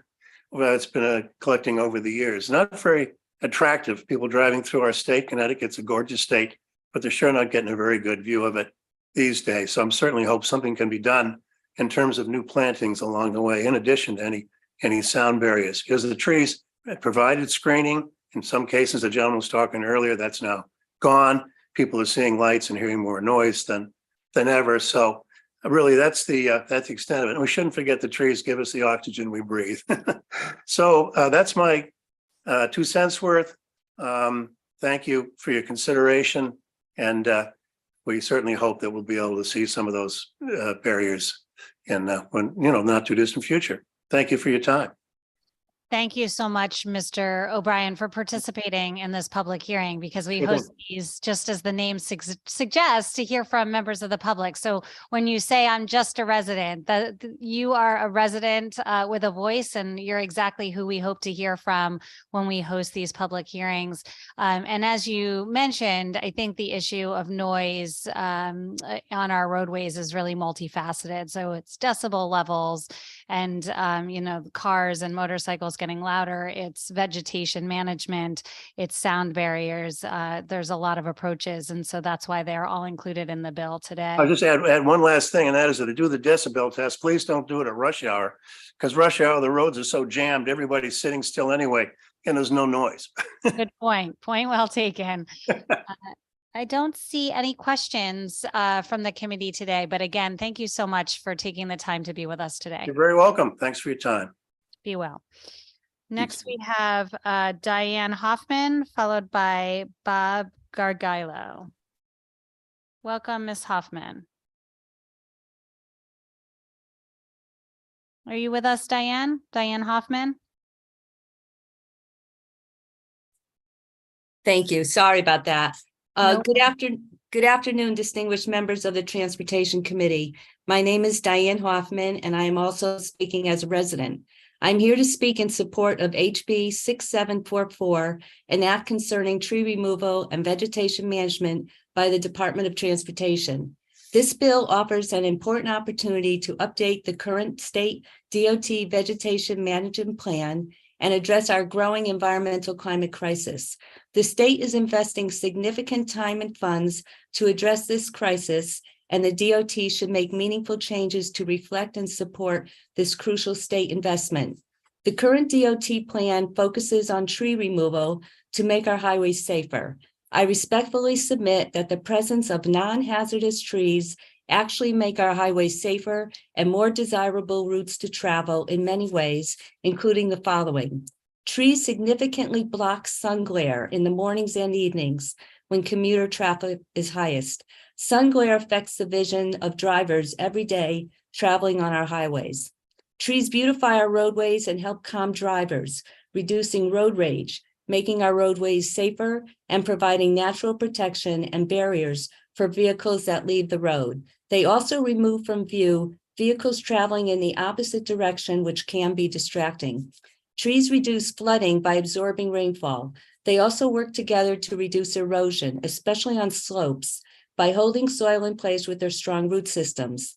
These important safety measures and benefits are lost when trees are removed along our state roads, such as the Merritt and Wilbercross parkways, creating more dangerous conditions for town streets that parallel those highways. Loss of these trees result in lower property values along the parallel roads and significantly impact the quality of life of those living in these neighborhoods by exposing the residents to greater noise and dirtier air. These trees also help to cool abutting neighborhoods, which are often the location of homes of our least advantaged residents who are also most at risk of the heat island effect. I would argue that the overall safety of our highways and abutting neighborhoods is much greater with our trees than without them. I absolutely support removal of dead and diseased hazardous trees, but non-hazardous trees should not be removed due to all of the reasons I've mentioned. Trees removed can be replaced by appropriately sized and species of trees. Lastly, I believe all the benefits of trees outlined should be factored in when updating the vegetation management plan to create a safer highway system that serves motorists every day of the year, not only in extreme winter weather events. This will also allow the DOT to determine the true cost and value of vegetation management so a complete and accurate budget can be developed. My written testimony addresses several other sections of the bill, including notification, which I hope you will read and seriously consider. Thank you. If I have any time left, I was wondering if I could make a really brief comment regarding HJ 37, the Connecticut Environmental Rights Amendment. Would that be okay? Well, it's not before this committee, Ms. Hoffman, and your time is actually up. Okay, But okay. I did want to say, I wanted to thank you. You bring up a lot of points that were discussed in the Governor's Council on Climate Change with respect to vegetation management along roadways. So appreciate your testimony. I don't see any hands raised by members of the committee, but I want to, again, thank you for your time and testimony today. Thank you very much. Next, we have Bob Gargilo, followed by Lori Vitigliano. Hi, Bob. Welcome. You're on mute there. Sorry about that. Good afternoon. Thank you, Chairs Cohen and Lamar, and the distinguished members of the Transportation Committee. My name is Bob Gargiulo. I am the Regional Director for MAD New England, and thank you for the opportunity. So I'm here in support of Senate Bill 1082, Mothers Against Drunk Driving. Thanks the Transportation Committee for holding this hearing on a proposal to lower the illegal blood alcohol concentration to 0.05 BAC. MAD strongly supports the proposal to enact a 0.05 BAC law. The problem is drunk driving isn't going away. It's only getting worse. MAD urges you to take action to improve the drunk driving laws, as DUI is still a deadly crime. According to NHTSA, the problem of drunk driving increased by 20% from 2019 to 2020 in Connecticut, when 118 people were killed by someone's choice to drive drunk. One life lost is one too many, especially since this is a 100% preventable crime. Currently, every state except Utah has an illegal BAC of 0.08. These 0.08 BAC laws have helped to save more than 40,000 lives. MAD believes a 0.05 BAC will help save even more lives. Studies suggest that more than 1,700 lives could be saved each year if states enacted a 0.05 BAC law. According to the National Safety Council, the crash risk of someone driving even at a 0.05 BAC level increases by 40% over a zero alcohol concentration. According to a 2022 NHTSA report on Utah's 0.05 BAC law that went into effect in 2018, the fatal crash rate in Utah did drop by 19.89%.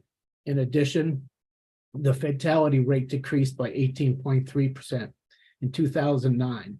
Attitudes toward drinking and driving also changed. 22% of people who drank alcohol said they had changed their behavior since the law went into effect, mostly by planning for a sober driver.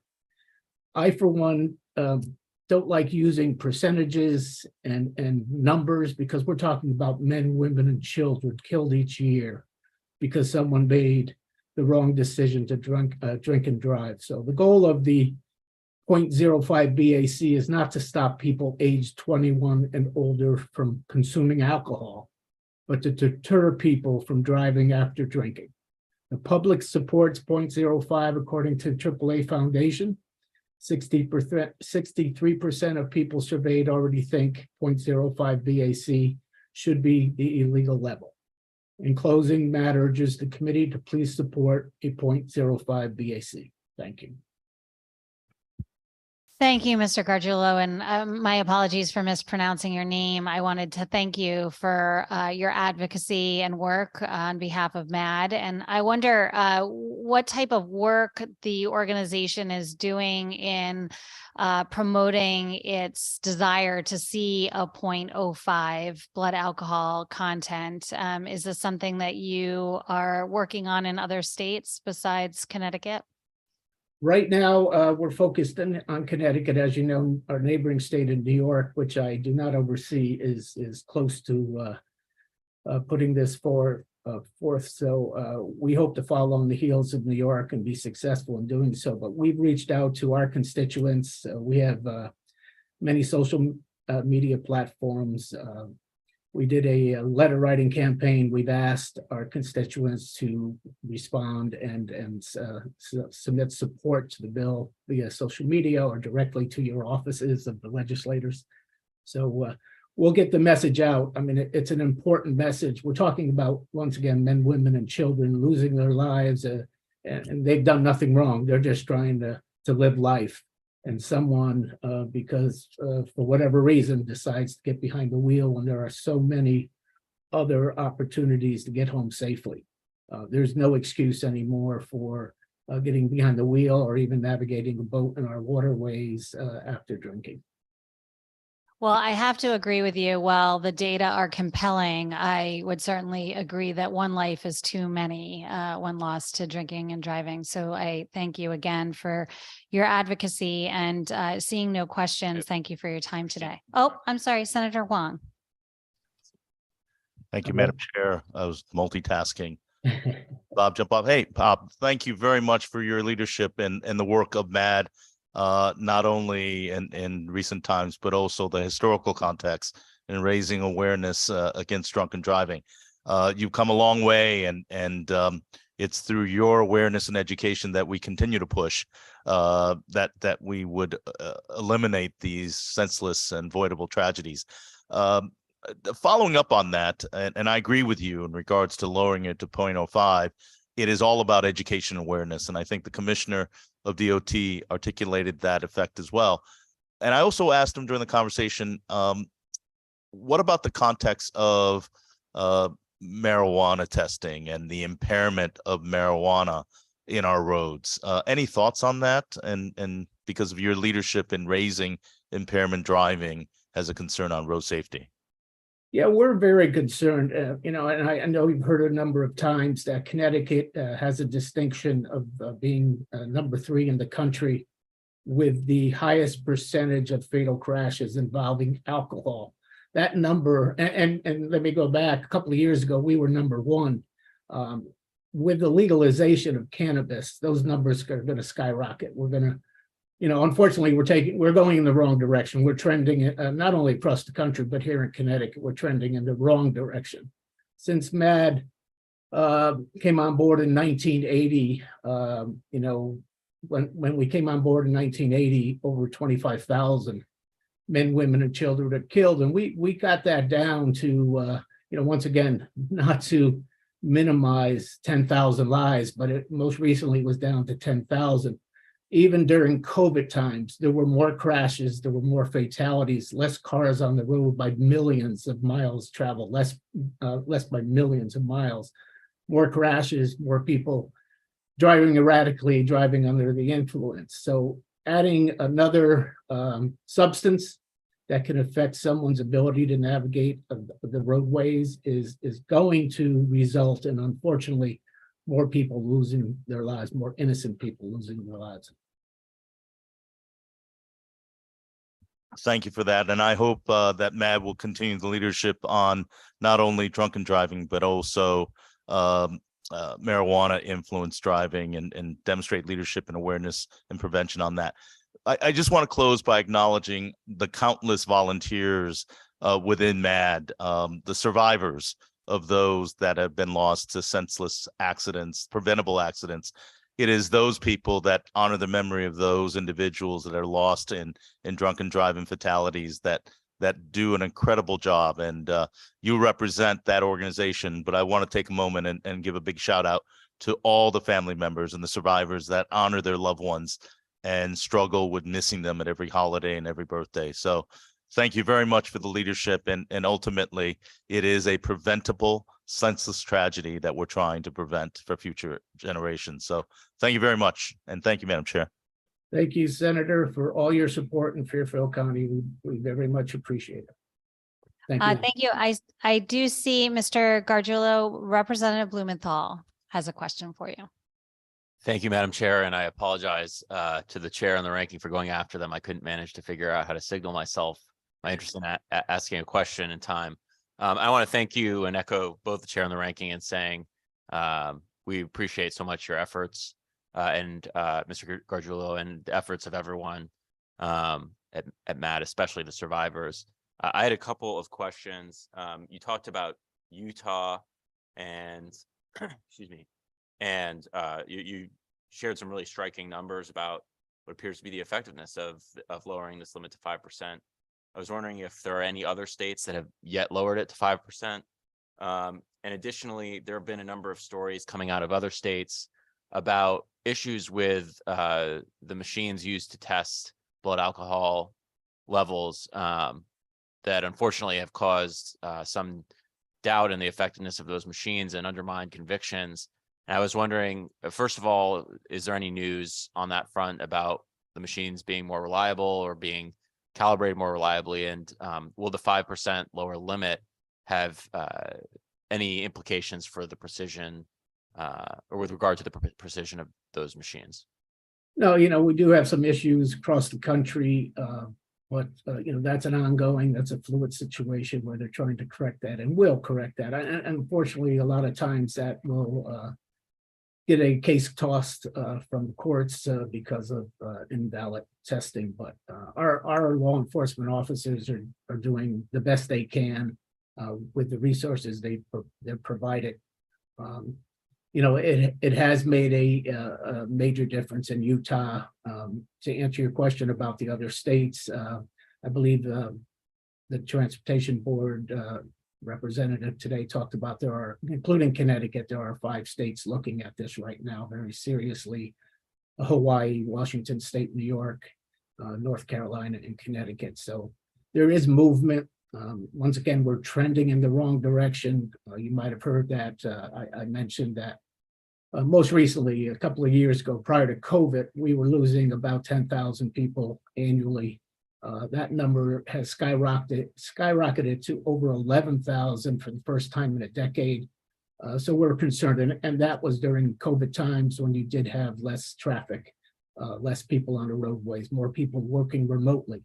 But there was just more impaired drivers on the road. And unfortunately, men, women, and children, innocent men, women, and children were killed as a result of someone making that wrong decision. So we'll continue to fight for the support for law enforcement, that they have the tools necessary to perform their jobs successfully. Hopefully the courts will follow in suit. And we're not against penalizing or punishing people, but people need to be accountable and need to make the right decision. Once again, it's 100% preventable crime. You and I can make a difference. We can find other ways home. We can have a plan before we go out. Matt has never been, will never be against the consumption of alcohol by those of legal age. We're against people consuming, celebrating, enjoying life, but we're against them getting behind the wheel of a car or navigating a boat. Well, thank you. And I certainly agree with everything you just said. And the trend lines that you've described and we've been hearing about in the news are profoundly disturbing. So we certainly need to take action. I appreciate you bringing this measure or testifying about this measure before us. Thank you, Madam Chair. Thank you, Representative. Thank you, Representative. And thank you, Mr. Gargiulo. Thanks for being with us today.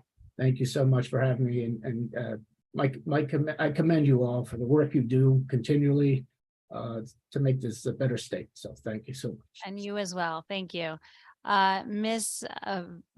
Vitagliano from Connecticut Water Authority, followed by Joanne Messina. Hi, Lori, welcome. Hi, good afternoon, Honorable Chair Cohen and Ranking Member Senator Wong and members of the Transportation Committee. I'm Lori Vitagliano from the South Central Connecticut Regional Water Authority, and the Regional Water Authority appreciates the opportunity to provide comments supporting Section 2 of House Bill 6748, an act concerning certificates of approval for motor vehicle dealerships and repair shops, trespass on watershed land, the move over law, and minor revisions to the motor vehicle statutes. Thank you very, very much for your commitment to this issue and raising this bill. The RWA provides approximately 43 million gallons of water per day to some 430,000 consumers in 15 communities in our region. The source of this water is watershed and aquifer areas. 27,000 acres actually is managed for watershed protection, timber resources, conservation, wildlife habitat, and open space. And illegal ATV riding on watershed property is a problem for us. We believe passage of Section 2 of House Bill 6748 would strengthen our ability to deter trespassing and protect our watersheds and reservoirs. As such, we respectfully suggest that the term watershed lands be narrowed to reference public water supply watershed lands owned and controlled or managed by water company as defined in Section 25-32A of the general statutes. The RWA's recreation permit program has over 5,000 permittees. We also issue many special permits for educational activities and other programming. And our recreation staff has witnessed dirt bikes on the trails near the fishing dock, and unauthorized use of these vehicles on our property has caused damage to the environment, including erosion of soil and sedimentation in water courses, which increases the nutrients and negatively impacting the area. An individual's safety should never be threatened by illegal operation of ATVs or other similar vehicles on these properties. The property is there to enjoy open space. So additionally, while trespassers hinder the growth of also native plants and native invasive plants are spread by the illegal activity with carrying through the tires and the other trespassing that occurs. So again, these trespassers, these ATVs do not belong on watershed recreational property, and whether they're in the woods or on the roads. So again, they're creating a critical safety issue, and we feel that this we're encouraging passage of Section 2 of House Bill 6748 with the suggested clarificating language. So thank you for considering this bill and for raising this issue for us. Thank you. Absolutely. Thank you, Lori, for taking the time today to testify and for sharing with us some more information about what could be included in the bill. I don't see any questions from the committee. So again, thanks for your time and testimony. Thank you. Have a good day. We have Joanne Messina, followed by Helen Linden. Sorry. Butchering names today. Welcome, Ms. Messina. Thank you. Good afternoon, Senator Cohen, Representative Lamar, and distinguished members of the Transportation Committee. I'm Joanne Messina, the Executive Director of the Greenwich Tree Conservancy and have been for 17 years since our establishment. I'm here today to speak in support in part of Raise Bill 6744, an act concerning tree removal and vegetation management with the Department of Transportation. Something that we have spoken to and worked with for many years. The Tree Conservancy is a 501c3 with over 1,000 supporters. Our mission includes the preservation and protection of our town's urban tree canopy.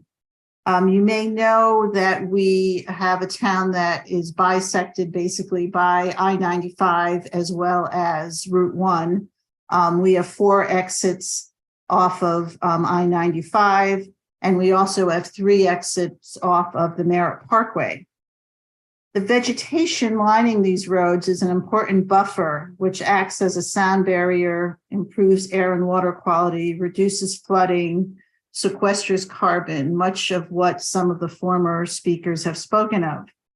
In most cases, these edge forests create habitats that provide health benefits to nearby neighborhoods, not the least of which is our environmental justice neighborhoods that abut I-95 in Greenwich and have experienced heat island effects.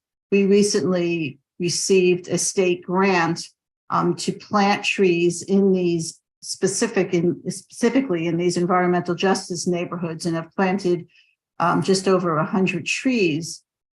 But unfortunately, the Department of Transportation seems to believe that roadside trees and vegetation are obstacles to be removed, not the assets that they are to be enhanced and preserved. And so they are negating a lot of what we're doing. One example is the recent proposal to resurface I-95 in Greenwich, and that includes plans for scores of trees to be removed for the staging of equipment and the temporary utility relocation. So removing these amazing assets on for a temporary purpose. In the past, when similar bills have been raised in the legislature, Connecticut DOT has testified that it has effective vegetation management guidelines. But we've witnessed quite the opposite. Clear cutting has been the favored vegetative management strategy along these transportation corridors. This management approach by a state department is inconsistent with the goals of the state's Council on Climate Change, which recognizes the importance of protecting and enhancing our forest for both climate mitigation and adaptation resiliency benefits. So I have submitted written testimony, but briefly, we ask that the DOT overhaul their existing guidelines to protect Connecticut's transportation infrastructure. Excuse me, Ms. Messina, just a heads up, you're at the 3-minute marker. Okay, one more second. We want to protect what we can do. I was a member of the State Vegetation Management Task Force, and we had everyone on the table at the table. So we really believe that these guidelines should be looked at by a multidisciplinary effort. In addition, we really think that some of the notifications should be looked at. Ms. Messina, once again, you're past 3 And minutes. thank you very much. Thank you, Ms. Messina. I really appreciate your testimony today, and your points are well taken. Yes, Representative Mara. Thank you, Madam Chair. So thank you so much for your testimony. Just curious, you were just going to discuss about the notice, which is one of the questions that I had for some of the other people. So how much notice have you properties that are abutting been given, and how much do you think is needed? Very little, and we believe 60 days would be an appropriate number. We also think the head of the municipality, whether it be the first selectman, mayor, whatever, and the tree warden should be notified. Are you aware if your tree warden was notified?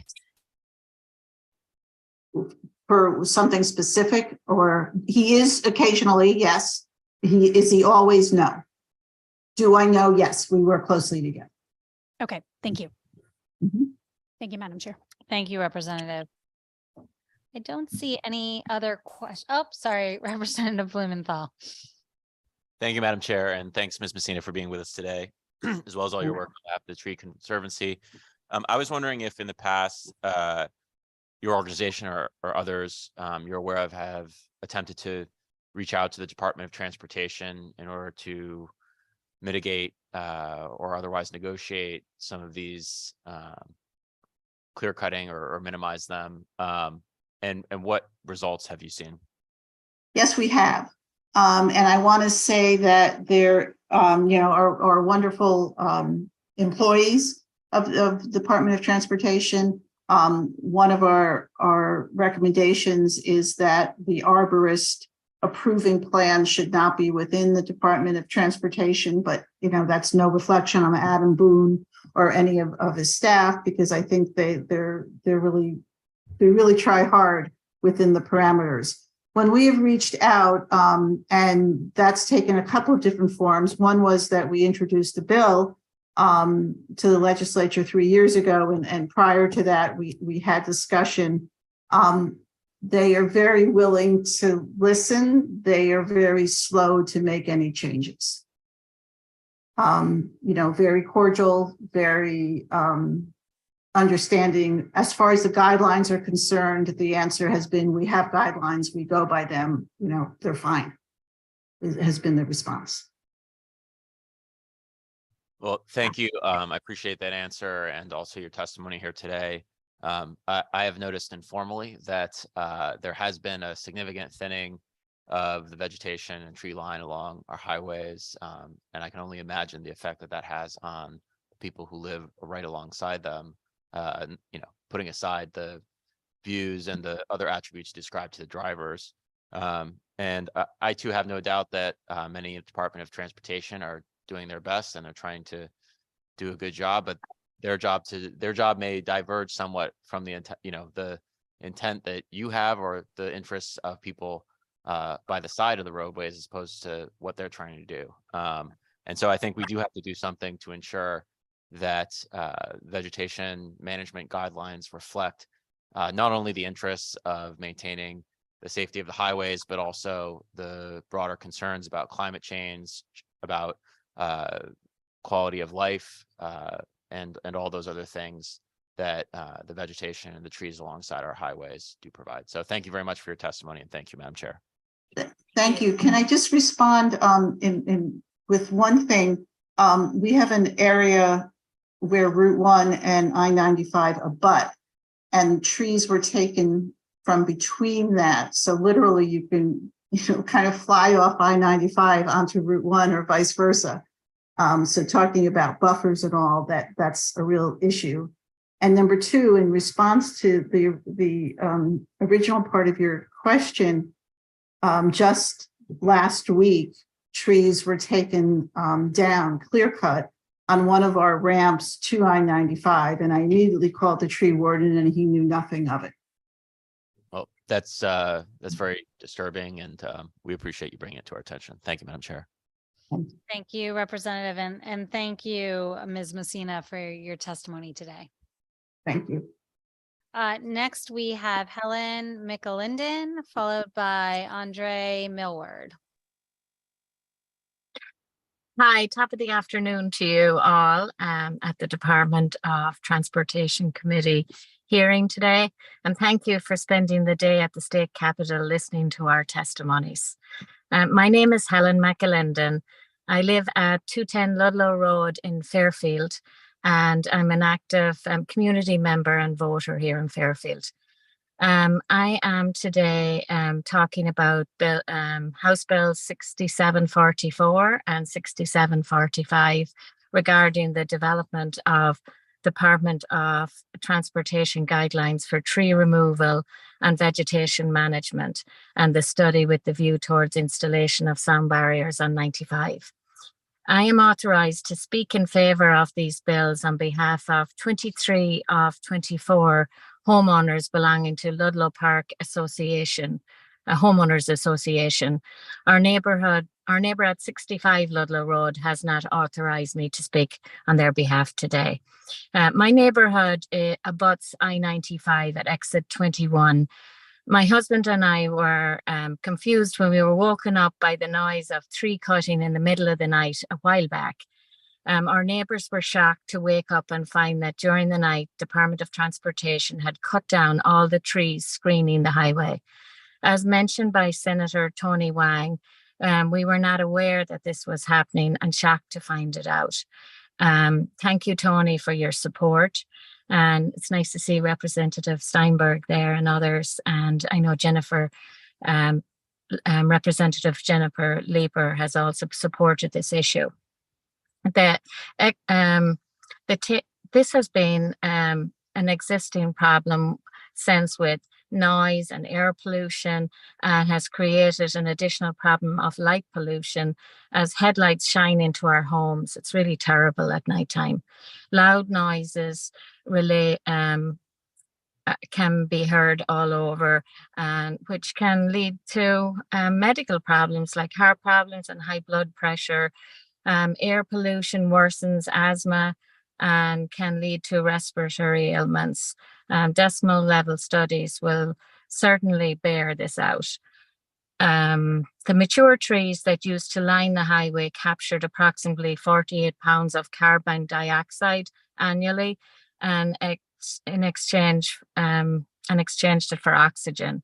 Removing trees is contrary to best practices to reduce the effects of climate change and increase soot that we find on our windows, sills all over the houses, and is evident in the matter, which is evident to the matter that we breathe every day. The trees offered some screening from the highway, including headlights at night. The highway is virtually in our neighbours' backyards. We use and enjoy our properties, and it has been compromised, and the resale values of our homes is diminished.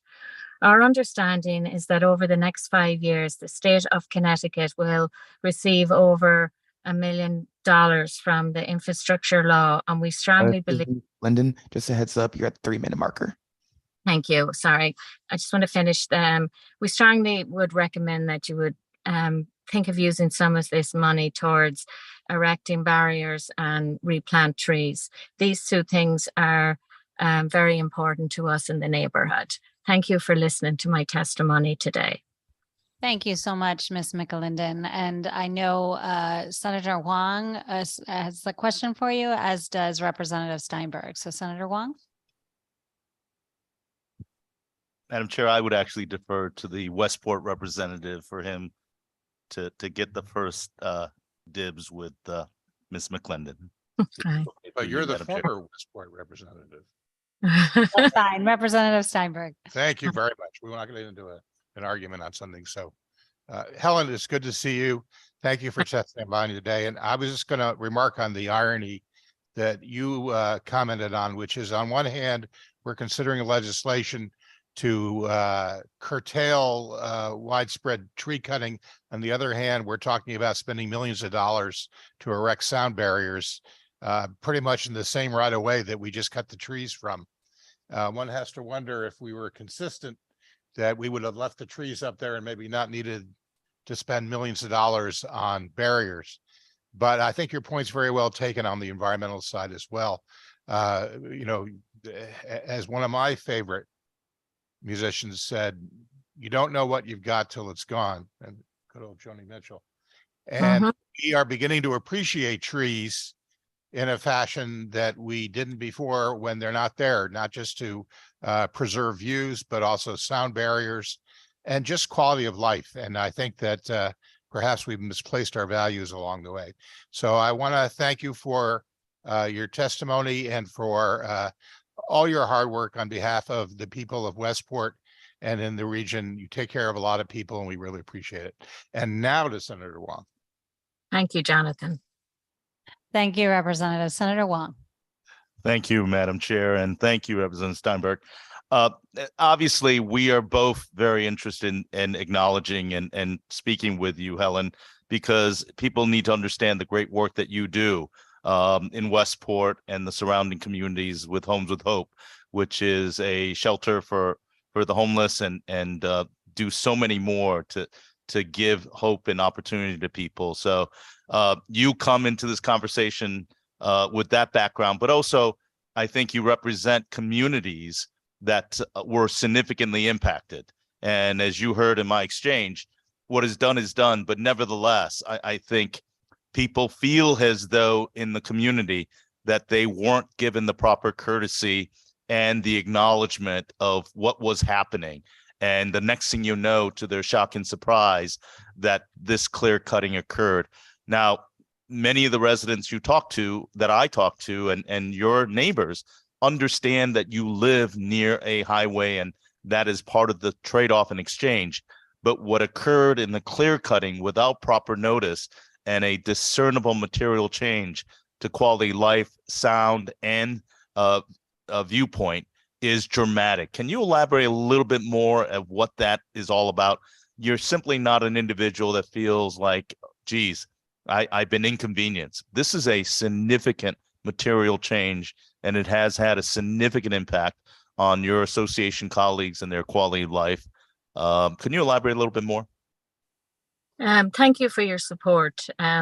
Yeah, when we bought our houses, we knew that they were close to the 95, but it has changed the whole area, like you can hear the motorbikes, you can hear a crash on the highway. You know, anything that's going on, we can hear it now. We couldn't hear it before. We couldn't see the highway. It's very, very visible now, and our whole our neighborhood are up in arms. It's a great little tight new community, and the same down in Henderson neighborhood, the same thing happened to them.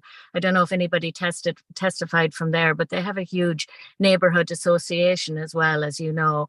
And our whole neighborhood is like a different neighborhood. It's a place that I don't think we would have bought our house, apart from the neighbors are brilliant, but I wouldn't have wanted to buy a house there anymore if I came into the neighborhood and seen the way it is today. It's like two different neighborhoods. I think one of the point of contention that I have with the DOT, and I understand that some aspects of clear cutting is needed for infected trees and invasive vegetation. I completely understand that. But I think, tell me how you felt in not being notified of significant material changes, how that felt to the community, in addition to obviously the material change. Well, you know our community, Tony, they're very tight. And we thought that, did somebody mess up? Did somebody not contact the neighborhood and tell us that they heard from the Department of Transportation and this was happening? Of course, if there's dangerous trees, we don't want dangerous trees. We don't want somebody to be endangered on the highway.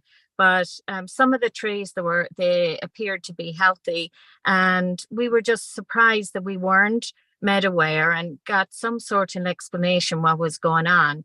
To be woken up in the middle of the night by huge noises and tractors and trailers and everything and cutting down the trees wasn't the way that we would expect as a neighborhood to feel. We don't feel respected or part of what happened. And we're there to support as well. We're the first ones to call if we see something, a deer going out on the highway or trees rotten or anything. We're community partners with the Department of Transportation. We want to be there to support, and we did just expect the same thing back. And in regards to the tree cutting, you would explore tree plantings, some restoration of what was pre-existing there, but also knowing the Ludlow area, you see in Westport, you see in Darien, and you see in Stratford, surrounding roads and communities that have the sound barriers to be able to maintain that delicate balance. It seems to be such a void driving through some parts of Westport and through Fairfield that you don't have the barrier. And it was an issue of lack of funds or an insufficient material change in the current conditions. Well, we have the funds and we have a significant material change. And I'm encouraged. I don't know if you heard our earlier conversation with the Commissioner of Transportation and his hardworking team, is that there is a secondary review process for potential infrastructure projects. So my hope is that a mistake has been made. We've addressed it. I think, as you heard, they have developed a better plan of notifying neighbors with postcards that goes out before any clear cutting. But my point to the commissioner was, what do you say to those people that were not notified, that felt disrespected and had their entire community change without any impact? And that is the Westport Fairfield area. And my hope is in this conversation, even not through legislatively, that we can have some recourse. And most important of all, thank you for speaking for so many of the neighbors that are unable to testify, but have submitted written testimony. It is something that I know is very, very near to dear, and it has significantly and adversely impacted their lives. Thank you very much. Thank you, Senator. And thanks so much, Ms. McLinden, for being with us today. I really appreciate your testimony. Thank you. Bye. Bye-bye. Okay, next we have Mr. Millward, followed by Samantha Danowski of Sierra Club, followed by Mason Thrall. Welcome, Mr. Millward. Hello, members of the Transportation Committee. Thank you for taking my testimony. I'm here. My name, as I said, is Henry Millward, and I'm a resident of West Hartford, and I'm a bus rider, and I'm here to testify in favor of HR 6743 concerning fare-free service on buses. I ride from West Hartford all the way out to where I work at Tungus Community College. And one of the things I was thrilled when, I was able to get on the bus without being charged a fare. But I think even better than that was just having so many people ride out with me to Tungus. It can sometimes be kind of a lonely ride. But in addition to just having more friends on the bus, I think one thing that is super concerning to me as a father of two is making sure that our state meets its targets and goals in terms of climate change. And I see utilization of a robust public transportation option here in the state as part of that. And getting people in the habit of riding the bus might require these kind of techniques like offering fare free service, providing Wi-Fi on buses, an app for bus riders. It is definitely, I know, costing the state money, but I think it is an investment well worth it, particularly when we consider what hangs in the balance for our children's futures. So that's all my comment. I appreciate you all taking it, and I'll take any questions if you have them. Thank you, Mr. Millward, and just want you to know that we see you as a bus rider here in Connecticut, as is evidenced from our agenda today, and also recognize climate in all of this as well, as is also evident from our agenda today, I think. So appreciate those comments as well. I don't see any questions from the committee. So thank you so much for being patient, sticking with us, and providing your testimony. Thank you. Okay, next we have Samantha. Oh, hi, Samantha, you're online. Welcome. I am. Thank you so much. Good afternoon, Senator Cohen, Representative Lamar, distinguished members of the Transportation Committee. My name is Sam Danowski. I'm the State Director of Sierra Club. And on behalf of the Sierra Club and our more than 40,000 members and supporters in Connecticut, I want to thank you for the opportunity to testify before you today in support of Senate Bill 1083, an act establishing a transportation carbon budget for the state, and HB 6743, an act concerning fare-free bus service. Sierra Club supports SB 1083. As you know, transportation pollution in Connecticut is a serious problem for public health, environmental justice, and our climate. The transportation sector accounts for 37.4% of greenhouse gas emissions. We were the first state in the nation to adopt a law requiring greenhouse gas emission reduction, a bill that was passed with overwhelming bipartisan support. The law was updated in 2018 to add new targets, including an economy-wide reduction in greenhouse gas emissions of 45% by 2030 and 80% by 2050. And we support an update that would add a sector-specific greenhouse gas emission reduction target for transportation and the other sectors. It's really an important strategy to address emissions from the most polluting sectors, and so we support this bill. Regarding House Bill 6743, Sierra Club is a strong supporter of fare-free bus transit to support current riders and attract future riders to make a modal shift. The fare-free program has been tremendously popular and a much-needed financial relief for our most vulnerable residents. Skyrocketing housing and energy costs are having a devastating effect right now on Connecticut residents, especially our most vulnerable residents. The news this week that Operation Fuel has been so overwhelmed that they had to pause assistance is a stark reminder of that reality. And we are very grateful for the legislative support for fare-free transit to date. I would like to urge the committee to help develop a solution that supports riders when fare-free transit ends on March 30th of this year. We've heard testimony. There are clearly bureaucratic hurdles to extending fare-free transit the way you have thus far. And I hope you can, and I urge you to develop a solution that will provide the help needed to continue this important initiative. As always, thank you for listening and consideration of our testimony. Thanks, Sam, for being with us today. I'm not sure if you heard earlier testimony, but we talked a little bit about the Federal Highway Administration coming up with their proposed rulemaking under Secretary Buttigieg with respect to carbon dioxide targets and establishing methods of measurement of greenhouse gas emissions. I just wonder, we're being asked to sort of hold and wait for those rules and regulations that should be updated and coming out very soon because they would act in a similar regard to a carbon budget, setting a baseline across the street and then working with the MPOs to make sure that we're on target with regular biennial reporting. Just wondered if you had any comment on that. Yeah, I think it's an exciting development. I do know that these rulemakings can take a long time, and that what we've done in Connecticut has been to act as a leader in these things. And I can see a way of drafting the language that helps, connects the dots between what we're doing in the state and the federal level.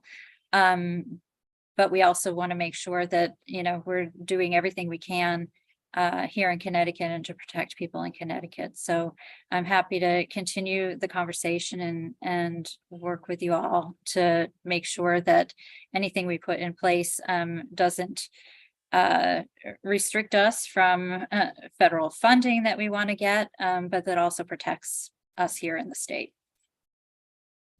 Thank you. I appreciate that. I do not see any other questions. So thanks so much for being with us. Thanks so much. Have a great day. You too. Next we have Mason Thrall, followed by Jean Cronin, followed by John Hipsher. Welcome, Mr. Thrall. Thank you. Good afternoon. Thank you for allowing me the opportunity to testify today. My name is Mason Thrall. I'm the Director of Operations for CREC. I have over 35 years experience in school transportation, and I'm here today to express CREC's strong support for SB 1081, an act concerning use of a global positioning system on a school bus and the shortage of school bus drivers. CREC Transportation manages the school transportation for the Greater Hartford Choice programs through the Regional School Choice Office at the State Department of Ed. In that role, we contract approximately 800 bus routes that transport approximately 14,000 students to 180 schools in 40 different districts. We also provide transportation services to school districts throughout the Greater Hartford area. And I'd like to talk a little bit about this bill. It calls for the permitted use of a mobile electronic device for navigation purposes on a school bus by a school bus driver. So currently, on most days, an assigned driver drives an assigned route that they are familiar with, and there's no problems. However, when that driver calls out and a substitute driver must cover the route, oftentimes they're unfamiliar with the area. Currently, the substitute driver tries to read a right-left directions off a piece of paper or asks students to read the paper to them as they're driving the route. A hands-free global positioning system would allow the driver to pay more attention to their driving and the safety of the students on the bus. This is even more beneficial to the transportation that we manage for the state because the drivers are driving inter-district routes and they're often unfamiliar with those areas that they have to drive in. School bus driver shortage is affecting all communities across the country. Currently, the transportation we manage for the Department of Ed is approximately 80 bus drivers short. Routes will often run late because drivers have to cover multiple routes. Bus companies are doing the best they can under the circumstances, and even when they can cover all the routes, they're still not fully staffed. A late call out, a breakdown, an emergency trip can cause chaos because of a lack of bus drivers. Anything that can be done to help address this critical shortage of school bus drivers should be done immediately. This bill also calls for the permitting of school buses to advertise for school bus drivers. In the past, advertisements have been restricted and called distractions and not allowed on school buses. However, in these desperate times, a bumper sticker or magnet on the side of the bus is a perfect advertisement for hiring school bus drivers. The bus moves throughout the communities it serves and is extremely visible. Many of our drivers are parents of school-age children. One of our target audiences that we encounter regularly on a school bus route. People can see the drivers are neighbors and members of the community, and they can see the different types of vehicles available to drive. It's a very inexpensive and effective way to advertise for school bus drivers. Lastly, the bill calls to waive the engine compartment portion of the commercial driver's license pre-trip inspection test for school bus drivers. Now, while an engine compartment inspection makes sense for an over-the-road CDL truck driver, it does not make sense for a school bus driver who's going to drive a 2 or 3 hour route and bring the Excuse me, bus Mr. back to the Earl, yard. just a heads up, you're at the 3-minute marker. Thank you. There are licensed mechanics, experienced mechanics on hand at the school bus yard to provide that service. I appreciate your support for this bill, and if there's any questions I can answer, I'd be happy to do so. Thank you, Mr. Thrall, for your testimony on this important topic. I wonder, is there anything that we are missing here that may entice new drivers to come on board? That's a tricky question. Of course, salary pay is always something big. And, you know, these are part-time positions that have split runs. So, you know, the driver comes in, works a couple hours in the morning, then goes home, comes back in the afternoon to work a couple hours. So, you know, they're mostly part-time positions and they're split hours. So it's always tough to find somebody, but these times have just been unprecedented in finding people that can drive these routes. Do you think a good portion of it is due to, well, the triple-demic, as they have been calling it, over these cold weather months where we're dealing with RSV and flu and COVID-19, and a lot of bus drivers calling out, and there already being a shortage because folks being concerned perhaps about germs or what have you? Is that a factor here, or does it go beyond that? So call outs are definitely impact service, but I think it goes beyond that. You know, there was a bus driver shortage before COVID. After COVID, I would call it a crisis. For whatever reason, people just didn't come back. And we have not been able to fill these positions since we've returned from COVID. And could you enlighten me as to, does CRAC have, I just wonder how it works with CRAC with busing. Is that, do you contract with a bus company? How does it work? Yeah, so, well, for the work that we do for the State Department of Education, we do contract with companies. We're currently contracting with 3 separate companies. And then we also provide services directly to districts. So we do have school vehicles as well, and we provide those services to districts. But the work for the state is all contracted. And in terms of the GPS, would you be installing GPS systems in all of your the vehicles that you own? And how would you envision that working with the contracted services? Would the hope be that those bus companies would in turn install GPS systems in their buses? Well, there needs to be funding that goes along with that. So I imagine those companies will go back to the districts, and I imagine the districts will begin putting those in as specifications in their RFPs when they do go out to bid. But I believe the bus companies will work with the districts to put that together. Okay, thank you so much for your testimony. Senator Wong. Thank you very much for appearing, and it's an issue that impacts many communities, and I think in some ways it's a student safety issue, but in other ways it's also a logistical nightmare for our schools to be able to meet the challenge of safely transporting students, but with a very, very complicated matrix and schedule. It has thrown everything awry. To address the shortage of bus drivers, as you said, even before COVID, there was a shortage. COVID obviously exacerbated it. But what would be the top 2 things you think we could do? Let's throw out the expedited CDL licensure. In your professional opinion, what would be the 2 most important tools that you would advise us to look at to increase more drivers in the business to continue the business of driving buses? So first, and I'm going to go back to pay. you know, we're competing with a lot of businesses out there, and salaries and rates are going up considerably. We need to keep up with that. We need to be able to compensate these drivers fairly. The second thing I would say is the licensing piece of it, expediting the licensing.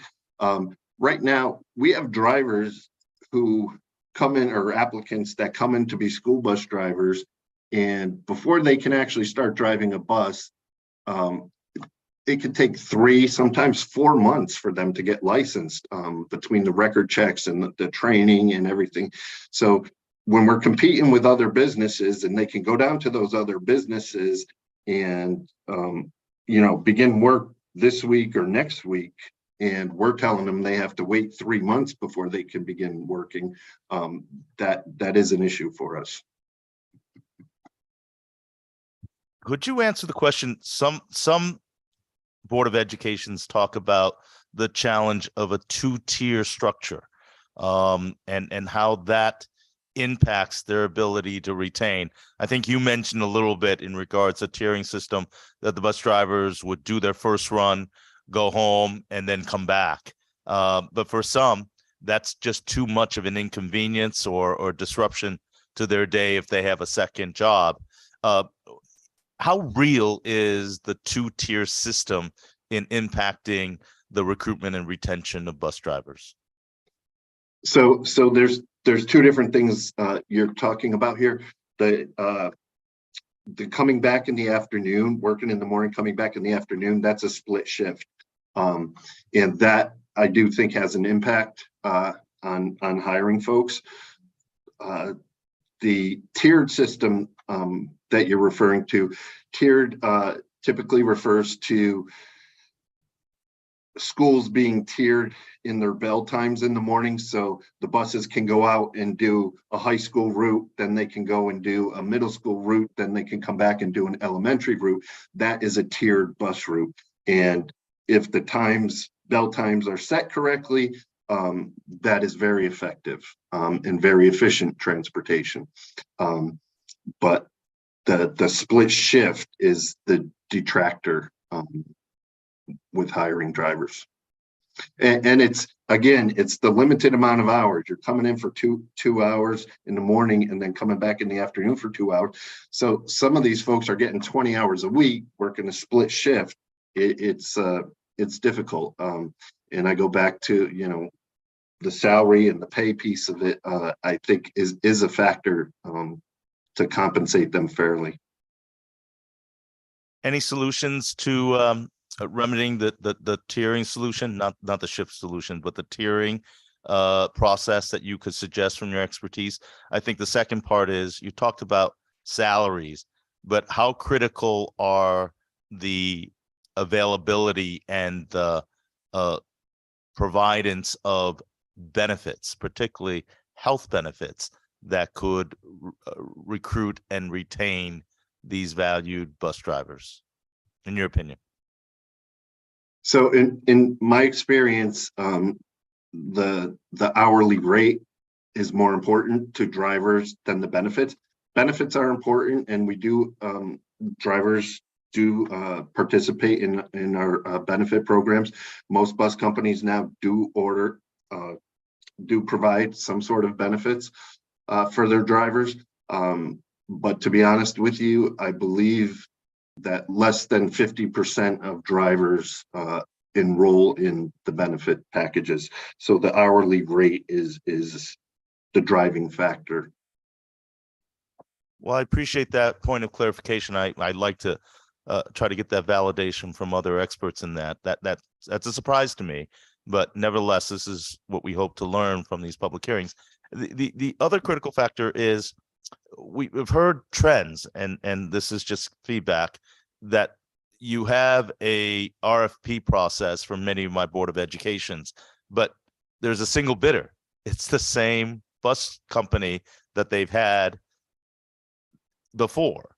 And I think there is kind of is there a territorial aspect? It doesn't seem to be much of a marketplace competition. because the various Board of Educations I've spoken to in their open requests for RFPs, it's the same bus company that makes the proposal. What do you see in the landscape of a open bidding and an open marketplace of bus companies competing against each other and being able to provide the best product and best competition out there? So it is an open marketplace. I'd like to point that out. It definitely is. And bus companies do bid against each other, but there is limited competition in the state of Connecticut. In some of our neighboring states, it's even worse. You go next door to Rhode Island and there's even fewer bus companies operating there. So it really is just the amount of bus companies that are available. It is open bidding. Companies do bid against each other. There is no territorial things where people don't bid on each other's stuff. That does not happen. If a company thinks they could come in and do a good job, they'll bid on it and they'll come in and do it. Right now, the driver shortage is a big factor in doing bidding. Companies, if a company's bidding on a contract and they win that contract, the company that currently has a contract is going to ask those drivers to transfer to their other locations. And then that company coming in is going to be even shorter drivers. So that driver shortage also affects the participation in RFPs. You mentioned the shortages in other states, nearby states. Is there any, and this is just me education wise, is there any prohibition for out-of-state companies to submit RFPs and to bring outside resources or outside of this state and outside of this region company if they wanted to be able to come and capture this business? Is there any prohibition under statute? No, in fact, the biggest company that operates in Connecticut is actually located in a different state. Other companies can come in, they just have to meet the Connecticut specifications. I appreciate you sharing that info with, because that creates an even bigger dilemma for me and bigger challenge that this is a region, if not a national crisis issue. So I welcome your input and others in this sector that know things better than I do to help us address this critical problem. I don't think it's going to happen overnight, but we are at a crisis end here for many of our Board of Educations and ultimately children's commuting safety and logistics that I mentioned about. It is a challenge, and I hope we find some solutions. And I know we're not going to get there without your help. So I appreciate your thoughts, and you've created more challenges in my mind than when I began this conversation. So thank you, Madam Chair. Thank you for your time and effort. Thank you. Thank you, Senator Wong. I do not see any other questions from the committee. So thank you, Mr. Thrall, for your testimony today. Thank you. Next, we have Jean Cronin, followed by John Hipsher, followed by Thomas Worthley. Welcome, Jean. Good to see you on this committee. Senator Cohen, Senator Huang, Representative Kennedy, and members of the Transportation Committee. My name is Jean Cronin, and I am the Executive Director of the Connecticut School Transportation Association, more commonly known as COSTA.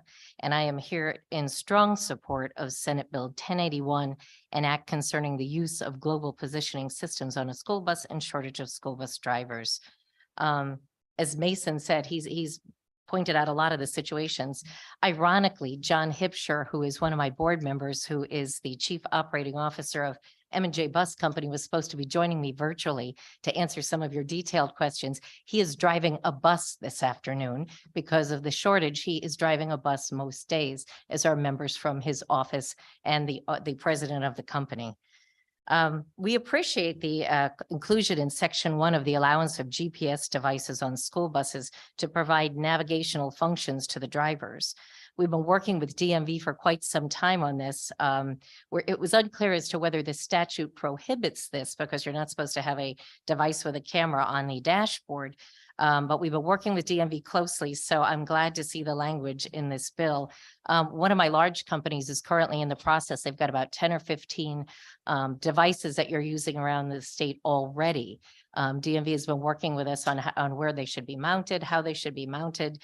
They're basically tablets like an iPad that are put on, just taken off every night and charged, but put out during the day, affixed to the bus, and they are programmed by the dispatch office. So the dispatch programs the route for the drivers. This is especially important now with the school bus driver shortage. We often have different drivers on the route on different days. They are not familiar with the route. They're given a piece of paper, which they're supposed to be reading and driving the bus at the same time. That is not safe at all. So actually having the GPS would be a much better item. And interestingly enough, parents have the GPS device to track the bus so they know when the child is coming to the bus stop, but the drivers have no GPS to figure out how to follow the route. So we're really happy to see that in the bill. Section 2 of the bill would require the DMV commissioner to prioritize scheduling road tests for the school bus drivers to get their passenger endorsements. DMV has been doing that with us now. It's been working pretty well, but obviously it'll be much better to have that in the statute for priority purposes. I know they've lost a lot of their inspectors with retirements and they are trying to rehire, but the faster we can get these drivers on the road, the better off we all are.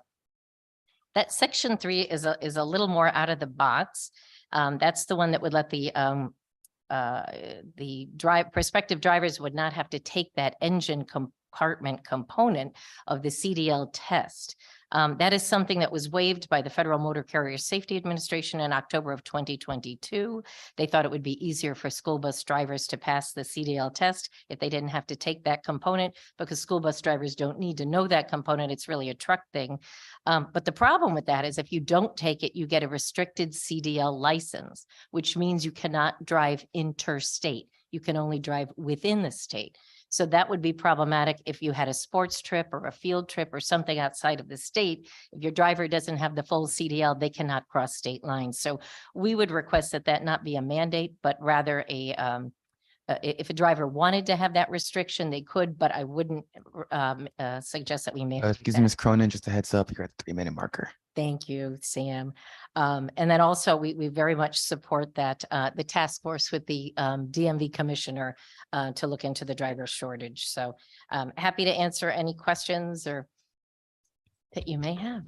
Thank you for being here, Jean, and for the testimony. I think, this is obviously an important issue and one we're really trying to put our heads together on and figure out how to improve the situation and get more drivers on the road.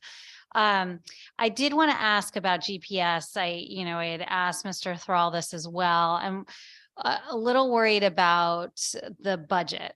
So, we're hearing a lot of pressure on school budgets, and I'm just wondering how what the investment is for these GPS systems per bus and how do we envision paying for this? So that's a great question. The school, some of the companies are doing them now. The company I was referencing earlier is First Student.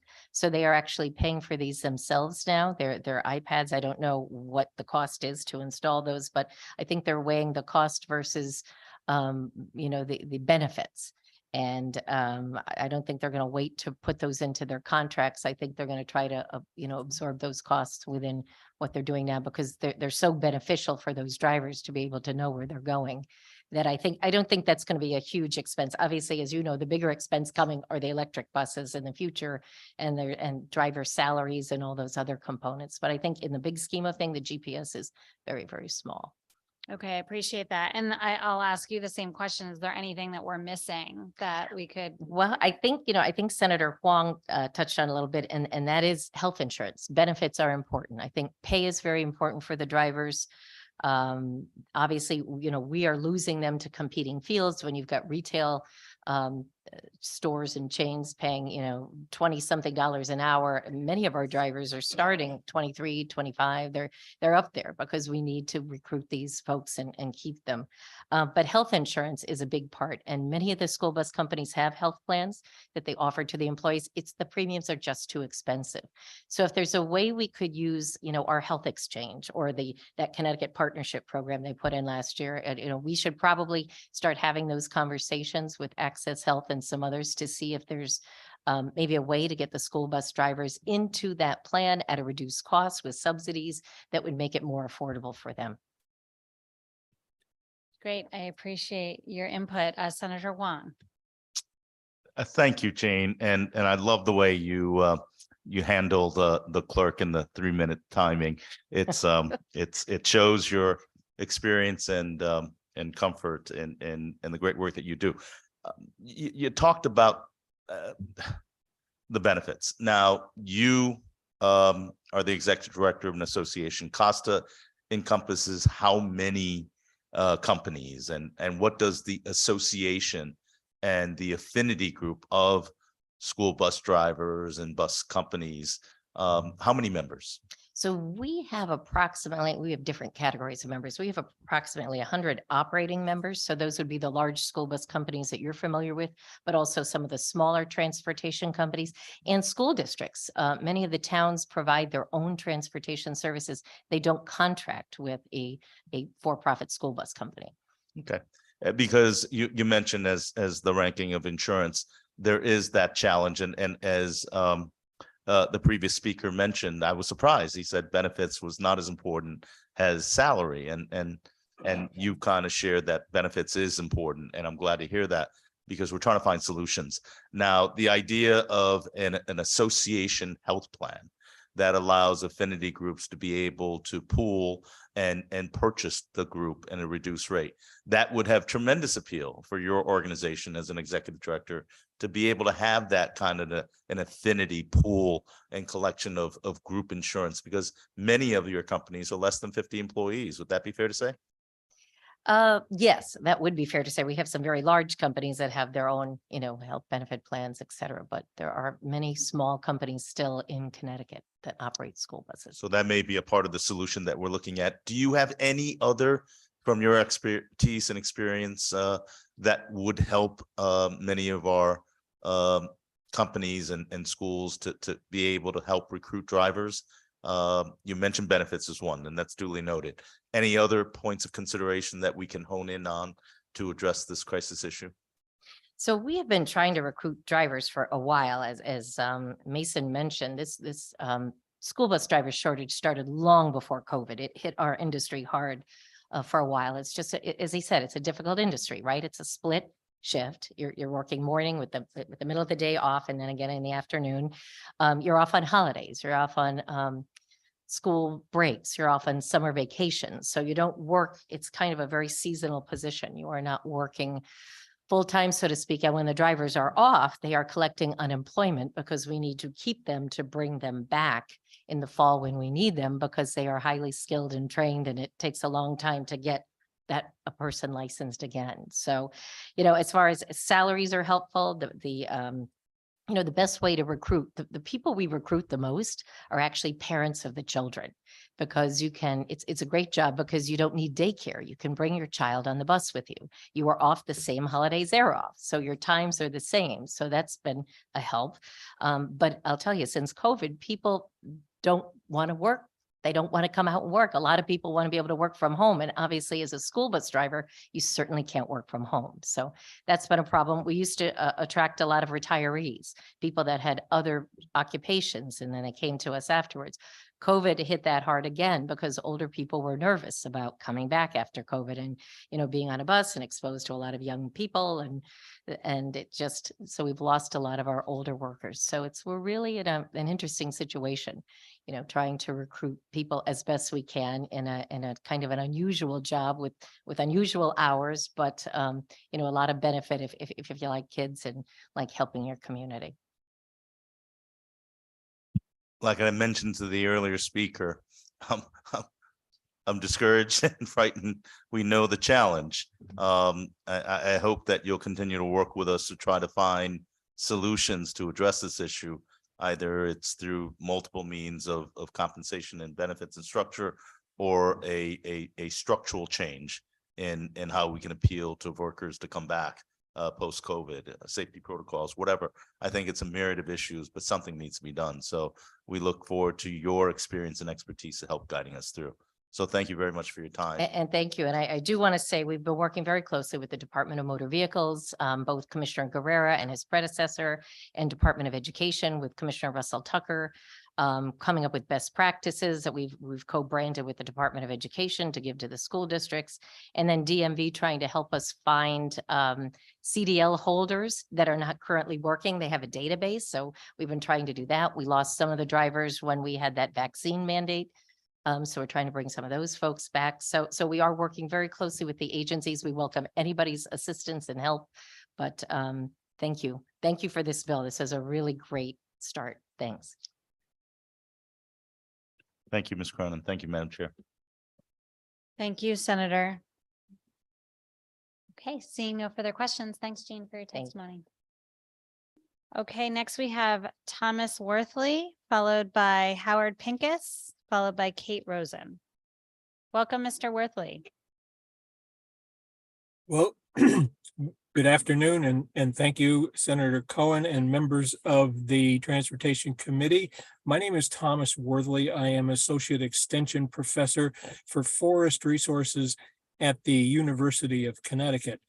And my comments today are neither in support nor opposed to House Bill 6477 about roadside vegetation management, but rather I saw this as an opportunity to have a teachable moment, or if nothing else, an informational moment as a professional educator. And I wanted to inform the committee and perhaps the legislature that since the time of the two-storm panel and the statewide vegetation management task force that you heard about earlier, the University of Connecticut has been working on a program that we call Stormwise. And Stormwise is based on the idea that the forest is a manageable resource, that the roadside forest does not have to be an all or nothing proposition, that we can impose what we know about growing trees, that a tree with space to grow will be a healthier tree, that trees grow at different rates and with different characteristics and live at different life expectancies, that tree branches and tops will grow towards the light, will grow towards the space, which means towards the road, if you will.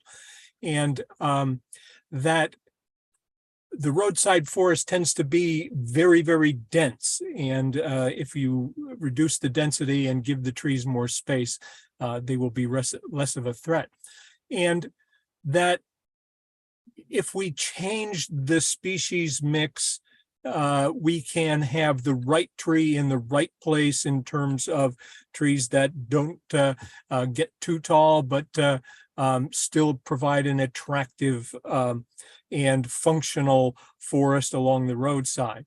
And so Stormwise tends generally to advocate for reduced density, for a change in the age structure so that we have young trees as well as old trees, that we have a change in the vertical structure, that we have tall trees as well as shorter trees along the roadside. And all of this is very doable. And it's not a matter of planting trees. In Connecticut, the natural vegetative cover is woody vegetation. And if we stop mowing the grass, why, trees will eventually grow there. And it's a matter of selecting the trees that you want and giving them a competitive advantage in many cases. In order to accomplish this type of management at an operational scale, we need to have the cooperation of local officials, property owners. We need to have sometimes the cooperation of state officials and the utilities. We need to have a skilled workforce. Just a heads up, you're at the 3-minute marker. Thank you very much. a skilled workforce equipped correctly. And perhaps it's time for some sort of a pilot project that could be accomplished to demonstrate these things. Thank you very much. Thank you, Mr. Worthy, for your testimony, your background experience in this issue. We certainly have a lot to deal with here, right? We're trying to figure out a way to protect roadside residents, drivers, but also the sense of what Connecticut is and the vistas that we can provide and the natural habitats that we want to support. And, you know, there's a lot of opportunities that we're seeing across the country with providing for pollinator pathways, natural species development, native species development, combating the rise of invasive insects who are coming in and destroying our natural stock, but also the safety concerns that DOT has, that our residents have. And I think it's a challenge for all of us. Like I think we all know what we want to see happen. And I think it's going to be relying on folks with the expertise and knowledge that you have to help us figure out the right way to get there. And I do appreciate it. Are there any questions for Mr. Worthy? Representative Denning. Thank you, Mr. Chair. I have a quick question. You talked about doing a pilot program. How wide or long or large would a pilot program involve along what kind of road? Well, we have done some demonstrations in the past, over, say, 600 feet of length. Something that's several miles of length would be appropriate. And maybe doing that kind of thing in several different locations. But it involves doing some specialized training with skilled individuals, equipping them properly, seeing the work through to the desired condition that you're looking for.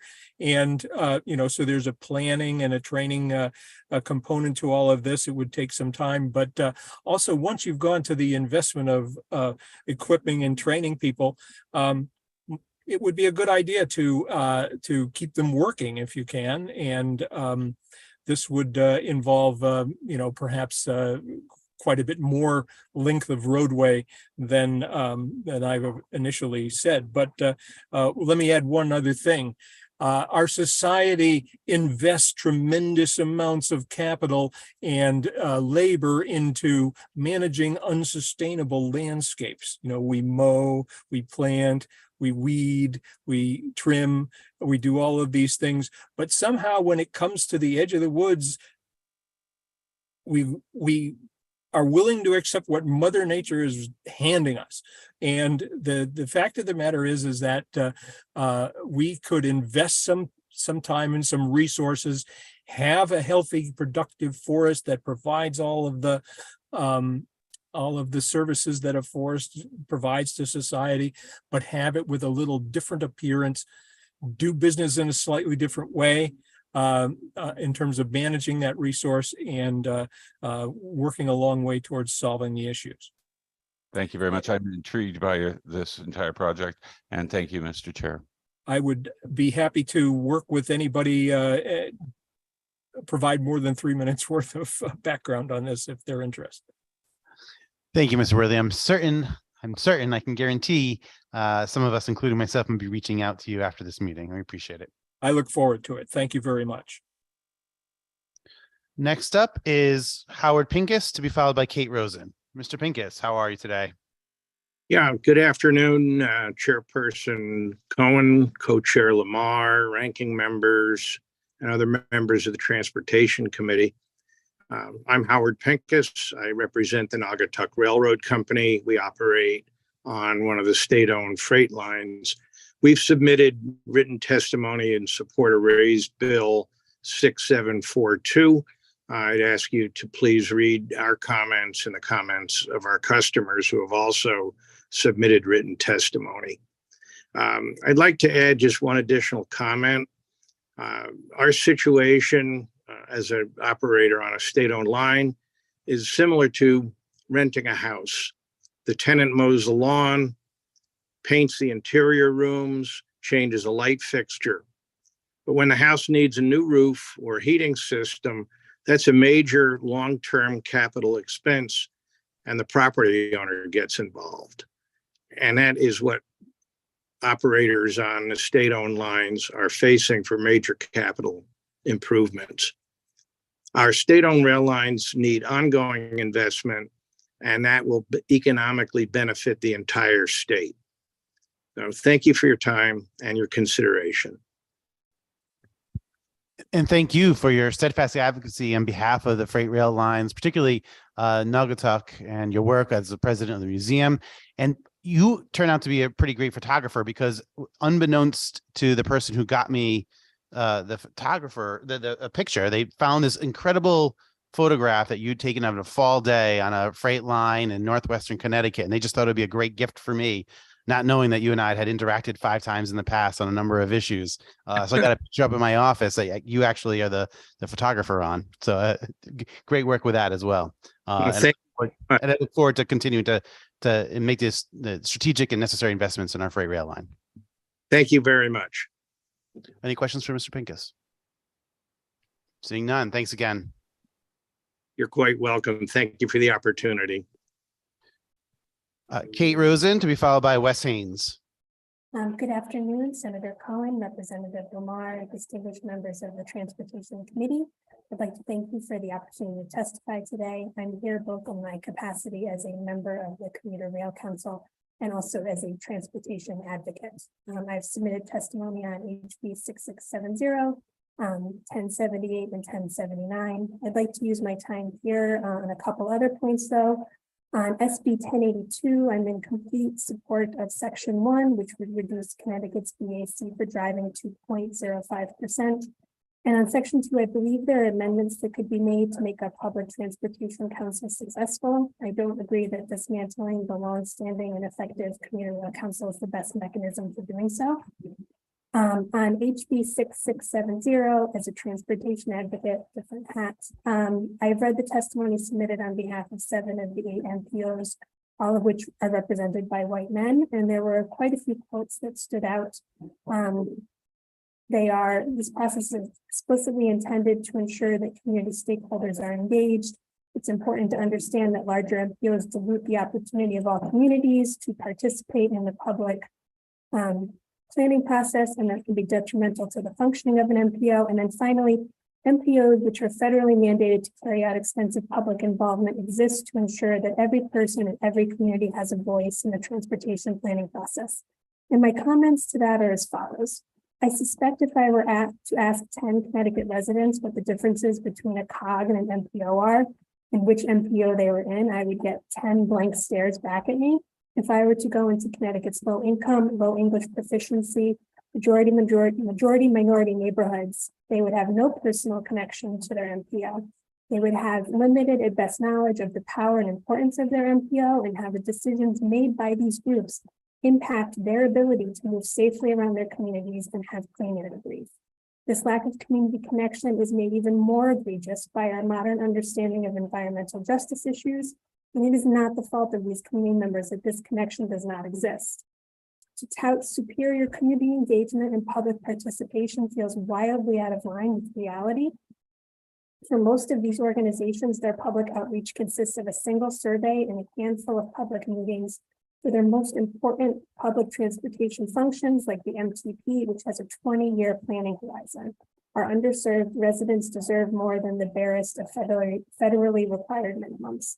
HB 6670 is a modest reflection, and our MPOs should view this bill as a gift, an opportunity to look at their processes and resources, specifically those allocated to public participation, and this will hopefully prompt an honest accounting and course correction. We are only improved by making sure that all voices are included at the table. Thank you. Thank you, Kate, and thank you for all of the testimony you've provided. I do want to go into this issue a little bit more with respect to the MPO boundaries and whether or not we should look to model some different types of structures that we've seen in other states. As you said, it's a very small request at this point to just study the process by which we I think, have a tendency to rely on the status quo to provide us with justification for continuing to do things this way as a predetermined, well, this is what the federal guidelines suggest, and this is what we rely on, and we shouldn't change it unless we have the perfect solution in mind. And since we don't have the perfect solution in mind, we shouldn't do anything. And you end up in some circular thinking in that regard. And I do like the approach that we're taking, where we'll maybe study this issue for a little while and determine whether or not there are some inefficiencies that we can seek to address, whether that's through consolidation, whether that's through boundary shifts. But of course, we want to work with the MPOs themselves and our federal partners to determine that we're doing the right thing with that next action. So I do like the conversation the governor has kickstarted here. Perhaps ACIR isn't the appropriate place to study this issue, and maybe we can craft internal to our committee a more robust evaluation committee, and maybe that's the right approach, is to take a different look at who those people are and make sure we're getting full input from the variety of stakeholders and consultation with the MPOs. But the fear of making a change just because we haven't made it before shouldn't be the reason why we don't take a next step. So I do appreciate your thoughts on this. I mean, I think we lean into our land of study habits thing a bit too much sometimes. And I think this is one of those where the federal requirements are not terribly robust, but as you had referenced previously in the hearing, the Innovative MPO Guide has some really excellent best practices from across the country on how to engage with stakeholders. And I think in light of kind of what we've seen with environmental justice in these communities that kind of are disproportionately and continuously harmed by pollution, they need to be part of these conversations, and it needs to be an active and intentional relationship building from the MPOs. And so to whatever extent our MPOs can kind of take this opportunity to look at their practices and expand their inclusivity, I think we'd be all better for it. And that shouldn't feel threatening. I agree. Thank you, Kate, so much for your time and testimony here today on behalf of so many issues before the Transportation Committee. Wes Haynes, followed by James Murray.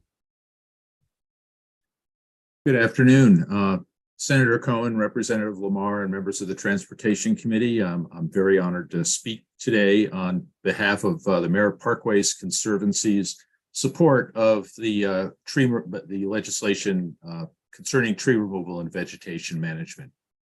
My name is Wes Haynes, as I said, and I am a resident of Stamford.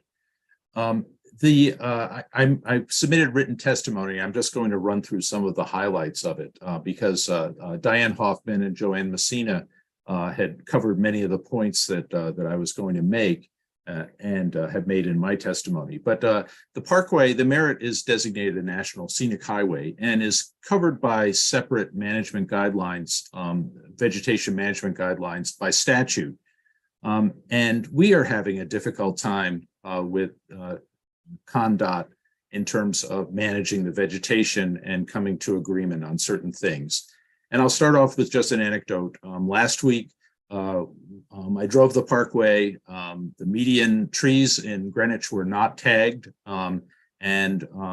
This past couple of days, drove by, and there 103 trees have been tagged. I had to chase it down, even though we have a separate advisory committee that the Conservancy is a member of that meets quarterly and met a month ago. And there was absolutely no mention about doing anything to trees on the Greenwich median. And it looks like it suggested to a lot of our followers that this was getting ready to clear cut the median. So I traced it down and found out that it's a planning exercise to do this, but it's an alarming planning exercise, and there was no consultation. We were assured that we're going to be involved with it.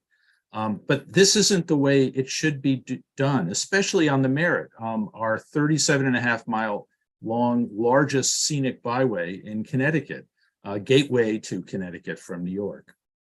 And we understand the significant challenges ConnDOT faces. We've dealt with it for 20 years in construction projects where we engage different divisions of ConnDOT in the decision-making process. The landscape division is involved, construction division is involved, and design division is involved. But when it comes to managing that, once the construction work is done and the routine management goes into place, which Greenwich was completed 20 years ago, the work there, that's left to maintenance. And I empathize with maintenance. They're underfunded. And I know Adam Boone tries to do the best he can, but they're overwhelmed. And basically they let out contracts for vegetation removal to contractors, and the contractors aren't supervised very well. And 3 years ago, we did a lot of brush removal in Greenwich. It's all grown back with invasives now, right out next to the roadway. So something's wrong with the system. I was very intrigued by what Professor Worthy said about his general remarks, and I'd like to follow up with him about that. So I just want to point out that the proposed notification of this in this bill is essential for I-95 or any other road in Connecticut. And what we really need is new policy. Mr. Haynes, just heads up, you're past the 3-minute marker. Okay, I'm just going to wrap up with one statement. New policy that encourages new funding to be put in place to replace the vegetation that's being cut down. Right now, there's absolutely no provision for that. Thank you for your attention, and I'd be happy to answer any questions you have. Thank you, Mr. Haynes, for your testimony. I think that's an important consideration, your last point there, recognizing what has happened over the last 5 to 10 years, particularly.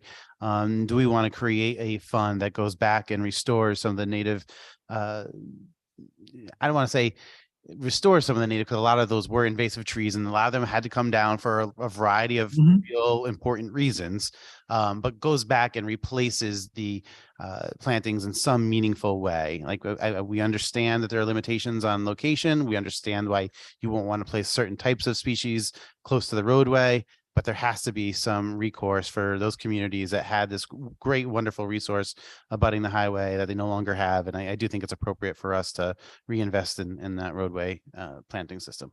Are there any questions for Mr. Haynes? Seeing none, again, thank you so much for your work. Thank you. James Murray has not accepted the promotion to panelist. Ed Valenti. Good afternoon, Representative Lamar, Senator Cohen, Senator Wong, Representative Kennedy, and members of the committee. My name is Ed Valenti. I'm the General Chairman and Director of the Association of Commuter Rail Employees. Our members are conductors, engineers, signal maintainers, rail traffic controllers, power directors, yard masters, and assistant station masters, all of whom played a major role in keeping Metro North rail service running during the pandemic, where we went to work every day. We lost several members to this virus, but we never backed away from our commitment to the customers. Governor Ned Lamont's Time for Connecticut initiative will shorten transit times by improving tracks, signals, and making more station improvements. Ultimately, hundreds of millions of dollars will be invested in this initiative. Early positive results are being seen. Service was expanded last July with 6 new Super Express trains to Grand Central Terminal and 9 new trains on the Waterbury branch. Senate Bill 1082, the Department of Transportation's legislation, will broaden the Commuter Rail Council into a new Public Transportation Council. We appreciate the fact that one of the appointees made by the governor will be a resident who regularly commutes on the New Haven line. Senate Bill 1078 will require DOT to put the management of the Shoreline East rail line to a competitive bid. ACRE strongly supports this provision. We believe, in fact, that our experience and knowledge could be an asset in the event a new vendor is chosen. The bill also calls for DOT to acquire new rail cars for the Waterbury and Danbury branches, as well as provide for additional stops and stations in several towns. I can tell you that the demand for service in those areas continues to increase. More stations will result in more riders, but we fully realize that the upgrade will cost dollars and that this needs to be balanced against other competing budget demands. In conclusion, ACRE wants to thank you for your continued commitment to commuter rail service in Connecticut. Our job is to get our passengers to their destination safely and on time. I maintain that our members do this job well, and they do it with a very high degree of professionalism. This is happening despite one of the most difficult times in our history. Thank you for considering the views of the Association of Commuter Rail Employees on these 2 bills. And thank you, Ed, for you and your members and all the work that you've done over the last few years on behalf of Connecticut residents. I know Daryl's coming up in a few minutes too, and I'll take the time to thank him as well. You guys are always before this committee, the committee's leadership, talking about opportunities, challenges, and really providing us with an insight into the operations of our railways in Connecticut that we otherwise wouldn't have. And it is greatly appreciated, your time and your passion and the work that you do on behalf of your members. So thank you again, Ed, for everything. Thank you. Seeing no questions, Jay Stange to be followed by Daryl Johnson. Oh, there it is.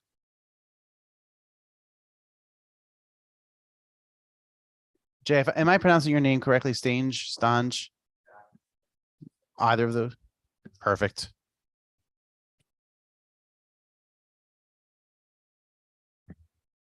Yeah, thank you so much, everybody. Representative Lamar and Senator Cohen, distinguished members of the committee, thank you for allowing me to provide these comments today. I'm Jay Stange, and I work as the coordinator for Transport Hartford Academy.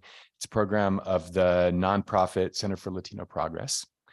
And I'm grateful to have a chance today to comment on HB 6743, Fare Free Transit, SB 1083, the carbon budget, and also HB 6747, the bus stop modernization and maintenance plan, all of which I support with some requested modifications.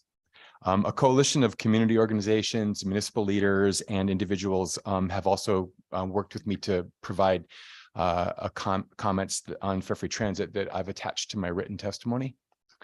And I want to let you know that I advocate in the Capital Region for safe, equitable access to transit, walking, bicycling, and other mobility options for residents of the Capital Region, with a focus on our Latino residents. A third of the families in the central neighborhoods that we serve don't own a car, and another third of the households own just one car, and it's often an unreliable model. Public transit is asked to be many things. It's an alternative to single occupancy car use for some who want to reduce emissions. It's a safety choice for others who are concerned about our dangerous roadways. And it's also a place where some seek shelter from extreme heat and cold here in Connecticut. So I want to say that I think public transit should start off as a public good, like a library book or like a emergency responder. And for one friend of mine, it is an immigrant like me. The CT Transit bus is the only way that she can get to several locations where she has housekeeping jobs because she doesn't own a car. And I want to let you know also that for returning citizens coming out of incarceration, the bus, especially a free bus, is a lifeline for making PO meetings or getting to job interviews. It's often a condition of parole to make those interviews. Many elderly or disabled residents have testified in support of fare-free transit bus fares. In New Haven, Hartford, and Stamford, resolutions have been passed. So I'm grateful to everybody for their support for fare-free transit so far. Unfortunately, the governor's budget, $50.5 billion, doesn't make the same commitment to free fares when it comes to state money.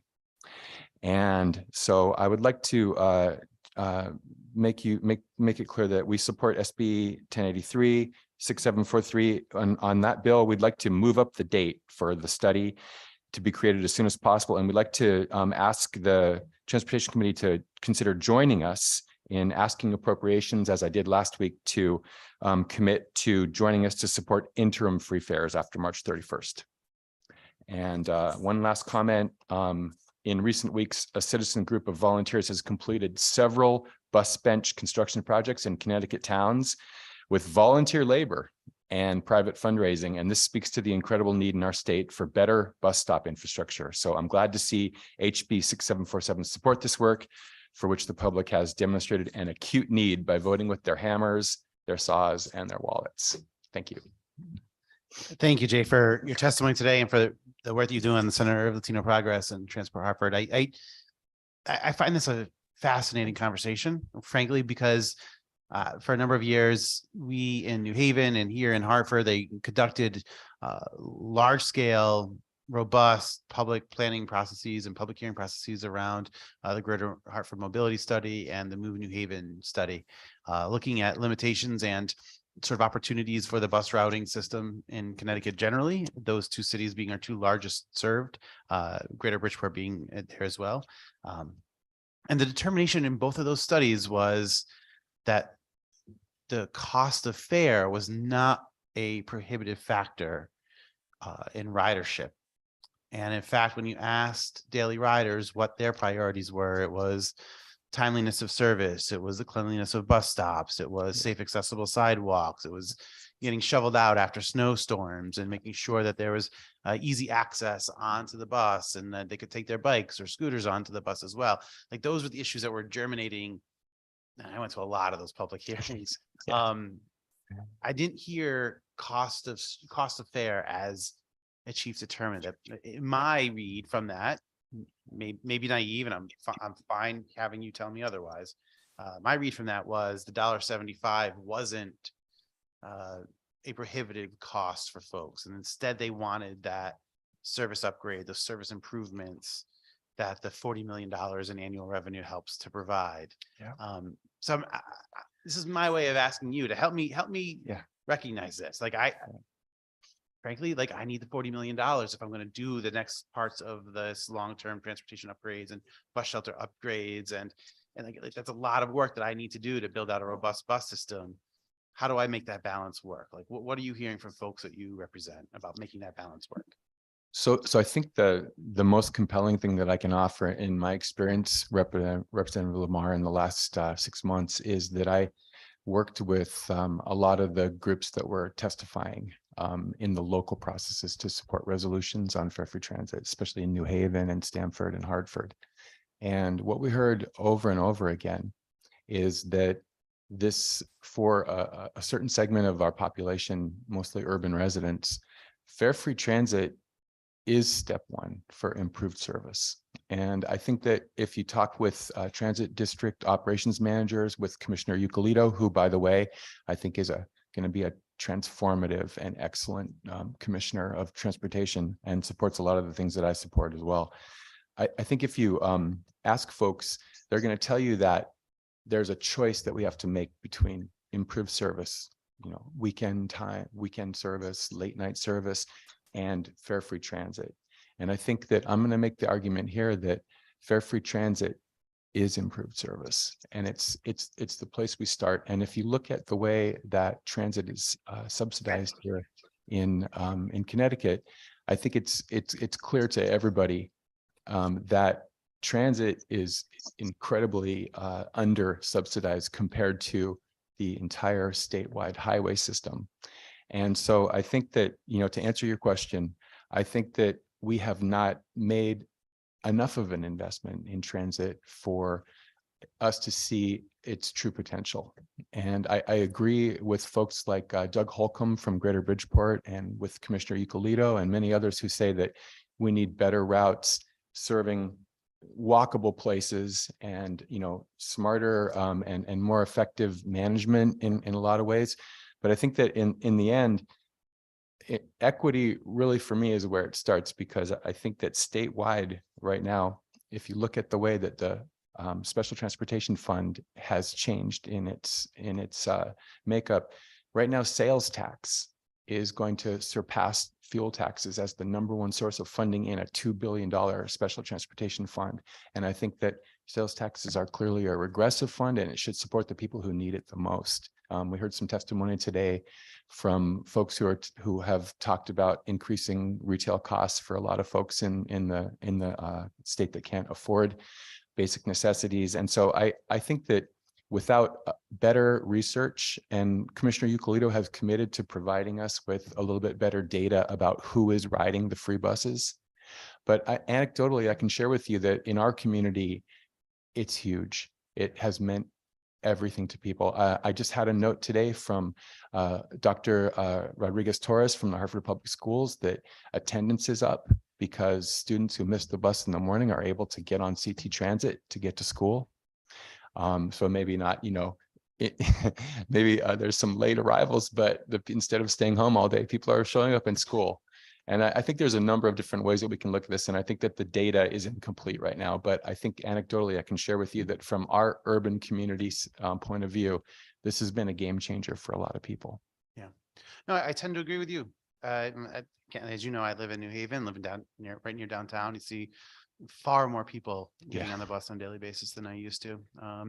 And I think that's been borne out by both the testimony I've heard from colleagues in the legislature who represent places throughout the state. And the numbers certainly indicate the same thing. I do worry, again, I worry about the long-term health of the STF and how I'm funding a lot of the number of improvements that I wish to make across the state. I wonder if you recognize a distinction between like a BRT system versus a traditional intercity bus service, the capital intensive, somewhat robust bus service upgrades we envision along with the Greater Hartford Mobility Study and the BRT system around New Haven. Like those are pretty capital intensive, and I worry about having the revenue source to actually fulfill that vision that we have there. But maybe I just need to be more creative. Connecticut's one of the few states that almost universally relies on state dollars to fund local bus systems. A lot of other states utilize local dollars, like a local match for a certain number of the dollars. Chambers of commerce kick in, local transit districts kick in a little bit more money. So maybe I need to be a little bit more creative in how we fund bus service if we want to continue to offer it. Representative Lamar, I think that one of the things that that really moved me recently on this topic of transportation and whether it should be a public good and how important it should be in prioritizing funding was actually testimony that was provided to this very committee by the Nepali residents of Connecticut who came to this committee. Senator Cohen was chairing the meeting at that particular time and told the committee that some of their members traveled to New York City and lived temporarily in order to take the driver's license test in Nepali in their first language so that they can get a driver's license. And when Senator Cohen and other committee members asked them why they do that, they said, quote, "If you don't have a driver's license in Connecticut, you're sentenced to house arrest," meaning that they're not able to access school, they're not able to access work, medical opportunities. So there is a huge, I think, unrepresented segment of our population in Connecticut that really rely heavily on this very small amount of our annual budget. Out of $50 billion annually, $32 to $40 million is nothing. It is if our entire state budget was a $1,000 ticket to Miami and back, fare free transit can be paid for with 63 cents that gets picked up in a parking lot. It's how I've been explaining it to people. So I think that it's a matter of not whether we should prioritize improved service or fare free transit. I think we should do both. And to your point, I think there definitely are a lot of people who don't see $1.75 as a barrier to use of CT Transit. But I think that in the absence of a survey, which CT DOT did not do when the program began, and I'm not faulting them. This was like an emergency act that was done, and it's been really beneficial. I think that in the absence of a lot of good data, my sense is that anecdotally, this has been a game changer for a lot of families in the state. Thank you. And I again, like I said, I think I've come along on this issue and don't see it as a threat to the long-term operations and development of a robust bus network. I just would caution that talk to any legislator in this building, they've lost something they've cared about for far less than $40 million. And when you're creating and crafting a budget towards the end of the year, $40 million is a difficult amount of money. So I'm glad that we started this process early. We've identified the cost to do the right thing. We've started to make a pitch for why this is an important transit investment and upgrade. But it's hard work to find $40 million in a budget that's largely predicated by fixed costs and existing services. So I do appreciate that. Any questions for Jan? Seeing none, thank you again so much for your work. Thank you. Daryl Johnson, followed by Doug Holcomb. Senator Cohen, Representative Lamar, Senator Wang, Representative Kennedy, and members of the committee. My name is Daryl Johnson. I am Legislative Director for Local 1 of the Association of Commuter Rail Employees, better known as ACRE. Our members are conductors, engineers, signalmen, assistant station masters, and yard masters. I'm here today just to show support for Senate Bill 1078 and echo my colleagues' statements. You just heard a short while ago from Ed Valenti. Yeah, he hit on a lot of the points that I had in showing support for Senate Bill 1078. But if I can elaborate a little on that Bill 1078. Section 1 would increase the service on the Shoreline East line to what it had been prior to the pandemic. We believe this is something that is important and is needed. Many people take Shoreline East into New Haven, but then transfer to the New Haven line since they're going to Fairfield County or even further west into New York City. Less service on Shoreline East simply made them drive to New Haven and then board the New Haven line train in New Haven, meaning more traffic on I-95, a more harsh commute, and a higher carbon footprint. We hear about this every day from our riders on our trains, where we realize that the added service would cost additional dollars, and hope this can be discussed in the context of DOT's budget for the next 2 fiscal years that you will be enacting this session. There's a large demand for Shoreline East service that is not being met, and yeah, we hope to get that restored. Also, ACRE is delighted that Section 3D of this bill would have the DOT commissioner develop a request for proposals for the Shoreline East operations and put it out to bid. We believe our members could add value to any new management and operations structure that may come about. Thank you all for this opportunity. And thanks again. Nice to see you again, Representative Lamar. It's great to see you. And again, like I mentioned to Ed, I really do appreciate your willingness to always come before the committee every year at the beginning of session and kind of outline opportunities and challenges that your members are facing in the operation of our railways. I know Senator Cohen has something for you as well. Hi, Mr. Johnson. Thank you so much for testifying before the committee today. And I just wanted to comment that I think it's of tremendous value to us as a committee to hear from you and understand what your members are seeing out there. And I hear you and concur with respect to your comments on Shoreline East. I hope that we can work together so can better understand what you were seeing prior to the pandemic versus what you're seeing now. And we heard testimony today stating that it's just impossible to ride Shoreline East unless you're forced to for a very specific purpose, because the timing just doesn't work. And I suspect that has an impact on your members as well. Yes, primarily, I think our neighbors and commuters coming from the Shoreline East, it impacts them more than it impacts us.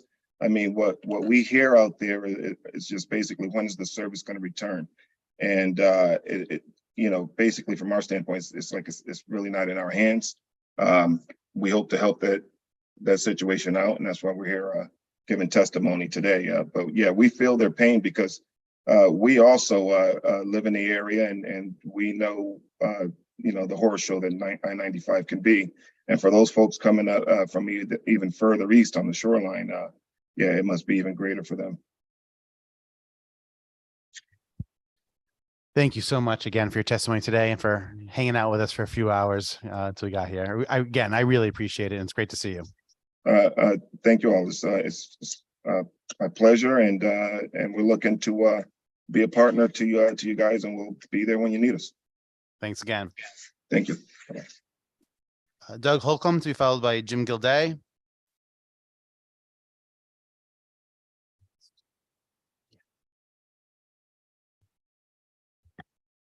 Am I on? All right, hi, committee members. Thanks for the opportunity to offer testimony. I have testimony on 3 different bills that are before the committee today. So I have a minute apiece, and I'll go quickly through them. My name is Doug Holcomb. I'm the general manager at Greater Bridgeport Transit. Been there 22 years, first 10 as director of planning and service development, and then the rest of it as the general manager or chief executive officer. So I have testimony on 630, on 1082, and on 6743 It's been submitted, so you have it available to you. If you have insomnia tonight, you'll be able to look through any of these. So first, really, I'm not in favor or in support or opposed to any of these. My role, I think, today is to try to inform you of some things that I think and that I've come to know in my roles in transportation in Connecticut. And regarding 630, I wanted to just give some background on the transit districts because it seems to be lost in kind of the fog of highway and bridge and rail and the big city systems in Connecticut. But transit districts are extensive and they are a network. There's always talk about how many there are, but we don't hear that they're in 122 towns. So 122 Connecticut municipalities receive service from a transit district. They are low cost compared to their peers in the Northeast. It's rare we get to say that something in Connecticut's low cost compared to others in the country. They are nimble and they help extend the bandwidth of the state. Every one of them is a federal funding recipient, meaning that we can pursue that discretionary funding. Right now, when I finish here, working with the Department of Transportation and MetroCog on a really exciting grant program to focus attention in areas of persistent poverty, which in our region are in urban core and Bridgeport. So we've benefited from discretionary programs in state of good repair, and we were the first to bring to Connecticut zero emission electric buses. 8% of our fleet is that now, and we're continuing that transition. With the transit districts are really the sole providers of transportation for seniors across the state under the municipal grant program and also under ADA as a matter of civil rights. So no one else is doing that. So we have all these things going for the transit district. And at the end of the last session in Public Act, I think it was 2240, they were flat funded in 2025. That's something I will come back to. Let me go on to 1082. So I wanted to kind of just get across that transit districts collectively provide about 10.1 million. That's a lot of trips when you compare it to any other part of the transportation network. And then on 1082, I want to speak specifically about the council. I think the department's proposal for a council to include bus is a real good idea. And I think it's probably one of the best ways to get our footing when it comes to prioritizing state investment across those modes. You know, we're prioritizing rail, we're prioritizing bus. Such a committee as this would help to prioritize investment across the entire state, across all the modes. I think it's a good idea. It should include transit districts and riders of transit districts. Excuse me, you're at the 3-minute marker. Okay. Then there's a process to follow for free fares. It didn't seem like 3 minutes. No, Doug, it's okay. Because having a chance to review a lot of your testimony, I think we've got a lot of questions, but I also just want you to go in. You operate a huge in Connecticut terms, transit district in the state of Connecticut. You've been forced to operate, but you've been operating in a fare-free environment for over a year now, 2 years now, it seems like. And I would love to have your sort of background information and knowledge that you'd be willing to share with the committee about how that's going, what you think about the opportunities moving forward of having a fare-free district. If you are concerned about the operations of the transit district investments that you wish to make, I'd love to have your experience shared. Sure. So it's a kind of an awkward place to be, a transit advocate and the head of a transit agency talking about free fares and what some of the drawbacks might be to that. But I think it's important that we follow a process. A couple things to remember. Ridership is robust now, but it's just about where it was before the pandemic. The origin of the free fare came by the need to separate riders from the drivers. We opened up the back doors, shut the front doors, and put a divider between the drivers and the riders. It's how one of the ways we got through the pandemic, and it was carried only because of the infusion of federal money. Right at the time, we wouldn't have been able to do that without the federal money. But and I agree with what Jay had in Jay's testimony about the benefits of that. There's really no denying that it makes things easier on people. It's easier on everybody's wallet, but there's a process to be followed. And the bill 6743 jumps right to an equity analysis. That's required under Title VI of the Civil Rights Act. FTA requires that for transit agencies greater than 50 bus pullout. But that's really just, we're not there yet. The first question is the program sustainable? Now, $40 million is a lot of money. It buys about 62 buses running 16 hours a day, every day. That's a lot of service. That kind of investment in new service would be a bus transit renaissance in the state, if that money did exist. Which gets me to the last point. If you know that you have that money, let's suppose that we do have that $40 million. It should be up to the riders to determine whether we make new investment in the system or we continue the free fare. That's the thing that needs to be done first. And that work is underway at the department already. Right. So an equity analysis isn't needed yet. That just tells you that asks the question is what I'm about to do with the fares problematic for any particular group of people. And so if we're going to do something to help people that are low income or something that's equitable, it should target need, not just a wholesale abandonment of the fares. But if there is that money, that's something that the customer should be consulted about. And I share transit agencies faced a 15% cut in 2018 as the STS solvency became questionable back then. We narrowly averted that. We had the lockbox, and we were beginning to recover from that. And mind you, transit districts in Connecticut between 2013 and 2019 collectively received annual increase in operating investment of about 1%. So they are very lean at this point going into the pandemic. And so, it's important, I think, to ask the customers what they want. And right now, the November report from OPM, the fiscal report indicates the STF in deficit to the tune of 26 million by 2026. That's with the collection of fares. And if we stop collecting fares, that's going to be another 120 million upside down. So it's a process, and that's a theme, right? Support the transit districts, support the work we're doing, have the transit districts on the committee, on the council, and ask the customers these things. It's true of the bill regarding Norwalk Transit. Ask the customers, take some time and go through the process of asking wherein lie the best interests of the riders and the communities the agencies serve. Thank you. No, I think that's really the crux of the issue for me too, is I know if I was running the appropriations committee, for example, $40 million would seem like a relatively small amount of money that I could incorporate into a larger $21 billion budget system. But recognizing sort of where my limitations are internal to the STF, I've got a different concern. My concern is insolvency inside of 3 fiscal years and an inability to deliver on a number of the programs and projects that have been articulated as priorities by members on this committee for a number of years. And so I'm struggling with this. I actually think fare free improves service times, improves reliability, gets people on board. Well, a couple things. It's great for a variety of reasons. Right. I worry that I'm sacrificing a number of priorities, and so the balance there is going to be tough for me over these next few months, trying to figure out how to deliver on all of that. And so I appreciate your insight. There's a couple of bits of data that might be of interest to you. We looked at average system speed and on-time performance during the free fare. No discernible difference between before and after. Right. So I mean, I think that's kind of important too. And also, while the base fare is $1.75 in almost I think in every transit district, the average fare is about $1. That's why you hear about 40 million trips, $40 million in lost revenue, because all the transit agencies have discounted passes.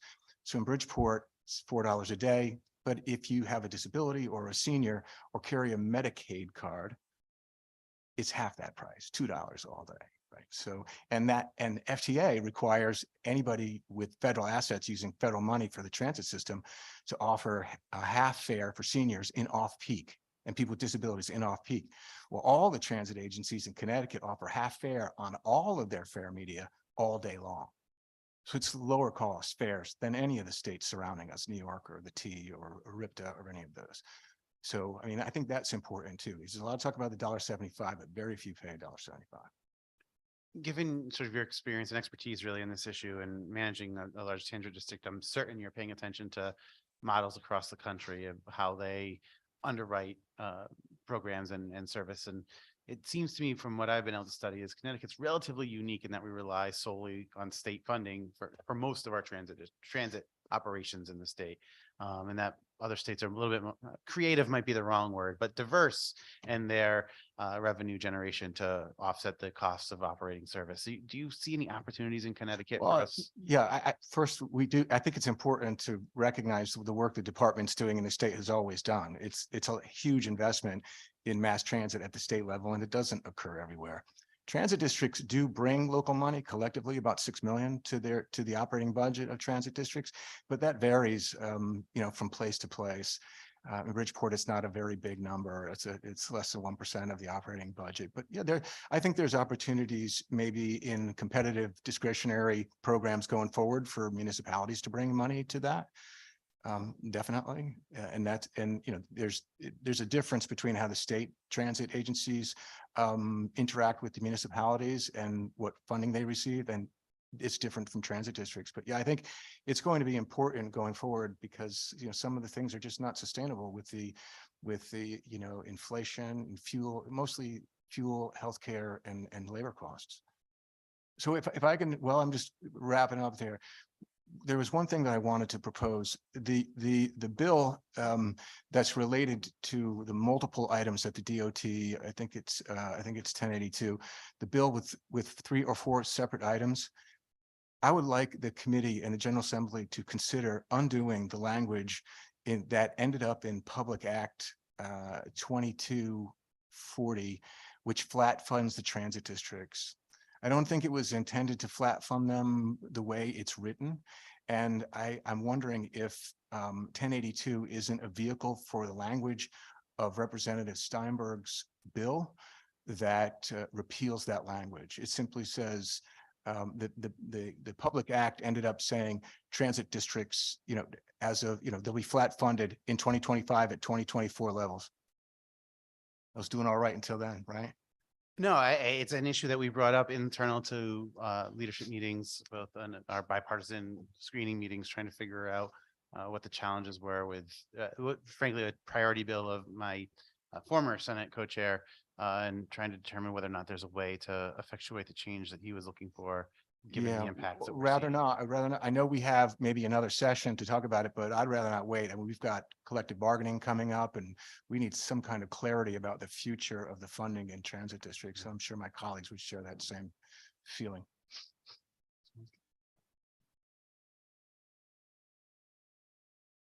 I think that's it. Thank you so much, Doug, for your expertise and your time. And I'll probably be in touch relatively soon to pull together a meeting. Yeah, great. Thank you, everybody. Of course.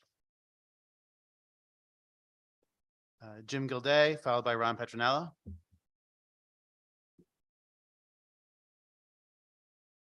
Jim, you are on mute. It looked like you just told a really funny joke, and I apologize I didn't laugh. I said it's really interesting to be on this side of the speaker list. But good evening, Representative Lamar and Senator Cohen. My name is Jim Gilday. I'm chairman of the Connecticut Commuter Rail Council. I'm here to talk about 3 bills. Submitted my testimony. I'll do this in quick fashion. I'm here to talk about raise bill 1078 and 1079, which the council is in favor of. For these comments, I'm going to stick to the Shoreline East and returning that to full 100% service. I will point out that every other branch, every other line has been restored to full service. No other branch, no other line had some kind of magic ridership plateau that they had to reach before they got that additional service. Truth be told, the Waterbury branch line, which, by the way, has somewhat of a subsidy, was given 7 additional trains, which I'm happy about. I'm a Waterbury branch line user. And I might add, to prove that if you build it, they will come analogy. Upon doing so in December 2022, think about this, the Waterbury branch exceeded their pre-COVID numbers. So for whatever reason on the Shoreline East, we choose not to give service to them. We choose to make them prove that they merit it, which is counter to everything else that we've done. Some people will talk about subsidy, which I find somewhat interesting because in government, we don't talk about subsidy a lot. We don't talk about it with Medicare, Medicaid, paid family medical leave, trash collection, fire protection, police protection. For whatever reason on the Shoreline East, that's the mantra. It's not about subsidy. It's about zoning. It's about getting the communities on the shoreline east to change their zoning to get more houses closer to the station. I think that may even be an admirable goal. I'm saying let's separate the two. Let's not there be some kind of yin and a yang and a carrot to get commuting back to where it needs to be on the shoreline east. So that's one thing I'd like to talk about. Also on 1079, I do want to mention the rail cars for the Waterbury branch and the Danbury branch. They are the oldest cars on the fleet. They are 40 years old. It is time to upgrade those, or probably over 40 years. So my comments on 1078 and 1079 center on those two. I do want to talk about Raise Bill 1082, focus on the Transportation Council for a second. Senator Cohen had asked me previously my thoughts on this, and I thought it was doable. But then a few things happened. They reduced the number on the committee from 15 to 13. And I talked to other folks, rail users, transit users, bus users. And there's just some real concern about the bandwidth. From a Connecticut Commuter Rail Council perspective, our meetings are full. They're lofty. And to simply add 2 riders, I'm not sure does anybody a service. I'm also a huge proponent of doing things right, not quickly. So I do think just jamming this together to accomplish a goal may not be the best scenario. I'll close my thoughts and conclude my testimony on 1082 by saying it was completely disappointing, disheartening, and unfortunate to see that one of the biggest legislative pushes this session from the department was to strip away any legislative excuse me, Mr. Gildea, just a heads up, you at the 3-minute marker. Any legislative meat, and they took away the shall receive section, shall receive data in that section of that bill. I have no idea why they would do that. So that was very disappointing and also a reason why the bill should not pass. Thank you. Thank you, Mr. Gildea, for your testimony. And like a lot of folks who've come here today, this committee owes you a great deal of debt for the amount of time and energy and effort you provide on behalf of Connecticut residents in your role as chair of the Connecticut Commuter Rail Council. I know I've counted on you a number of times to give me insights into operations and opportunities in Operation Connecticut Rail. So I do appreciate that. Thank you very much. Hi, Jim. It's good to see you. Hi, how are you? Thanks for being here and thanks for your testimony. Wanted to just make a comment that I share your sentiments on Shoreline East. I think the committee's probably sick of hearing me saying that today, but I do share them and thank you for your advocacy there. I do want to ask, I've asked the others that are members of the Rail Council here today, what would be your suggestion to adequately represent the bus transit community across Connecticut, if not adding them to the Commuter Rail Council? Thank you, Senator Cohen, for the opportunity to answer that question. I want to be very clear that I think it's an admirable goal for the transit riders and the bus riders to have a voice. I just don't think 2 goes far enough. And certainly I don't think 2 goes far enough when you have a 15 committee person that you chop to 13. I think it probably merits its own group, its own body. The rail work that we do is meaty, it's substantial, it's rigorous, it's lofty. I would imagine that with 16 transit districts, I believe, and the amount of bus riders, that they too deserve that lofty group, that lofty body, the ability to meet regularly, to meet monthly, and to have more than 2 people. I think it probably merits a separate council, my own opinion, a separate board, but that's just me. Well, I do appreciate that. I wonder if it were not a separate council, if it were in fact to become the Connecticut Transportation Council, what that makeup might look like to you. What I like about the Connecticut Commuter Rail Council is that they represent the Waterbury line, the Danbury line, the Shoreline East, the New Haven line, and the Hartford line. So all of the various lines are represented. I will tell you that there is probably bandwidth to do something similar with the transit riders. I will profess not to be intelligent enough to know all the transit districts, but I think you want more than 2. I think you want to make sure the Greater Hartford Transit District is represented, the Bridgeport Transit District is represented, the New Haven Transit District is represented, similar to what you do with the council. And I just don't think two members do that well enough. I would also tell you that if you do this, there has to be some teeth, right? There has to be some reason of why you're serving there. It can't just, right? It can't be, well, maybe they feel like answering our questions. Maybe they feel like working with us. I think that statutory language about shall, yes, can ask and shall receive data. That's critical. If we're just doing this for fun and then we're just doing this for maybe then I'm wasting my time, truthfully. So I think that's also an important part as well, Senator Cohen. Thank you. I appreciate that answer. Also, you had testified, well, one of the recommendations of the Commuter Rail Council was to have the addition of a convenient application to use for commuters that's, up to speed from a technological standpoint. The Commissioner of DOT testified that they are in the process of unrolling Transit Route Royale, I believe it's called, and they will be having a free trial period of a year, I believe it is. I may be misspeaking there, but just wondered how the Rail Council feels about that. Yes, I did hear his testimony. I actually heard you ask Blaze Leviton, fellow council member of that as well, when he mentioned it. I will tell you that's exciting. Something like that could be transformational. You should be able to get on a train on the Shoreline East and chart your course to Grand Central Terminal. Conversely, you should be able to you should be able to chart your first mile and your last mile. So I'm cautiously optimistic, and we'll see when it all gets rolled out that that app could be transformational and exciting. Great. Well, thank you so much again for your time and testimony and all of your hard work and advocacy around commuters and the rail in Connecticut. Thanks. Thank you, ma'am. I appreciate it. Thanks again, Jim. I really appreciate your time. Thank you, everybody. Have a great night. Ron Petronella, to be followed by Tanner Thompson. Hi, good afternoon, Alan. Good afternoon to the distinguished members of the Transportation Committee. My name is Ronald Petronella. I'm president of the United Food and Commercial Workers Union Local 371. Our union covers 23 locations in Fairfield County, which includes the 2 Stop and Shops in Norwalk and the Stop and Shop in Westport, which the Norwalk Transit Department provides service to our members in those locations.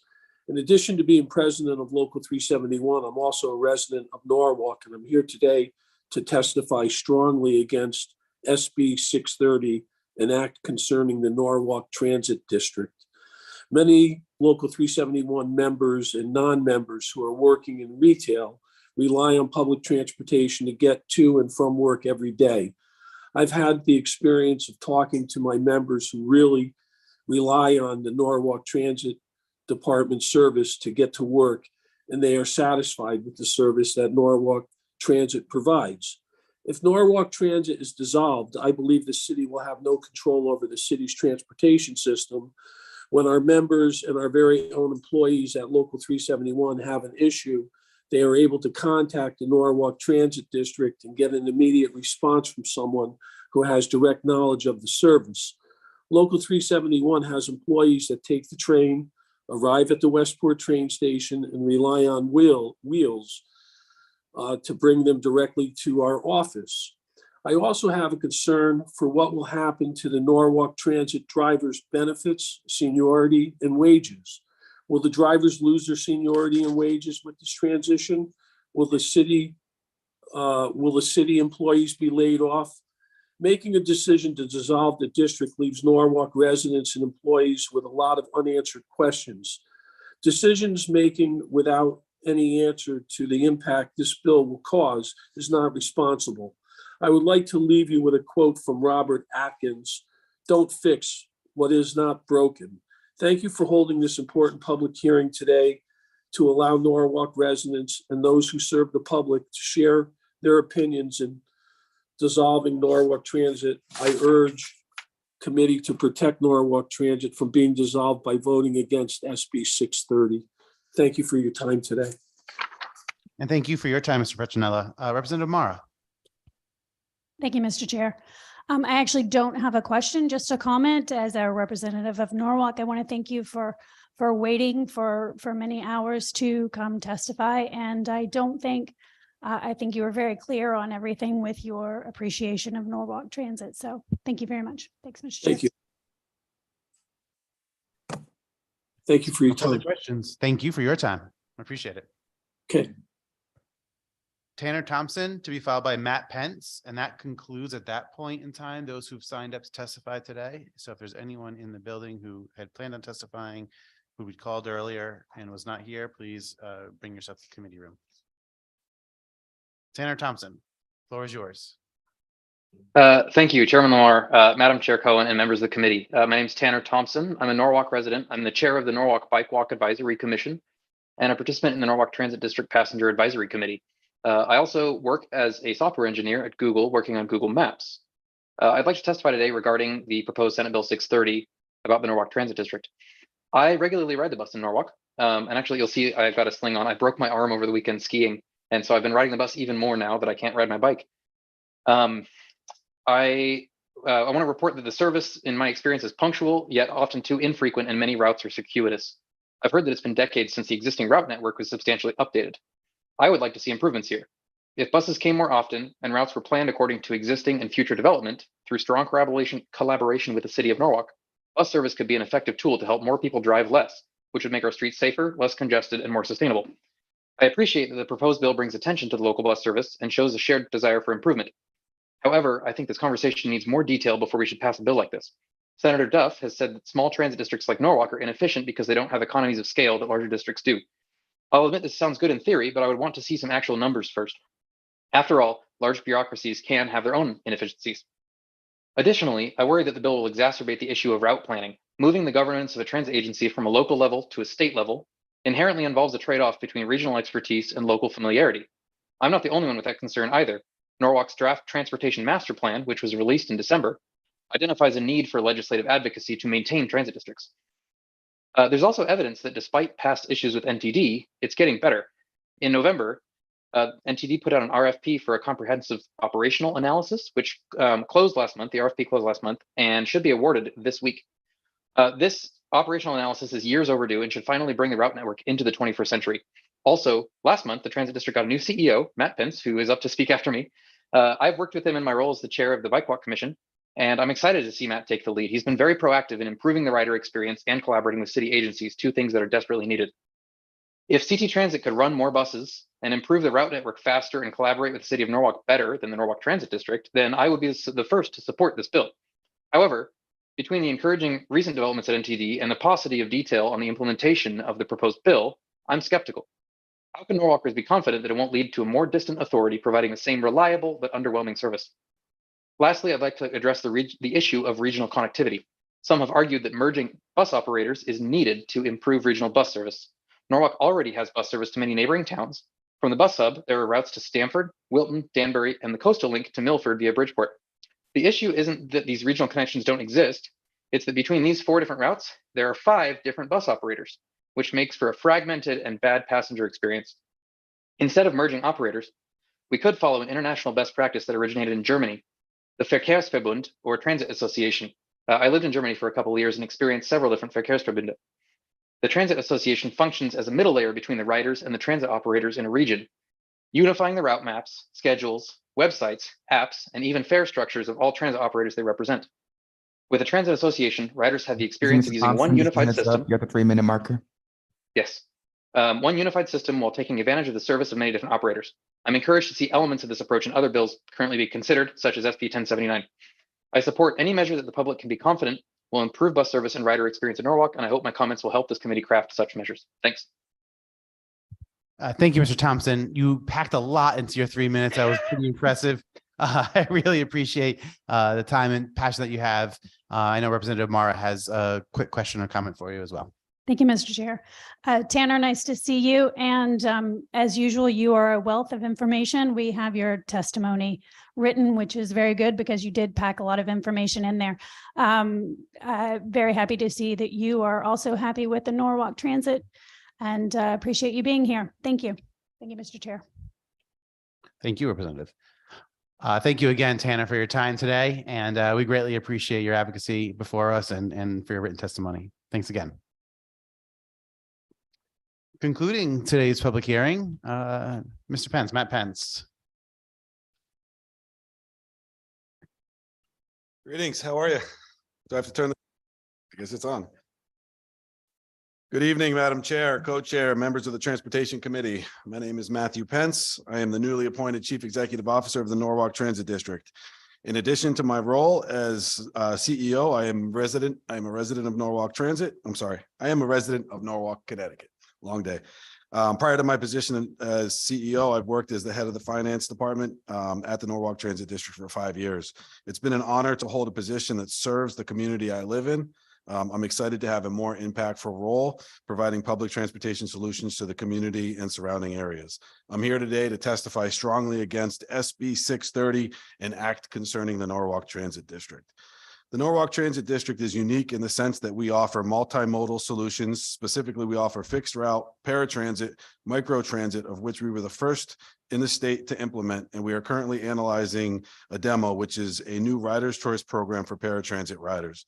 This pilot program offers more efficient ride booking and operates at a lower cost, utilizing flexible contract work for a more seamless paratransit ride experience. From a cost perspective, it would be unfortunate to dissolve Norwalk Transit. For example, in 2019, when looking at pre-pandemic ridership levels, a comparative most relevant for current benchmarking, Norwalk Transit operated at a lower cost per revenue hour than many larger systems. In fact, we are proud that NTD was more cost-effective per revenue hour than New Jersey Transit, Boston Metro, Rhode Island Transit, and below the national average. In addition to cost benefits and innovation at the local level, Norwalk Transit is community-led. We have enjoyed the flexibility to work with our community partners and cultivate mutually beneficial relationships. We've coordinated support and outreach efforts at Open Doors, a local shelter that provides support for disadvantaged residents. And we are currently working with their staff to provide employment opportunities for those in their program. We are also excited about partnering with the Norwalk Bike Walk Commission in an effort to donate the many unclaimed bicycles that are left on our buses so that they can be restored and donated to those in need. Regarding regionalization and seamlessness, let's talk about it.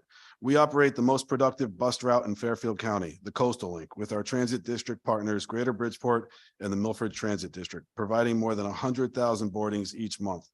There is dialogue and early planning underway to create a seamless integrated technology network that can be utilized across all transportation operators, something I believe is more advantageous towards enhancing seamlessness for riders compared to modifying governance. And there's been talk today about the Transit Royale app, which I think is a good start. Furthermore, the city's draft transportation master plan released in December calls for legislative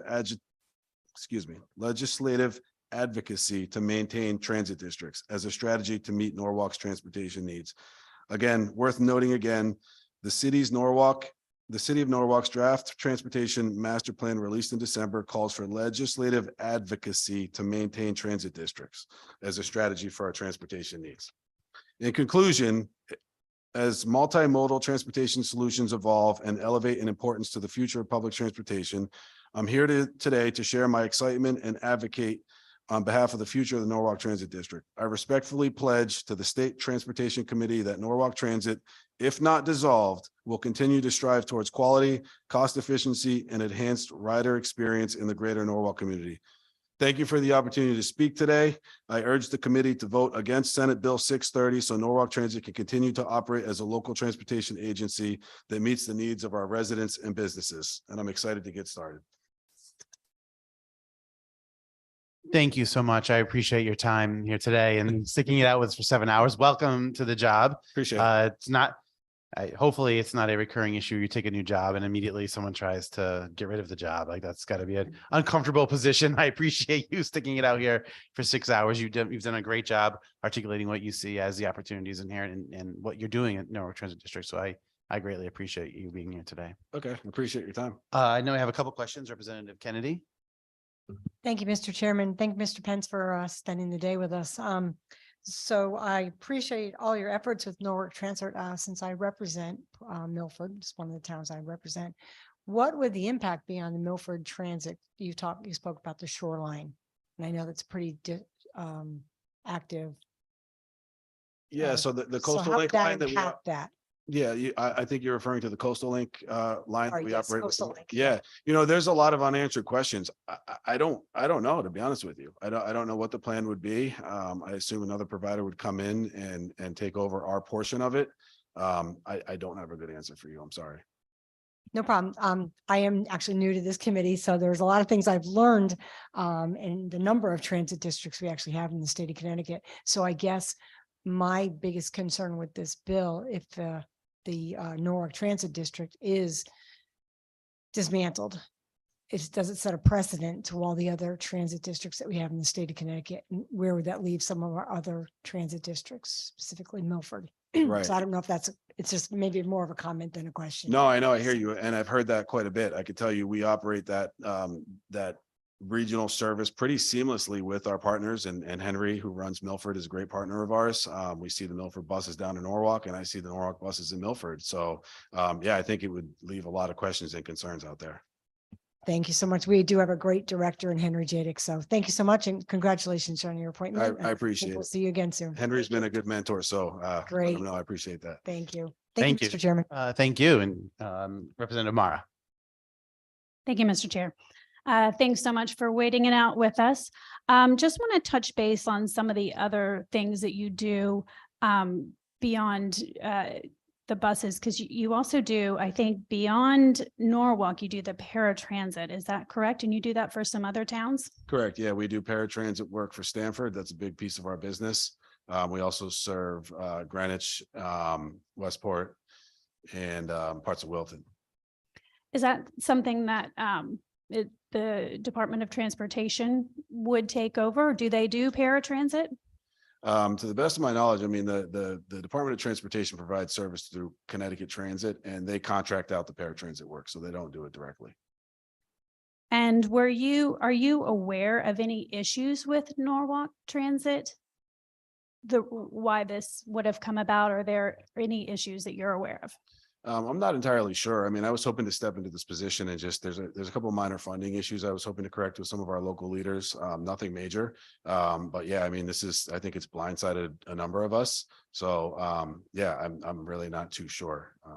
I could tell you that we've been in existence for 50 years. We just recognized our 50-year anniversary 2 Mondays ago. So we've been longstanding in our community. And we're hoping to kind of keep that way. So yeah, I'm not entirely sure why there's an initiative to dissolve us. Okay, I don't think I have any more questions. Congratulations on your 50 years. Congratulations on your new position. Appreciate you being here. Yeah, I Thank you. appreciate it. Looking forward to working with you. Seeing no further questions, man, thank you so much for your time today. I'm sure a number of us will have some questions moving forward, so I appreciate your willingness to work with the committee. Thanks. Long day, great experience. Appreciate it. Thank I'm you. glad to hear Thank you that. for your time. With that, we have exhausted those who have signed up and made themselves present before the Transportation Committee for today's public hearing. Is there anyone else? I'm not recognizing anyone in the room or online.